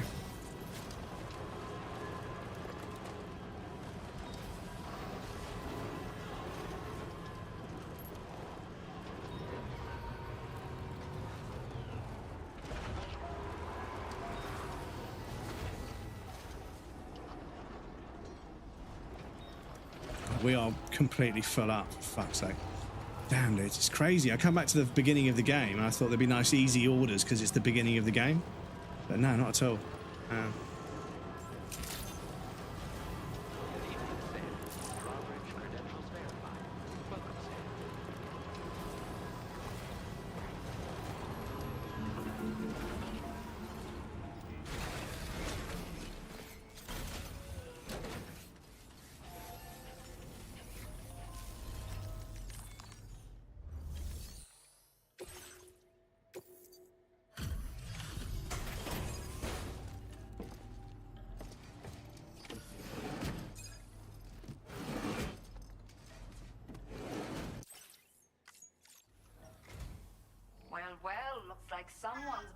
Shush.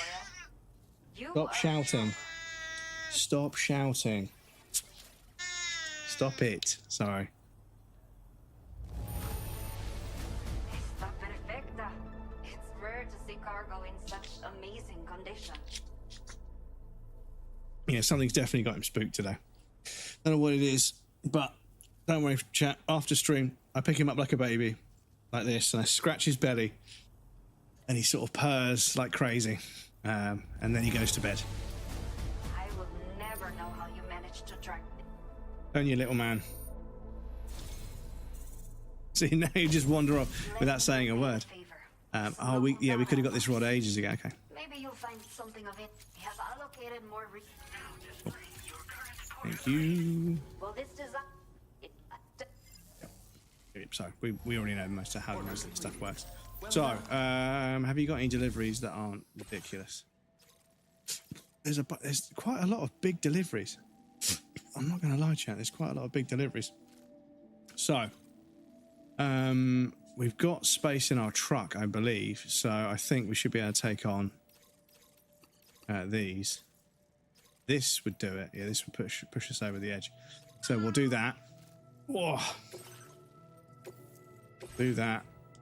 Put all of this stuff in the off-roader. Shush. Shush, Baba. Again, please excuse me. Being a silly boy. Thank you. Being a silly boy today. But yeah, Hideo Kojima games, they're not for everybody. And I don't want to sound like pretentious or gatekeepy or something, but he's just, Kojima is very, very like set on doing something a certain way. You know, they're not going to compromise. They're not going to, it's a delivery there. So we've got to go to here anyway. So there's some stuff here that we want to pick up. How full is our truck? Is our truck super, super full? Kind of is. Kind of is. So much stuff this early in the game. But anyway, we'll give those guys a wide berth and head this way.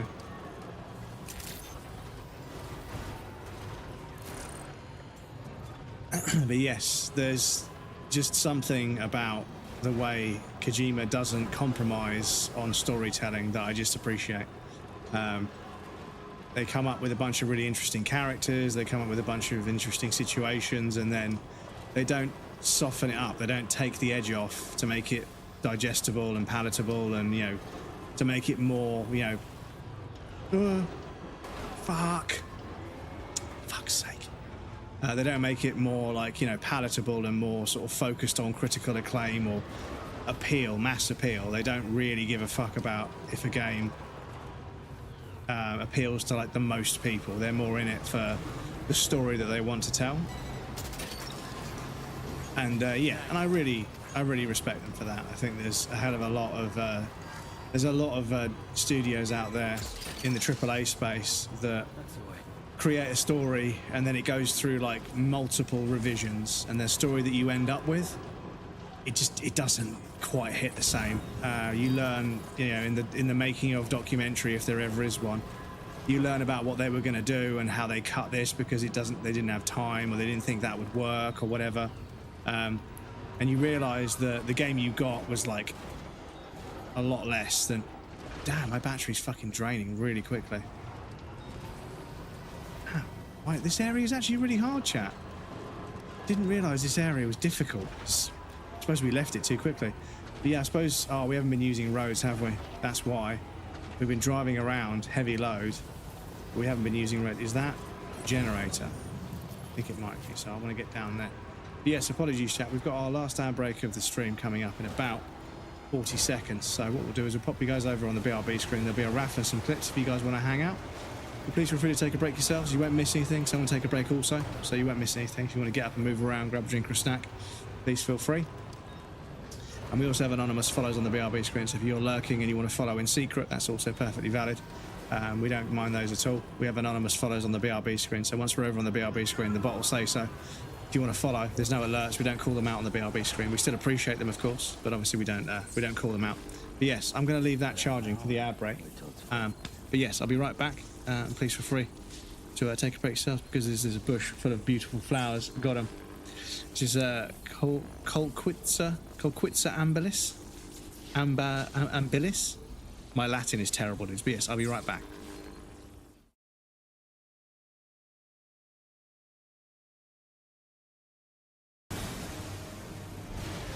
Camera, please get out of my arse. Got to stand at the centre of mass. I suppose. Oh, we can steer it by moving around the. Fucking hell, man! This game. People, look at this game.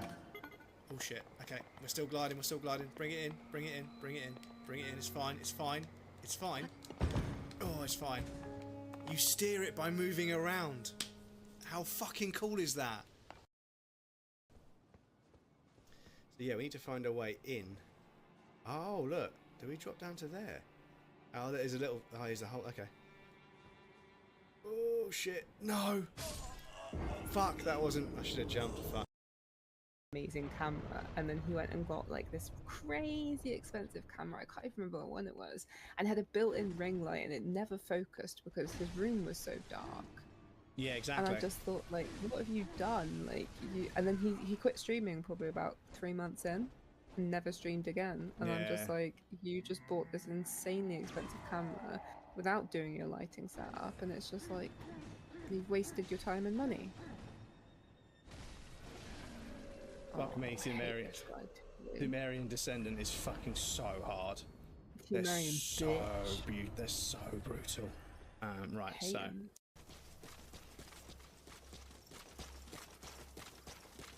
And these motherfuckers are so blind.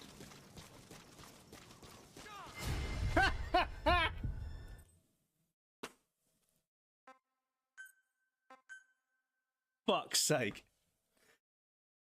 Oh, I knew it as soon as I said it. I knew it as soon as I said it.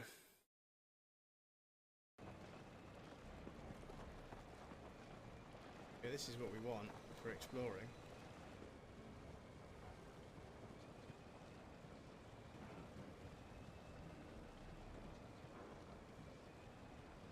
This is the way to explore, chat. I need some more battery, but oh shit.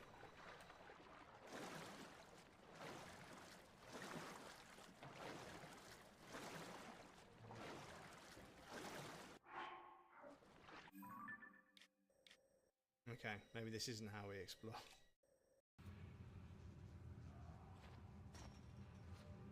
Can we out of bounds? Yes, but no. Fuck's sake. You motherfucker.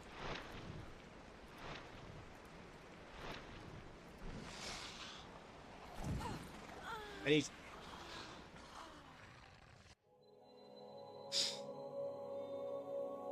Did we see my fucking partner just standing there not doing anything?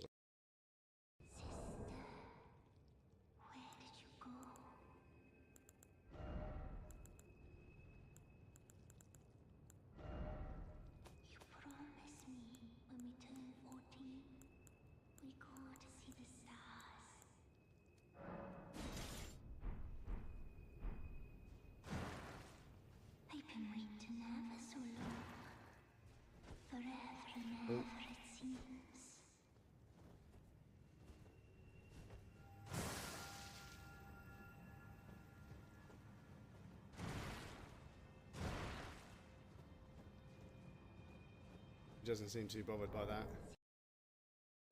Need more replay, but yeah, exactly. Okay, so yeah, it's not that bad, but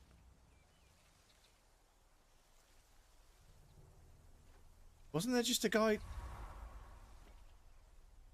I swear there was a guy there looking like suddenly his mate got shot. Am I going blind? Let me just. Whereas when you stretch them properly, the ear stays nice and fleshy. We can just skip past that clip. A bit weird, explaining how to stretch your ears. But yes, welcome back, everybody. Thank you for your patience. I appreciate that. Hope everyone's having a good day or night so far. Yeah, it's pretty good. Yeah, it's good. Bit of a cozy, quiet one. But yeah, good. We're getting stuff done. I didn't realise we had a whole bunch of gameplay at the beginning of the game that we just fucking noped out on. We just fucking left. Because yeah, there's still quite a bit to do in this area. There's still quite a lot of deliveries. You motherfucker. Yeah, they've made the cargo in the truck way more sensitive. You used to get away with it way more than this. But it be what it be. But yeah, this terrain is absolutely treacherous. Yeah,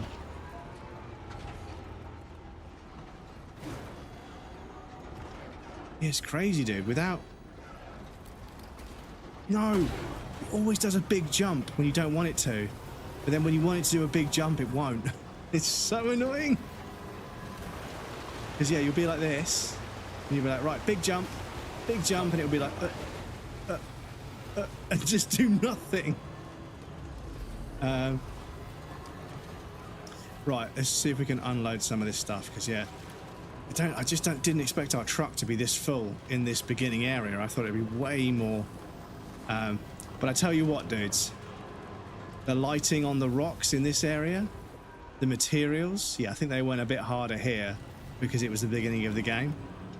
Because yeah, it just looks sharper and cleaner and more detailed, and it's probably just baked in shadows on some of these rocks. But yeah, I think that's a pretty clever thing to do, is to go real hard on how good the game looks and then slowly relax into a more sort of optimized visual style as the game gets going. But that initial impact, that initial area, and I'm not saying it's a trick, I think all games developers do that. You know, the first 15 minutes of... Some people say the first 15 minutes, some people say the first half an hour, some people say the first 2 hours needs to be like the best gameplay you've ever designed in your entire life, and then the next 20 you can carry them in the next 20, you know, as long as the first bit of the game is like really strong, you get people invested in the story, and then you can carry them from there. But yeah, ear flesh stretching explanations. Yeah, well, I mean, a lot of people don't realize how it works, and it's not super complicated. It's just if you have something in your ear for a while, your ear kind of adapts to... we damaged the fuck out of that, unfortunately. Your ear adapts to something being in there, so it grows. Because the thing is, your ears and your nose, they never stop growing, which is why really old dudes that are like 95 have huge noses and really big ears. But it means if you put something in your ear, it will just grow to accommodate it. And then obviously once it grows to accommodate it, you put something slightly bigger in there and it stretches, and it grows to accommodate, and then you stretch it and it grows to accommodate. And yeah, so it doesn't tear. Well, obviously if you do it too quickly, you do it too quickly and you're a bit silly with it. Obviously you can, but yeah. Oh, a silenced pistol would have been so fucking good, dudes. We went over to Australia too quickly. I don't know how or why, but we ended up going there way too quickly.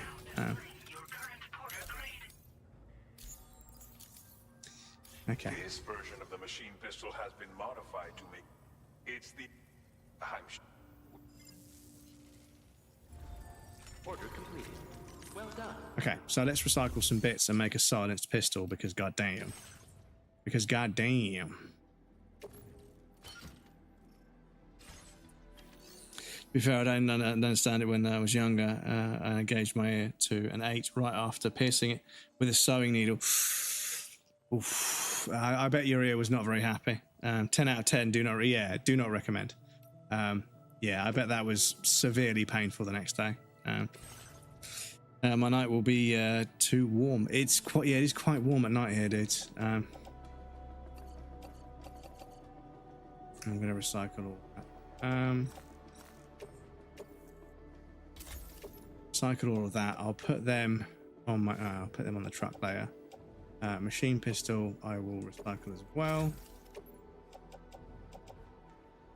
Transport bit's almost fucked.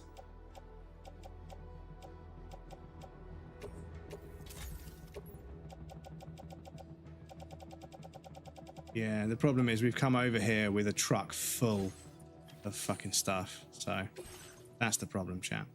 So, I'm going to manufacture one of these because I want to see how deadly it actually is.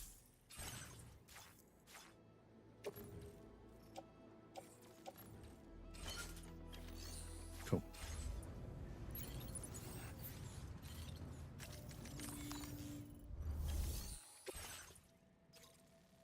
Okay, so we just got that one massive order, which we can do once we've emptied our truck. And then he's got a massive order for somewhere else. So yeah, we need to empty our truck basically. But yeah, I think I've got some cargo for these guys anyway. Yeah, I've got loads of deliveries to make. So we've got the Boca to deliver to. We've got this to pick up. We've got one for the artist. We've got one for that person. But yeah, we've got a few to do. Ferret, we've got a Ferret raid. Welcome in. Thank you so much for the raid, Ferret. How was stream? What were you playing? We just had a raid. What were you playing? Thank you so much for choosing me for a raid. I appreciate that. It's very kind. Aloha, it's a Ferret raid. Indeed it is. Ahoy, hoy. Welcome in. I hope you had a good stream. What were you up to?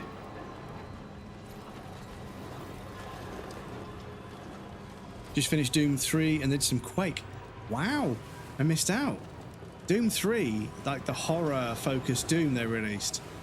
Because I remember, so that game released and it was like really good. I loved it. And then it got re-released at some point and there was like a mod to fix the torch so you could shine the torch and also have a gun. And I was like, no, you're supposed to choose torch or gun. You know, that's the point.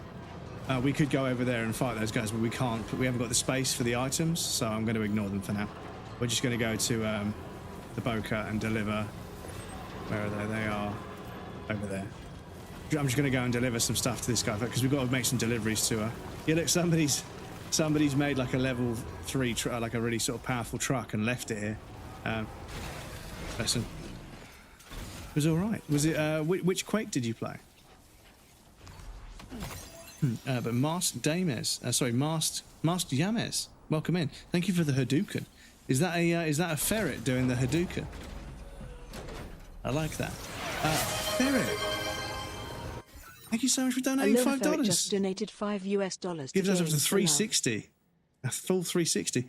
Thank you so much for the donation, dude. I appreciate that. For everyone else, we're raising money for Games for Love, which is a charity that helps kids that are stuck in hospital get access to games consoles and video games.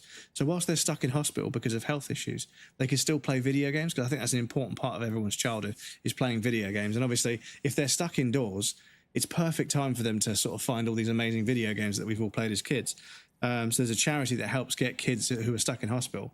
They help get them games consoles to play video games on, which is a fucking amazing cause. And I've raised money with them before. But yes, there's a donate link there. But there's also a button at the top of this chat and also below the stream. If you have anything spare, they would really, really appreciate it. If we can get to $2,000 donated, there'll be a giveaway that they do where they're giving away some Elgato Neo products, which is really cool of them. But yeah, overall, it's just an amazing charity, you know, because obviously kids are stuck in hospital. They're having their childhood years taken away from them, and it's really heartbreaking because, yeah, you know, those are some of the best years of your life when you have basically no responsibilities. But obviously, if they're stuck in hospital, but they can still play video games, right? And playing video games is a big part of most of our childhoods, let's be honest. So I think being able to sort of restore some normality, allowing them to play video games and enjoy, you know, those experiences, whilst they can't do much else, you know, I think that's, you know, a really good cause. So if you have anything spare, please feel free. Don't worry about gifting subs or looking after me. I'll be fine. Please direct all your help to the charity for the meantime. Still remember it, Sega Lion King. Recall playing the second level with those fucking giraffes, jumping on the giraffes' heads, and then there was the chase sequence with the fucking stampede. Oh my god, that game was fucking brutal, dudes. Absolutely, unforgivingly brutal. And it's because back then in the 16-bit era, most people making video games came from the arcade scene. What's this? Don't get me started, yeah. Honestly, when people are like, Dark Souls is hard, Dark Souls is too hard, it needs an easy mode, I'm like, mate, you kids wouldn't have survived the 16-bit and the 8-bit era. But back in the day, most people making video games were coming from the arcade. And the arcade, the more difficult the game, the more money you had to spend to beat it, right? So video games were designed from the beginning in arcades to be brutally difficult. And a lot of that carried over into the initial home console market with the Super Nintendo, the Nintendo Entertainment System and the Sega Mega Drive 1. And then the 16-bit era kind of still had some of that. So yeah, there was a bunch of like really sort of like ancient retro sort of 16-bit games that just had the most brutal difficulty. They were so fucking difficult.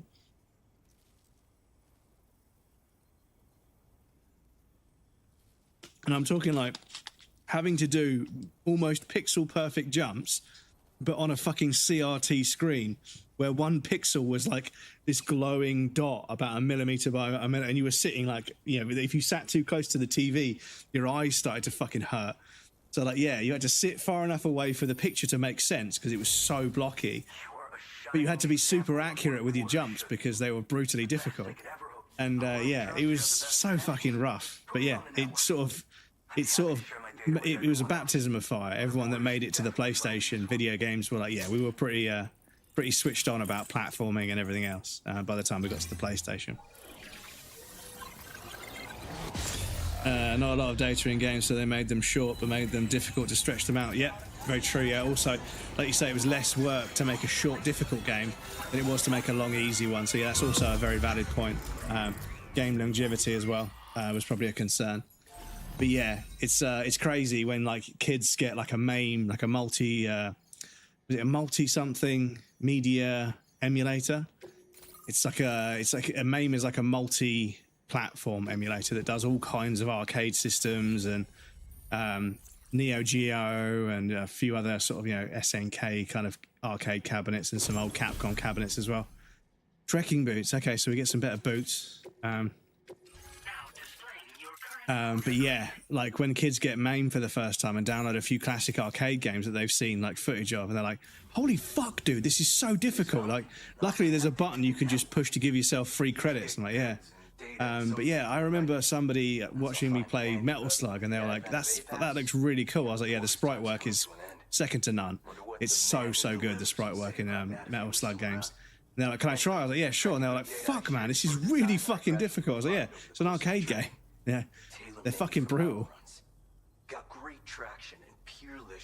Finishing a game was an accomplishment. Yeah, it cost about £100, right? Which back then was absurd amounts of money.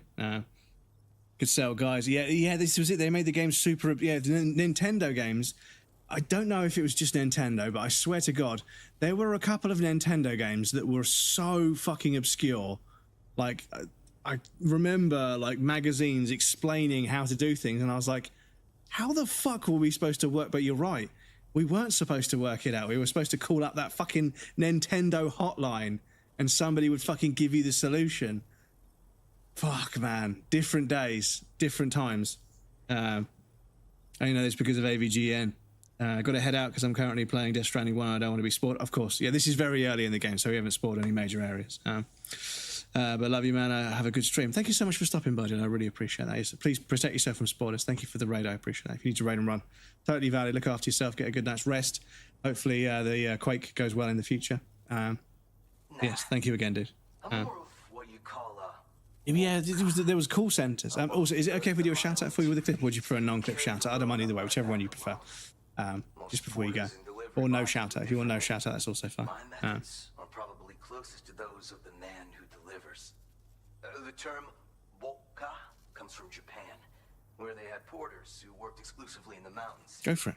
You could count on woka to make deliveries. Non-raiders, please feel free to swing by and say, that's why I love your friend.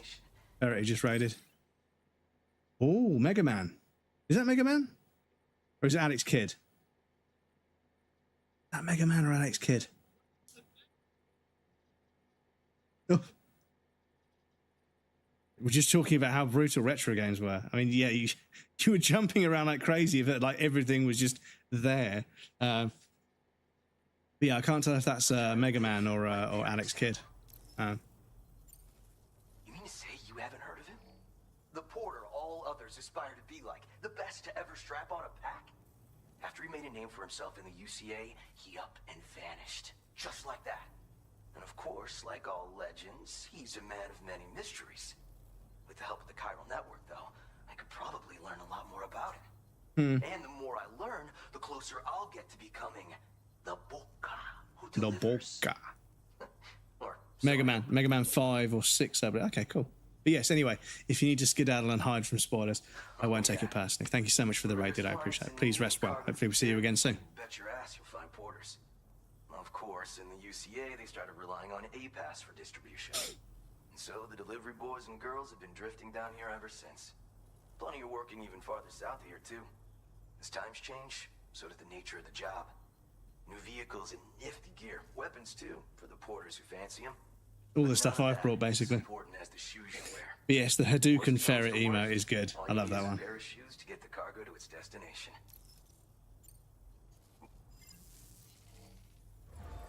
Order Right. completed. Well done. Well done. Oh, we can return that.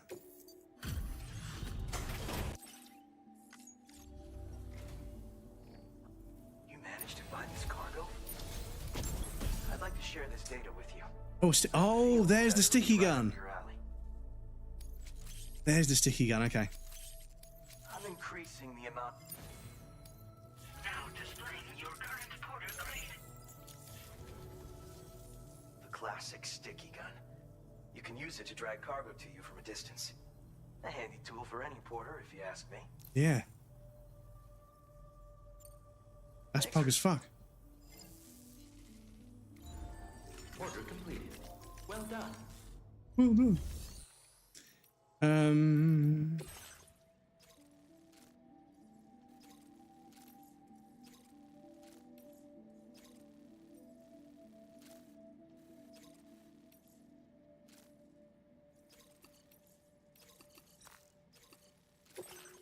Yeah, we're going to these places anyway, so it's fine.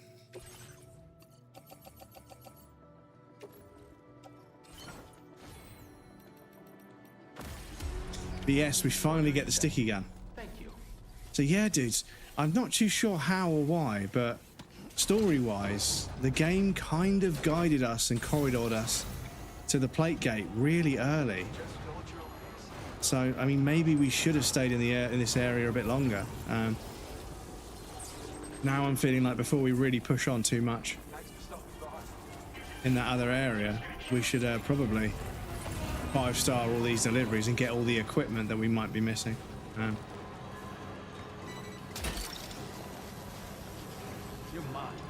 But yeah, this grappling hook for the truck is so fucking cool.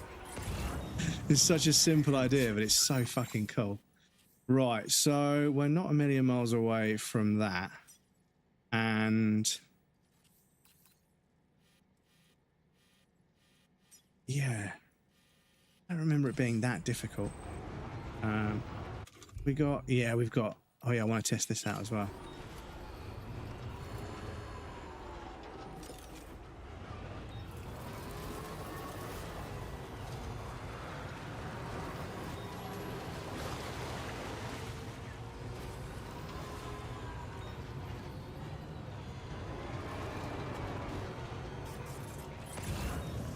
Yeah, I want to test out this silenced pistol, see if it's as useful as I hope it is. But yeah, they're just up there, aren't they? Yeah, let's see if we can do a little bit of a sneaky sneak. But yeah, it's crazy, dudes. I completely forgot that we're not using roads in this area. Excuse me. Oh. Come on, cable.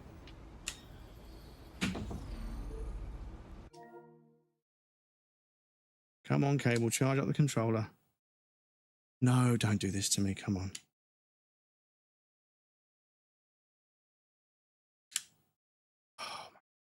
I don't understand this, dudes. Like, I had this plugged in and it was charging the controller, and now it won't charge. I don't understand that DualSense controllers, like, they just refuse to charge sometimes. And I don't fucking understand why. I really don't understand why.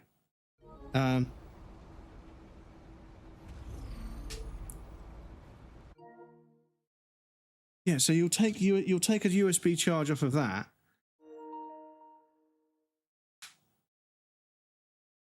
But you won't take they're so picky about how they charge. It absolutely does my head in. How a controller is like, I don't really like charging up off of that. I want to charge up of that. Shut the fuck up. It's 5 volts. It's 5 volts and like 1 amp. Just take the power from where you get given it. Yeah. The fact that they're really funny about how you plug them in, it's like, dude, just shut up. Just charge the damn controller. Just charge the damn controller. It's so stupid. But yeah, I've been plugging it in with that to charge it for like a couple of weeks now. Anyway, I have one of the chargers. It charges, plugs in there one way, and a regular USB port just happens to fit either way though. Yeah, I tried reversing, because what I've got for FromSoft boss fights is I've got these cables that are magnetic breakaway, so like they connect like with a magnet and then they charge. So if I'm in the middle of a boss fight, I can just reach and grab the cable and just throw it towards the connector, and it will just snap onto it, which is super useful when you're mid-boss fight. But yeah, there's something about the firmware on the controllers, and it means that it doesn't like charging up unless it's plugged into a computer, and I don't know why that is. Oh.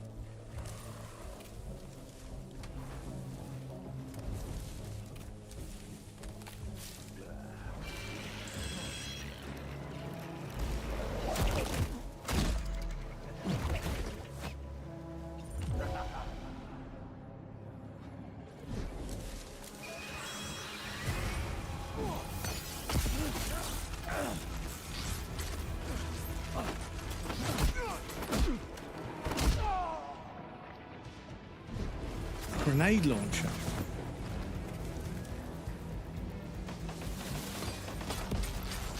Mounted gun over there.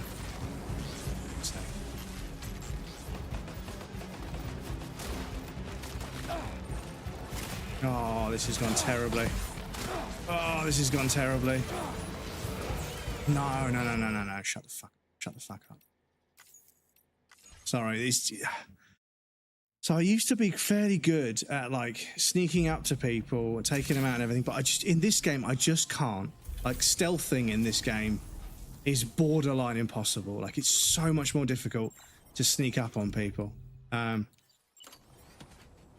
So like, yeah, I don't know what the deal is. Like there's just the way the enemies are laid out. Like there's no line of, well, there's always line of sight. No matter where you are, there's always 2 lines of sight on you at all times. And it's like, well, do you want me to sneak or not? Like there's a stealth stat. So clearly you do want me to sneak, but yeah, anyway, sorry. It's just, yeah, the stealth feels kind of punishing when it wasn't that bad in the first one. And actually, I really enjoyed sneaking up to mule camps, slowly one by one taking them out, emptying all their stuff into a truck, driving that truck to a distro center, recycling the materials, getting the metal and the ceramics, making the roads. And I just did that for like ages. You know, this was before I streamed. I just did that for ages. But like, yeah, there's people watching on both sides of the river. And there's also 2 people quite close together. So yeah, it's just, I don't quite know what the game wants from me there. Because there doesn't seem to be a way, because I've done that, I've attacked those people before, and I came from a completely different angle, but realised there's like 3 or 4 of them on the left-hand side of the riverbank, if you're coming from the south. So this time I thought I'll take the people out on the left of the riverbank first, but you just got a clear line of sight. The enemy's got a clear line of sight towards you on the other side, so it's like, I'm not 100% sure what the deal is there.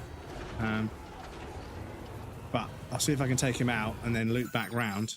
I'll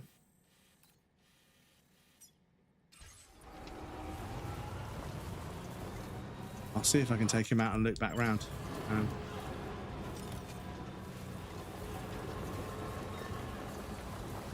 But yeah, it just seems strange. I don't feel as if that's the solution, because arguably, like, Hideo Kojima knows how to make a stealth game.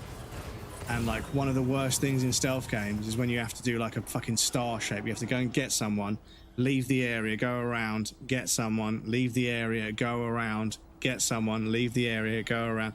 And it's just, it takes so long to clear out a base of enemies. Whereas if you make a base of enemies with a good amount of cover, then suddenly it becomes like a cover sort of, you know, puzzle. You've got to figure out which bits of cover you can go to without being spotted. But yeah, I have a horrible feeling I'm just going to get spotted as soon as I take out the guy on this side, because there's a guy in there somewhere. There's a guy floating around. There's a guy up there somewhere. There's a guy in there somewhere, and it's just like there's three enemies in such a small area. It's like, what the fuck do you want me to do? You know, like, I can't synchronize all of them looking the wrong way at the same time. Like, I don't have that kind of control. But yes, there should be somebody here on the mounted gun. So if we can strand this guy, then I think we just double back down to there and do the same thing. We just don't get spotted by this guy next time.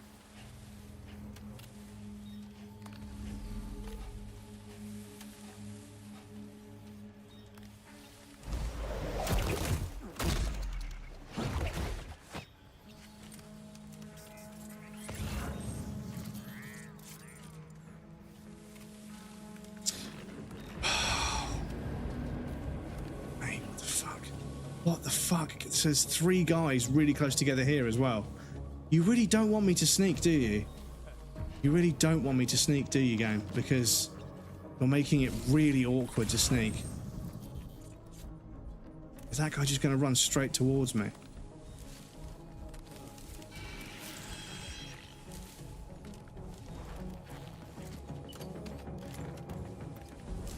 I can't see.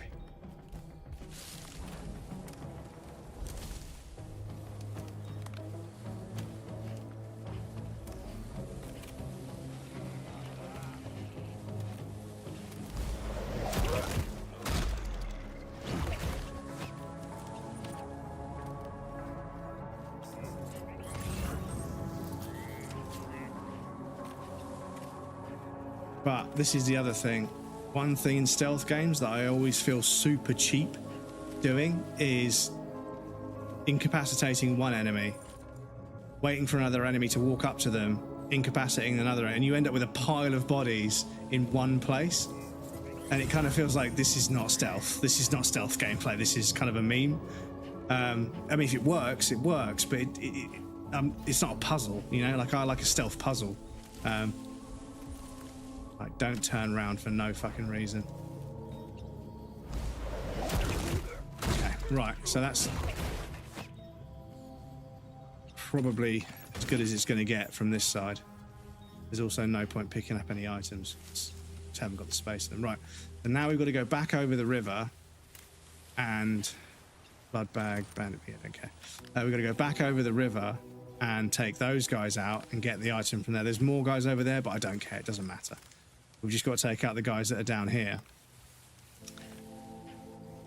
And then we grab the item, and then this is why I didn't do this one, to be honest. I was kind of shying away from this one because I knew from the last time we were here, sneaking in this particular section was not fun. And it's weird, because that's probably the only bit of stealth in a Kojima game I haven't really enjoyed. Every other Kojima game, Death Stranding 1 included, I've had loads of fun sneaking around. But yeah, this really early section where you get a chance to be stealthy, I was trying to be stealthy, it just didn't work. And I was like, okay, I guess just fucking just send it. So we just beat everybody up. But yeah, it felt really bad. And I was like, damn, you know, like, usually you can use the skills you've got from all the previous stealth games that Kojima's done. Definitely not alone.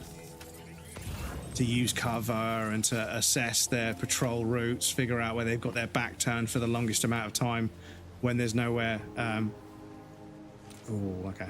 I need to be careful here.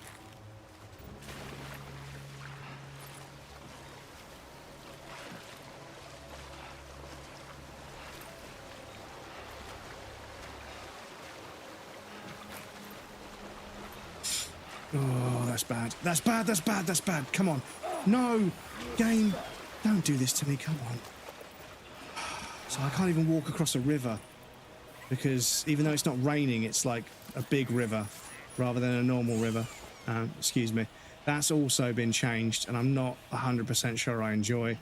Because before, yes, walking through water, you had to grip for balance, you had to walk slowly, but now you just fall over almost immediately. And I've got reasonably good stamina. Bear in mind, I've got like early to mid-game stamina from a later area. I'm coming back to this area like later on.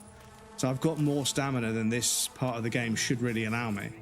I still didn't have enough to stand up and stay upright.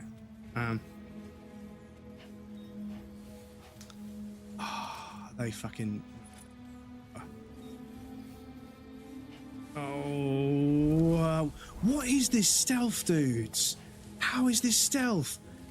There's two guys that are going across the river together, and there's two guys here standing together. The fuck is this stealth? Right, excuse me, chat, but yeah, I'm just shocked. I'm shocked at how like obtuse it is to. Right, we're changing to the bowler gun because I'm gonna have to start tying some people up. But yeah, I'm just taken aback by how awkward it feels to sneak when usually like you have to pay attention, but yeah, you can sneak. But this stealth section here, and this is early in the game as well. We're coming back to this. Where are you?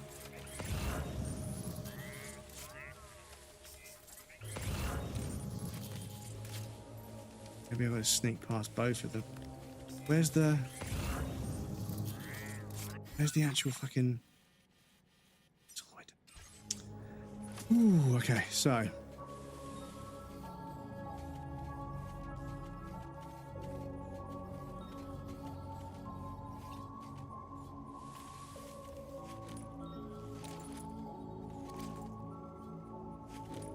Really high up, aren't I?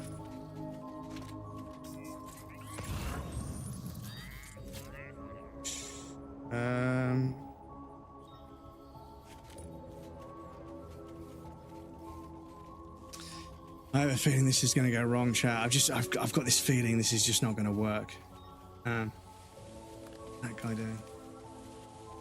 But I think with those crates, those containers, I might be able to.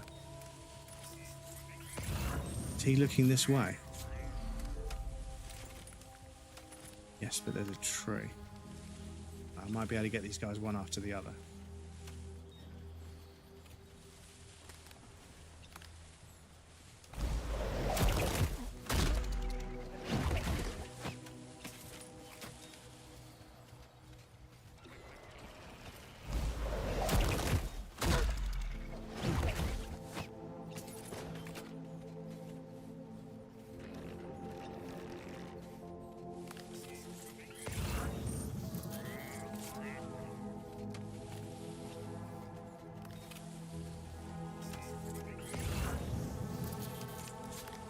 There's one over here. You motherfucker.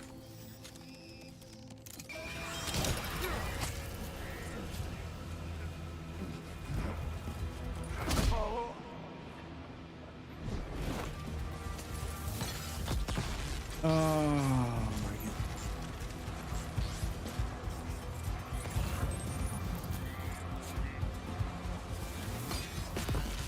Who's just those two?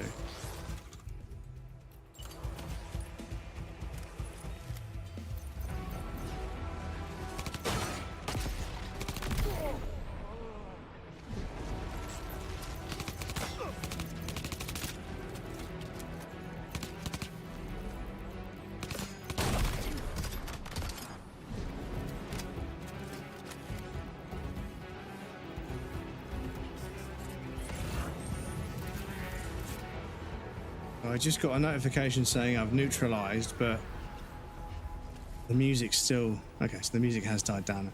Damn, dudes, yeah, that was really sloppy. Sorry. I don't know, I was trying to not be sloppy, but fuck, it just wouldn't the enemies and the way they all just have to like communicate subconsciously. As soon as you take one out, like you're immediately spotted by a random one on the other side of a river.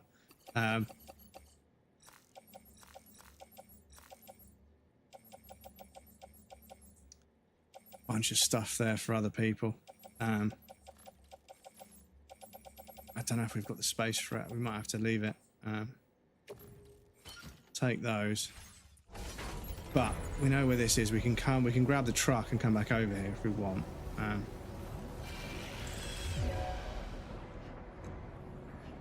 Oh yeah, so you tell me. It told me. So it said there was a notification. Sorry, I don't want to cope about this, but the notification on the top left came up saying neutralize the threat, and then the music died down. Feels good. I don't know, I'm not sure I agree with that. I'm really not sure I agree with that.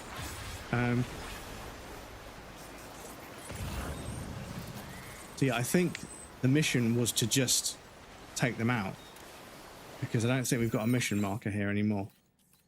But yeah, that was kind of gross. That did not feel good. That did not feel very good at all.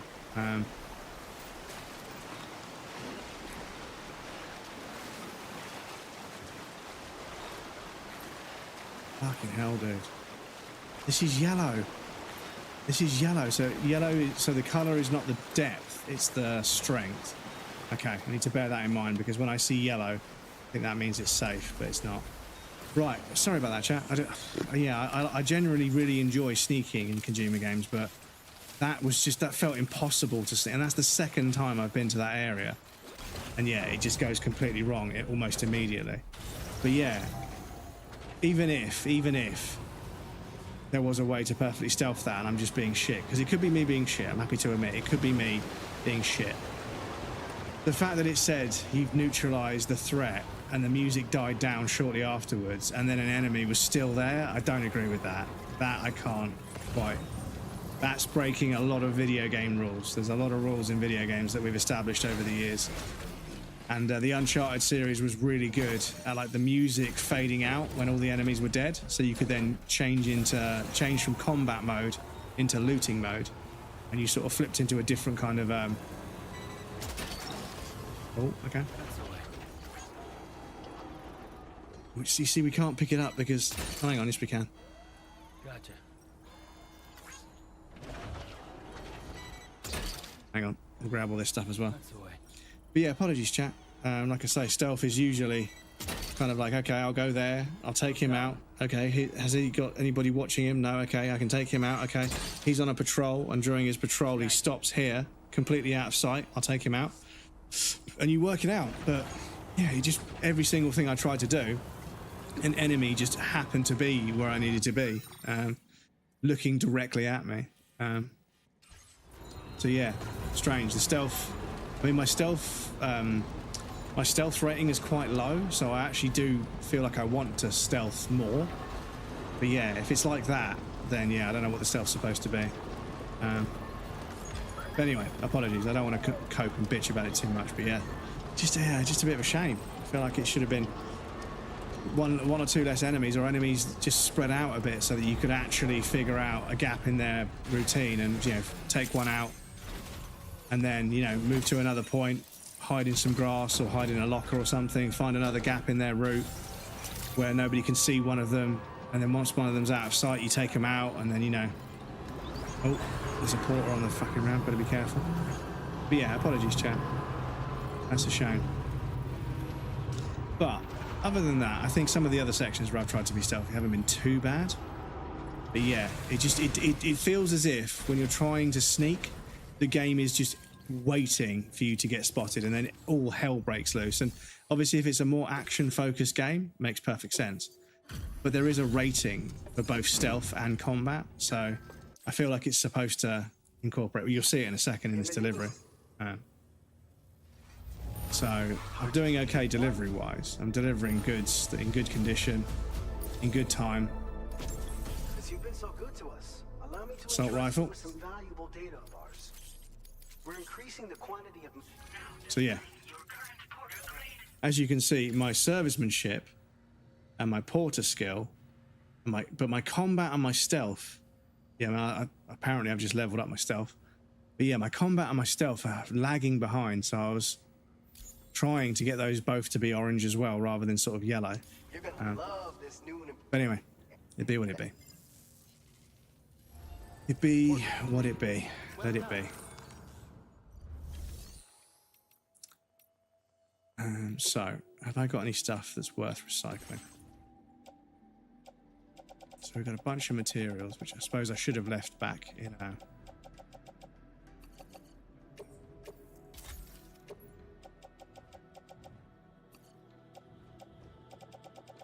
Yeah, it's because our truck is mostly just fucking full of materials. That's the problem. That's what's fucking us over the most.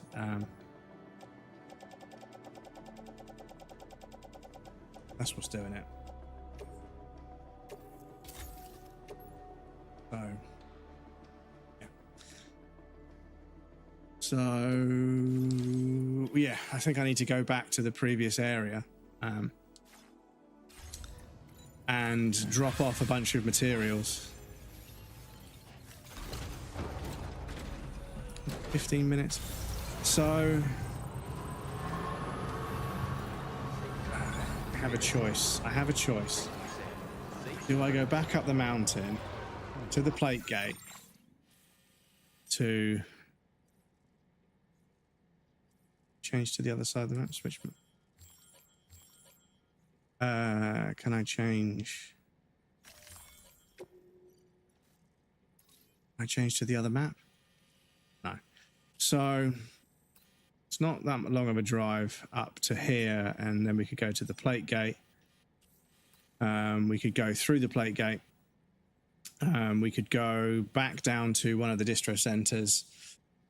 The lone commander is actually on the side that we would come in on. So actually that's not a bad shout. So I think what we'll do, we'll go and drop these materials off at that section of road. But I'll make this delivery to the artist real quick because it's nice and close, and then we'll go up to the other guy. It's nice and close. And then we'll hit the plate gate. We'll go back to the previous, sorry, not the previous, go back to the next area.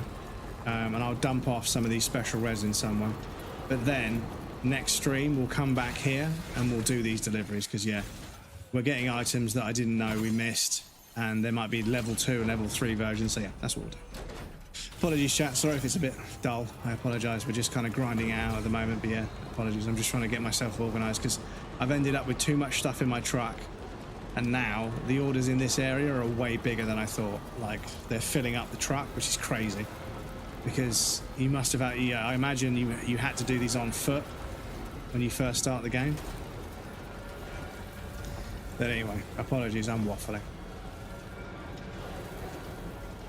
Don't need that climbing anchor, it's fun.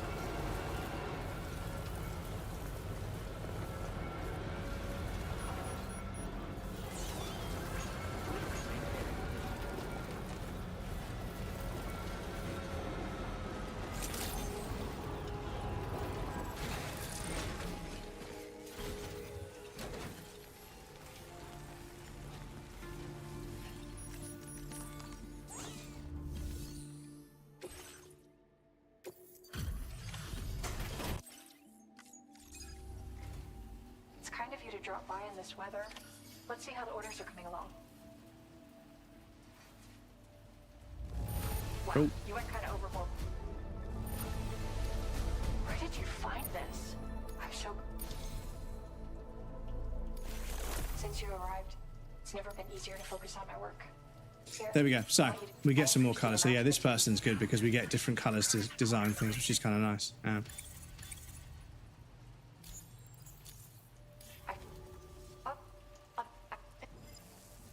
Sorry.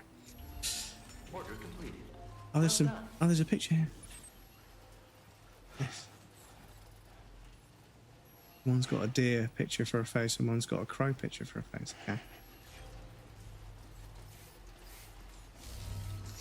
So, do you have any deliveries for the 2 guys? I'm going to anyway.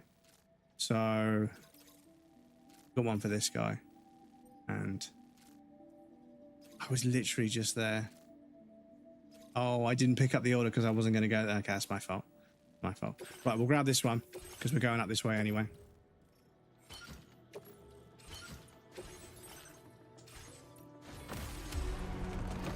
Right. So, we have a plan, chat. That's fine. Order accepted. Thank you.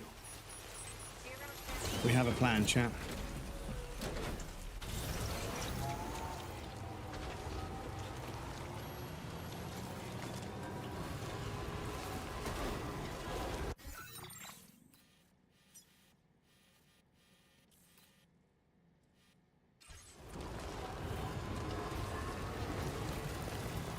There is actually a way up here, I think, that allows us to cut a little bit off of our journey. Not much. It probably doesn't make much of a difference. The amount of time we spend driving uphill probably doesn't make much of a difference. But you know, just in case there's any items or interesting views to look at. Because yeah, the game's like design, like environmental design, is just so beautiful.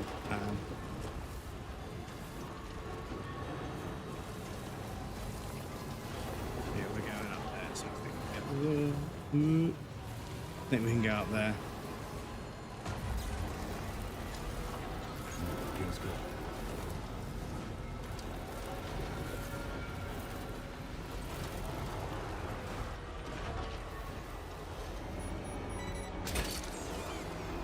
Grab that.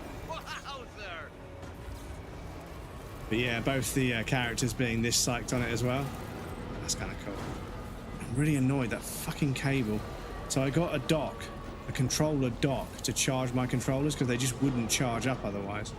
So I had to spend 15-ish quid on a dock just to slot my controller in and charge it up on the contact pads on the bottom rather than the USB socket. But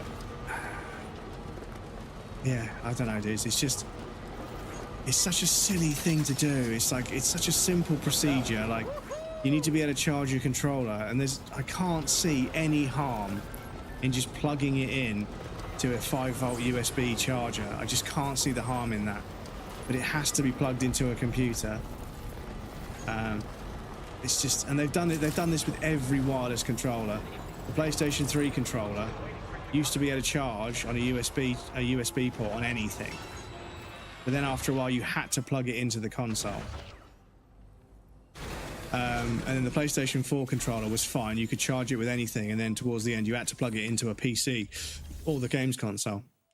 They're doing the same thing with the DualSense now. It's just, it's unnecessary. Oh shit, some of this stuff is fucked. Ooh, this guy's not going to be happy. Good of you to come visit. We've been waiting. Sorry, Hugh. Errolson, sorry. Looks just about perfect to me. Oh, okay. Oh. Stuff goes missing all the time, but it looks like today is our lucky day. This data ought to make your life easier. Our way of supporting you like you support us. You'll find that you can claim your current porter grade. It occupies less space when carried as cargo, making it that much more portable. Also, it's my hope that this will help. Cool. Order completed. Well done. Because, yeah, this guy's got an order that's 240? 272. Which is crazy. That's 200% our capacity.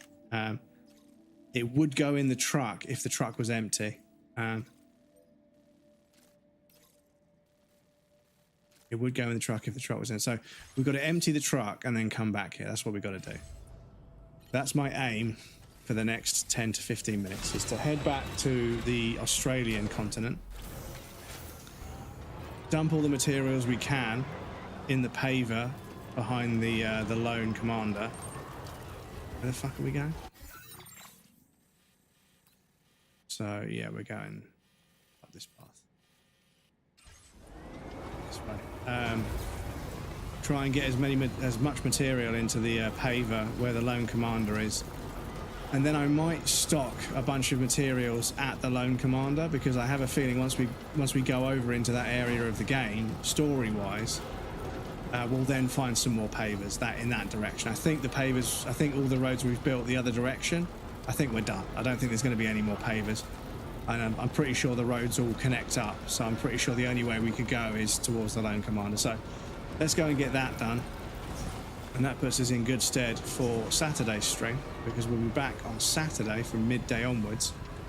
We can have a nice cozy Saturday stream doing all the deliveries in Mexico, hoovering up any extra items we missed, and making sure that the Mexico area is completely done.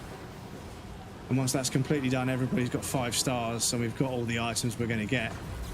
We can move back into the Australian area and go back to doing what we because we've already 5-starred some people there, so we're not too far behind. I know it sounds like I've made a bit of a balls up, and I have gone off into the next area. Oh, what have we got? Oh, we've got some orders for these dudes, haven't we? We've got some orders for these dudes. So what I need to do is store that.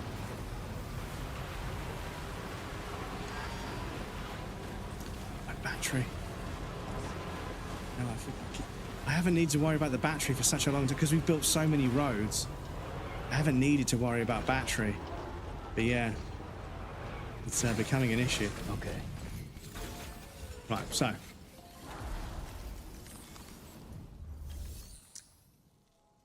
I need to store, so I need to store this.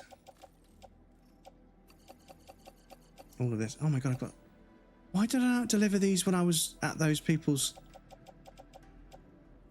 Oh, dude, I'm getting so confused. I'm getting so turned around. I literally leave an area and I've now got more stuff for them than when I was just there. So none of that is restricted. Private locker is all the stuff that we're supposed to leave behind. Yeah, okay, that should be fine.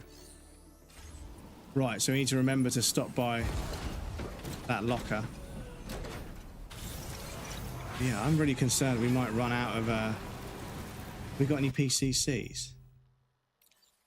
No, we don't. That is unfortunate, chat. That is unfortunate. So yeah, we've got... Oh, that uses way too much battery. So yeah, we've got too many materials. Sorry, chat. The whole stream I've been trying to hoover up as much metal and ceramic as possible so I can build the roads, because once the roads are built we can then have a nice easygoing just driving and delivering stuff, and that will basically just allow me to complete a bunch of 5-star deliveries and still stay engaged with chat. When I have to focus on walking and running and jumping and building it just means that I can't chat to you guys as much, which is obviously half the reason I stream. So yeah, I wanted to get the roads built so that I could then deliver while still chatting to you guys. I'm thinking about this as a stream game. But yeah, I seem to have over-encumbered myself with materials. So, oh my god, the fucking guy is all the way over there. Okay, so we need to get back to a road as quick as possible because our battery is not long for this world. So we might get lucky and find a generator, and if we do, we're going to smash the fucking like button. But yeah, it's crazy. I've got 3 batteries, 3 level 2 batteries, sorry, 6 level 2 batteries, 3 either side on this truck, and I still ran out of batteries so fucking quick. But we are carrying a lot of gear, so. Right,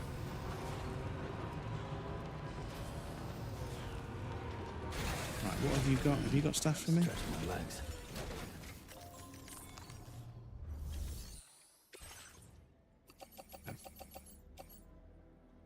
So, yeah.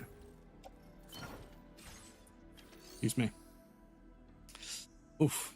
You have a tactical recharge cable. That's pog as fuck. Yes, no, it's pog as fuck when it works, but I swear to God, the controller... So my controller is charged... You guys can't see it because of the label. My controller is charging with this cable. I'm going to take it off. I'm going to put this cable on. That's remarkable, dudes. It was charging perfectly fine.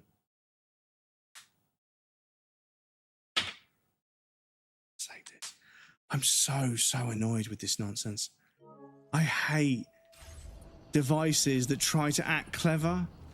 So what it's doing is, when you plug in a USB device to a computer, there's a protocol, like a handshake they do, to figure out what kind of device ID it is, how many volts it needs. Is it data? Is it, you know, something else?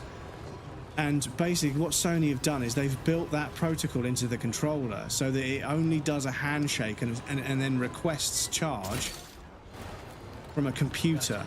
It won't do it from just a plug socket, even if it's the right voltage and amperage, which is just, it's so annoying. And I know that with about half an hour's worth of work, I could make a little circuit diagram on a computer that would have a space for an EEPROM that has the USB connection, you know, handshake protocol on it, so that whenever you plug it in, that's what gets picked up. That would then trick it into charging up. Oh, I need to fucking focus on where I'm going, because... Right, I'm going to just check the map and see if there's a generator anywhere nearby. So there's a ladder there. Nothing down here at all. Yeah, all we need to do is get to that road there, chat. So... all we need to do is get down there without dying, without destroying anything too much. And hopefully this is just about smooth enough.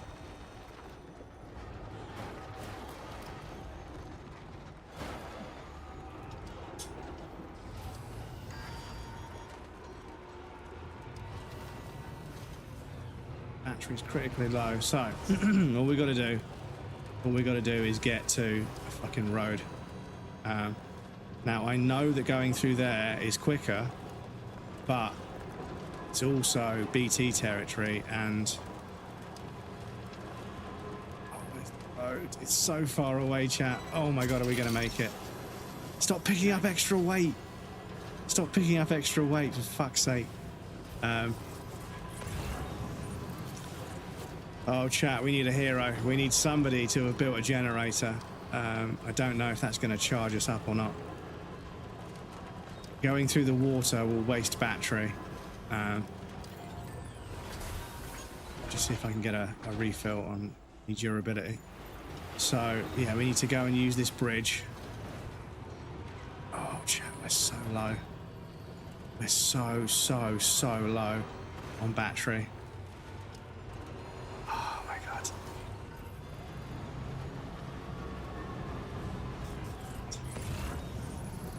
Please, how has nobody built a generator here? Oh, the road is right there. The road is right there. And there's a generator. Oh, it's a watchtower. It's mine. So all we've got to do is head straight this way. All we've got to do is head straight this way and just fucking cross everything for me, chat. Please, cross everything. Oh, there's a vehicle there if we need it. But yeah, we've just got to make it. Just got to make it to there. The road is right there. Stop picking up extra stuff. The road is right there, chat. It's right there. All we've got to do is make it to the road. All we've got to do is make it to the road. Once we're on the road, it charges. Oh, chat. Oh, chat. I don't want to get stuck and use battery. I don't want to get stuck and use battery. Ads can fuck off. Excuse me. Oh my god, chat, we made it. We made it. Oh my goodness. Okay, it's fine. It's fine. Right. Woo. And now I should be able to... No, don't boost.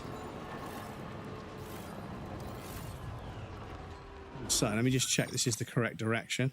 Yes. So we stay on this road. Driving assistance, please.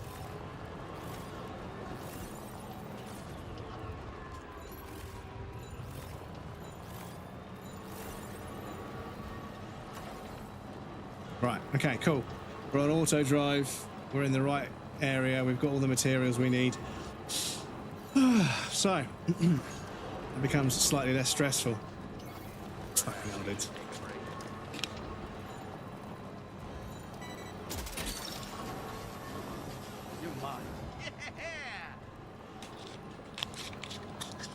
But yeah, this auto picker-upper is an absolute godsend, dudes.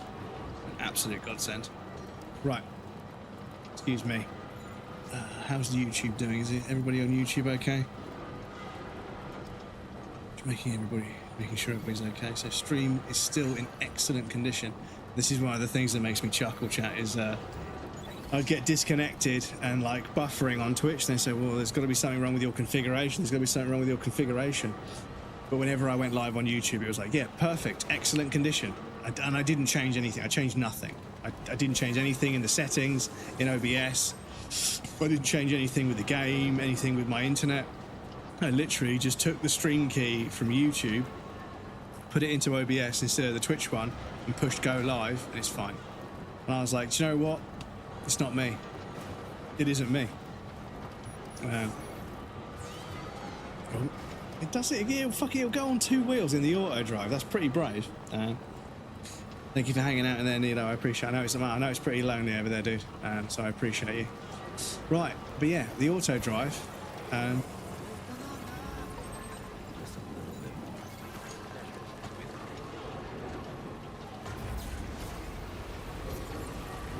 The auto drive is pretty fucking pog. Right. But yeah, we should have a ton of metals. And a ton of ceramics to donate. And then, although I've got this really sinking feeling in my stomach that it actually doesn't want the majority of what we've got. It just wants, like if we've got like 5,000 metal and 200 ceramics, it wants 300 ceramics. I was like, oh, I'm gonna fucking lose my shit. I'm gonna lose my absolute shit. In fact, if we've got a PC, I don't know if we've got a PCC, but I might even just build a fucking post box and just dump everything in the post box. As you can see, the roads make it a doddle to get around, and they're part of the game, and they take effort to build, but then it's easy afterwards. So I kind of feel like with the vehicles being so versatile, and we've unlocked the ability to make vehicles, I would just be driving everywhere anyway. So I feel like it isn't like the biggest sin in the world to be using the truck to deliver things. Because the game could have kept the truck from us. The game could have made it difficult for us to get trucks. It could have made the materials requirements for the pavers way, way higher. So I don't think we're like cheating. I think that some people might argue, but I genuinely don't think we're sort of cheating or scamming right now. I think we know how good the roads were in Death Stranding 1, so we're taking a full advantage in Death Stranding 2. Right, so you don't want any metals, but you want some ceramics. Oh my god, have we not? Oh, we haven't got enough. We haven't got enough, chat. Oh, we haven't even got enough of what we need. Oh my god. Oh, it's been a rough one today, chat. It's been a rough one today. You know what? I'm not even going to give you guys the... So we need 1,300 ceramics. Fucking hell, dude. Okay. Right, so what we're going to do is we're going to go and dump. We're going to dump. Have we really not got one single PCC on us at all? We've just got special alloys, chemicals, and metals. Okay. If you say so, game. If you say so.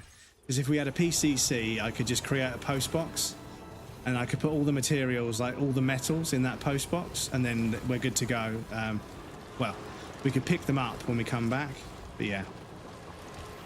Saturday will go better for... Yes, it's just been a bit of a cursed one tonight, chat. I've done my best to try and sort of smooth it over, but yeah. OBS completely crashing at the beginning of stream just killed all the initial momentum. And then yeah, we've kind of been stuck in this awkward out of, when you're playing a video game and you're just sort of, you can't get into a groove with it. You're just out of the loop. Like you can't get into like any of the sort of tasks that the game has. You just can't get into a loop with it. That's kind of what it's been like. We've just kind of been struggling to get into a loop to do anything. Just snooze that ad break again because I don't really care. So we need to go and donate the materials to the lone commander who is up this end of the map, which means in the future when we need the metals they'll already be all the way over here, so that makes it easier. Hopefully this guy can hold a lot of metals. Hopefully their storage is pretty good. But yeah, Gameplay loop just throws you for loop instead of draw. Yeah, exactly. You end up on the outside of the gameplay loop rather than inside the gameplay. You're constantly just not quite able to do what you're planning to do, and it's just how it is sometimes. But yes, thank you for everyone that's hung out. I really appreciate you guys. It's been a quiet one, but I really appreciate you guys that take the time to hang out here. I know it's not the most exciting stream to be in, so the fact that you guys still stay strong and hang out with me, I appreciate that a lot. Look that one.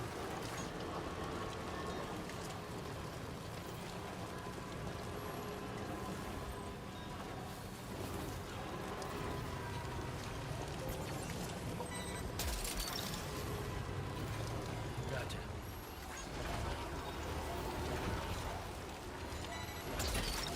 Stop picking shit up. You can't turn it off, that's the thing. Like when you're like low on storage and it picks something up, and like, don't fucking pick that shit up. Leave that shit alone. Gotcha, brother. That's not true. Your streams are fun and chill and action. I appreciate you guys, honestly. It's yeah. I sometimes feel like I'm not bringing enough. But I try to do what I can do. So we've got a bunch of metals in here already. So in our truck bed, we do have a PCC. Looks like, okay. Oh, we can't take any more.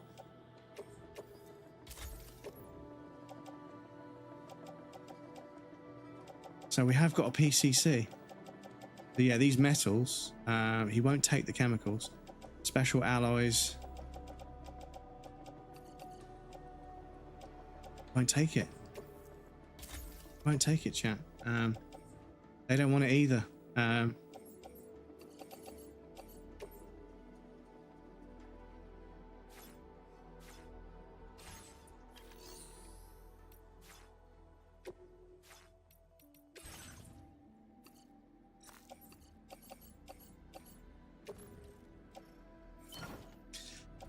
Right, so excuse me. Yeah, we've got a PCC, so I can build a post box next to that paver, and I can dump a bunch of materials in it. That's what we'll do. That is what we'll do. Because then I can leave all the materials there. I'll just double check we're not leaving behind any materials. You've got a little bit, haven't you? Just got some resins and special alloys.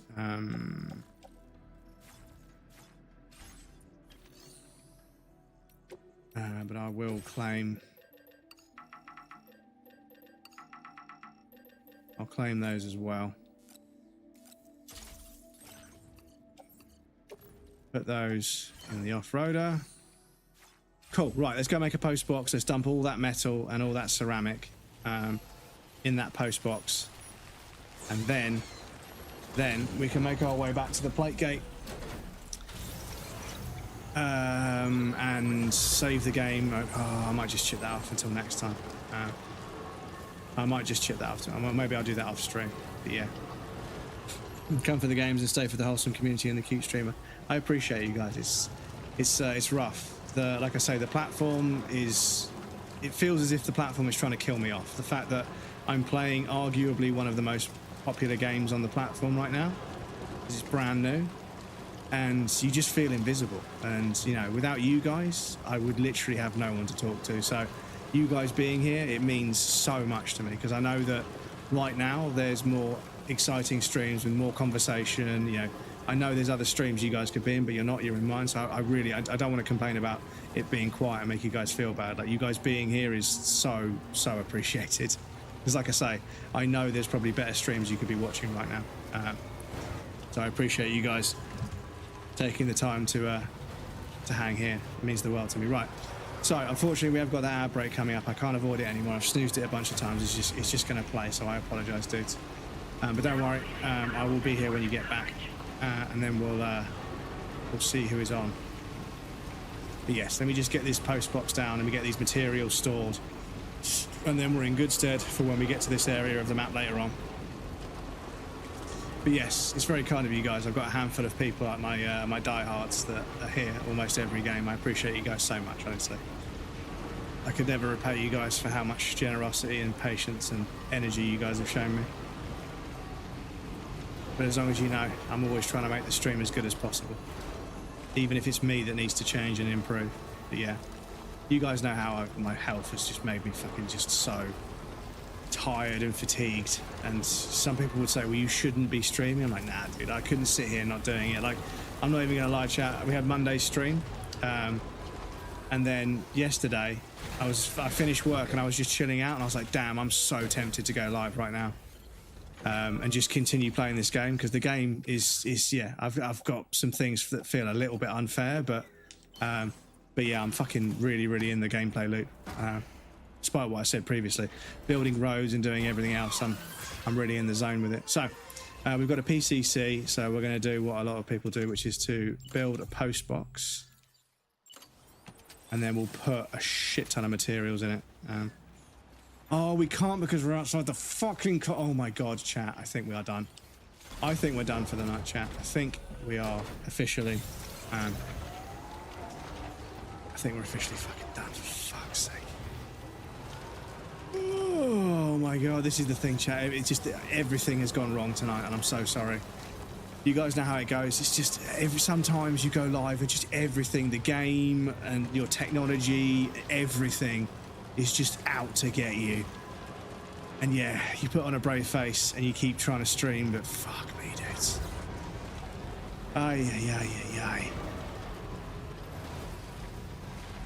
So we've got to find somewhere else to put these materials. So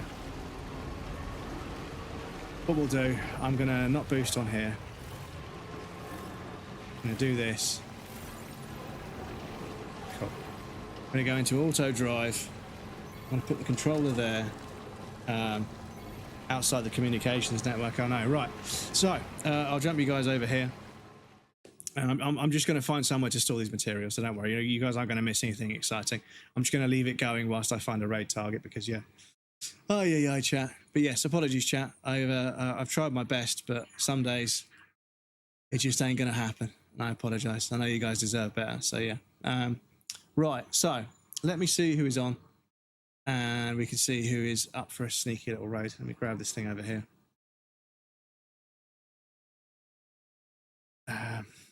Is somebody playing? Oh, they're playing it. Okay. Right. Let's have a look.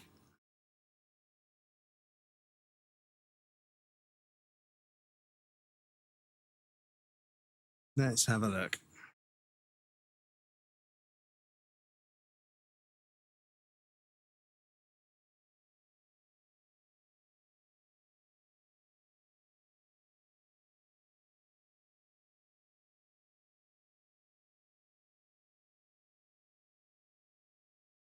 Who shall we raid?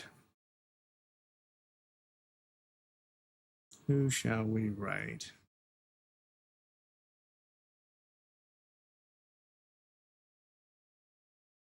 Okay. We haven't had a chance to raid this person very much, so let's go say hello to them.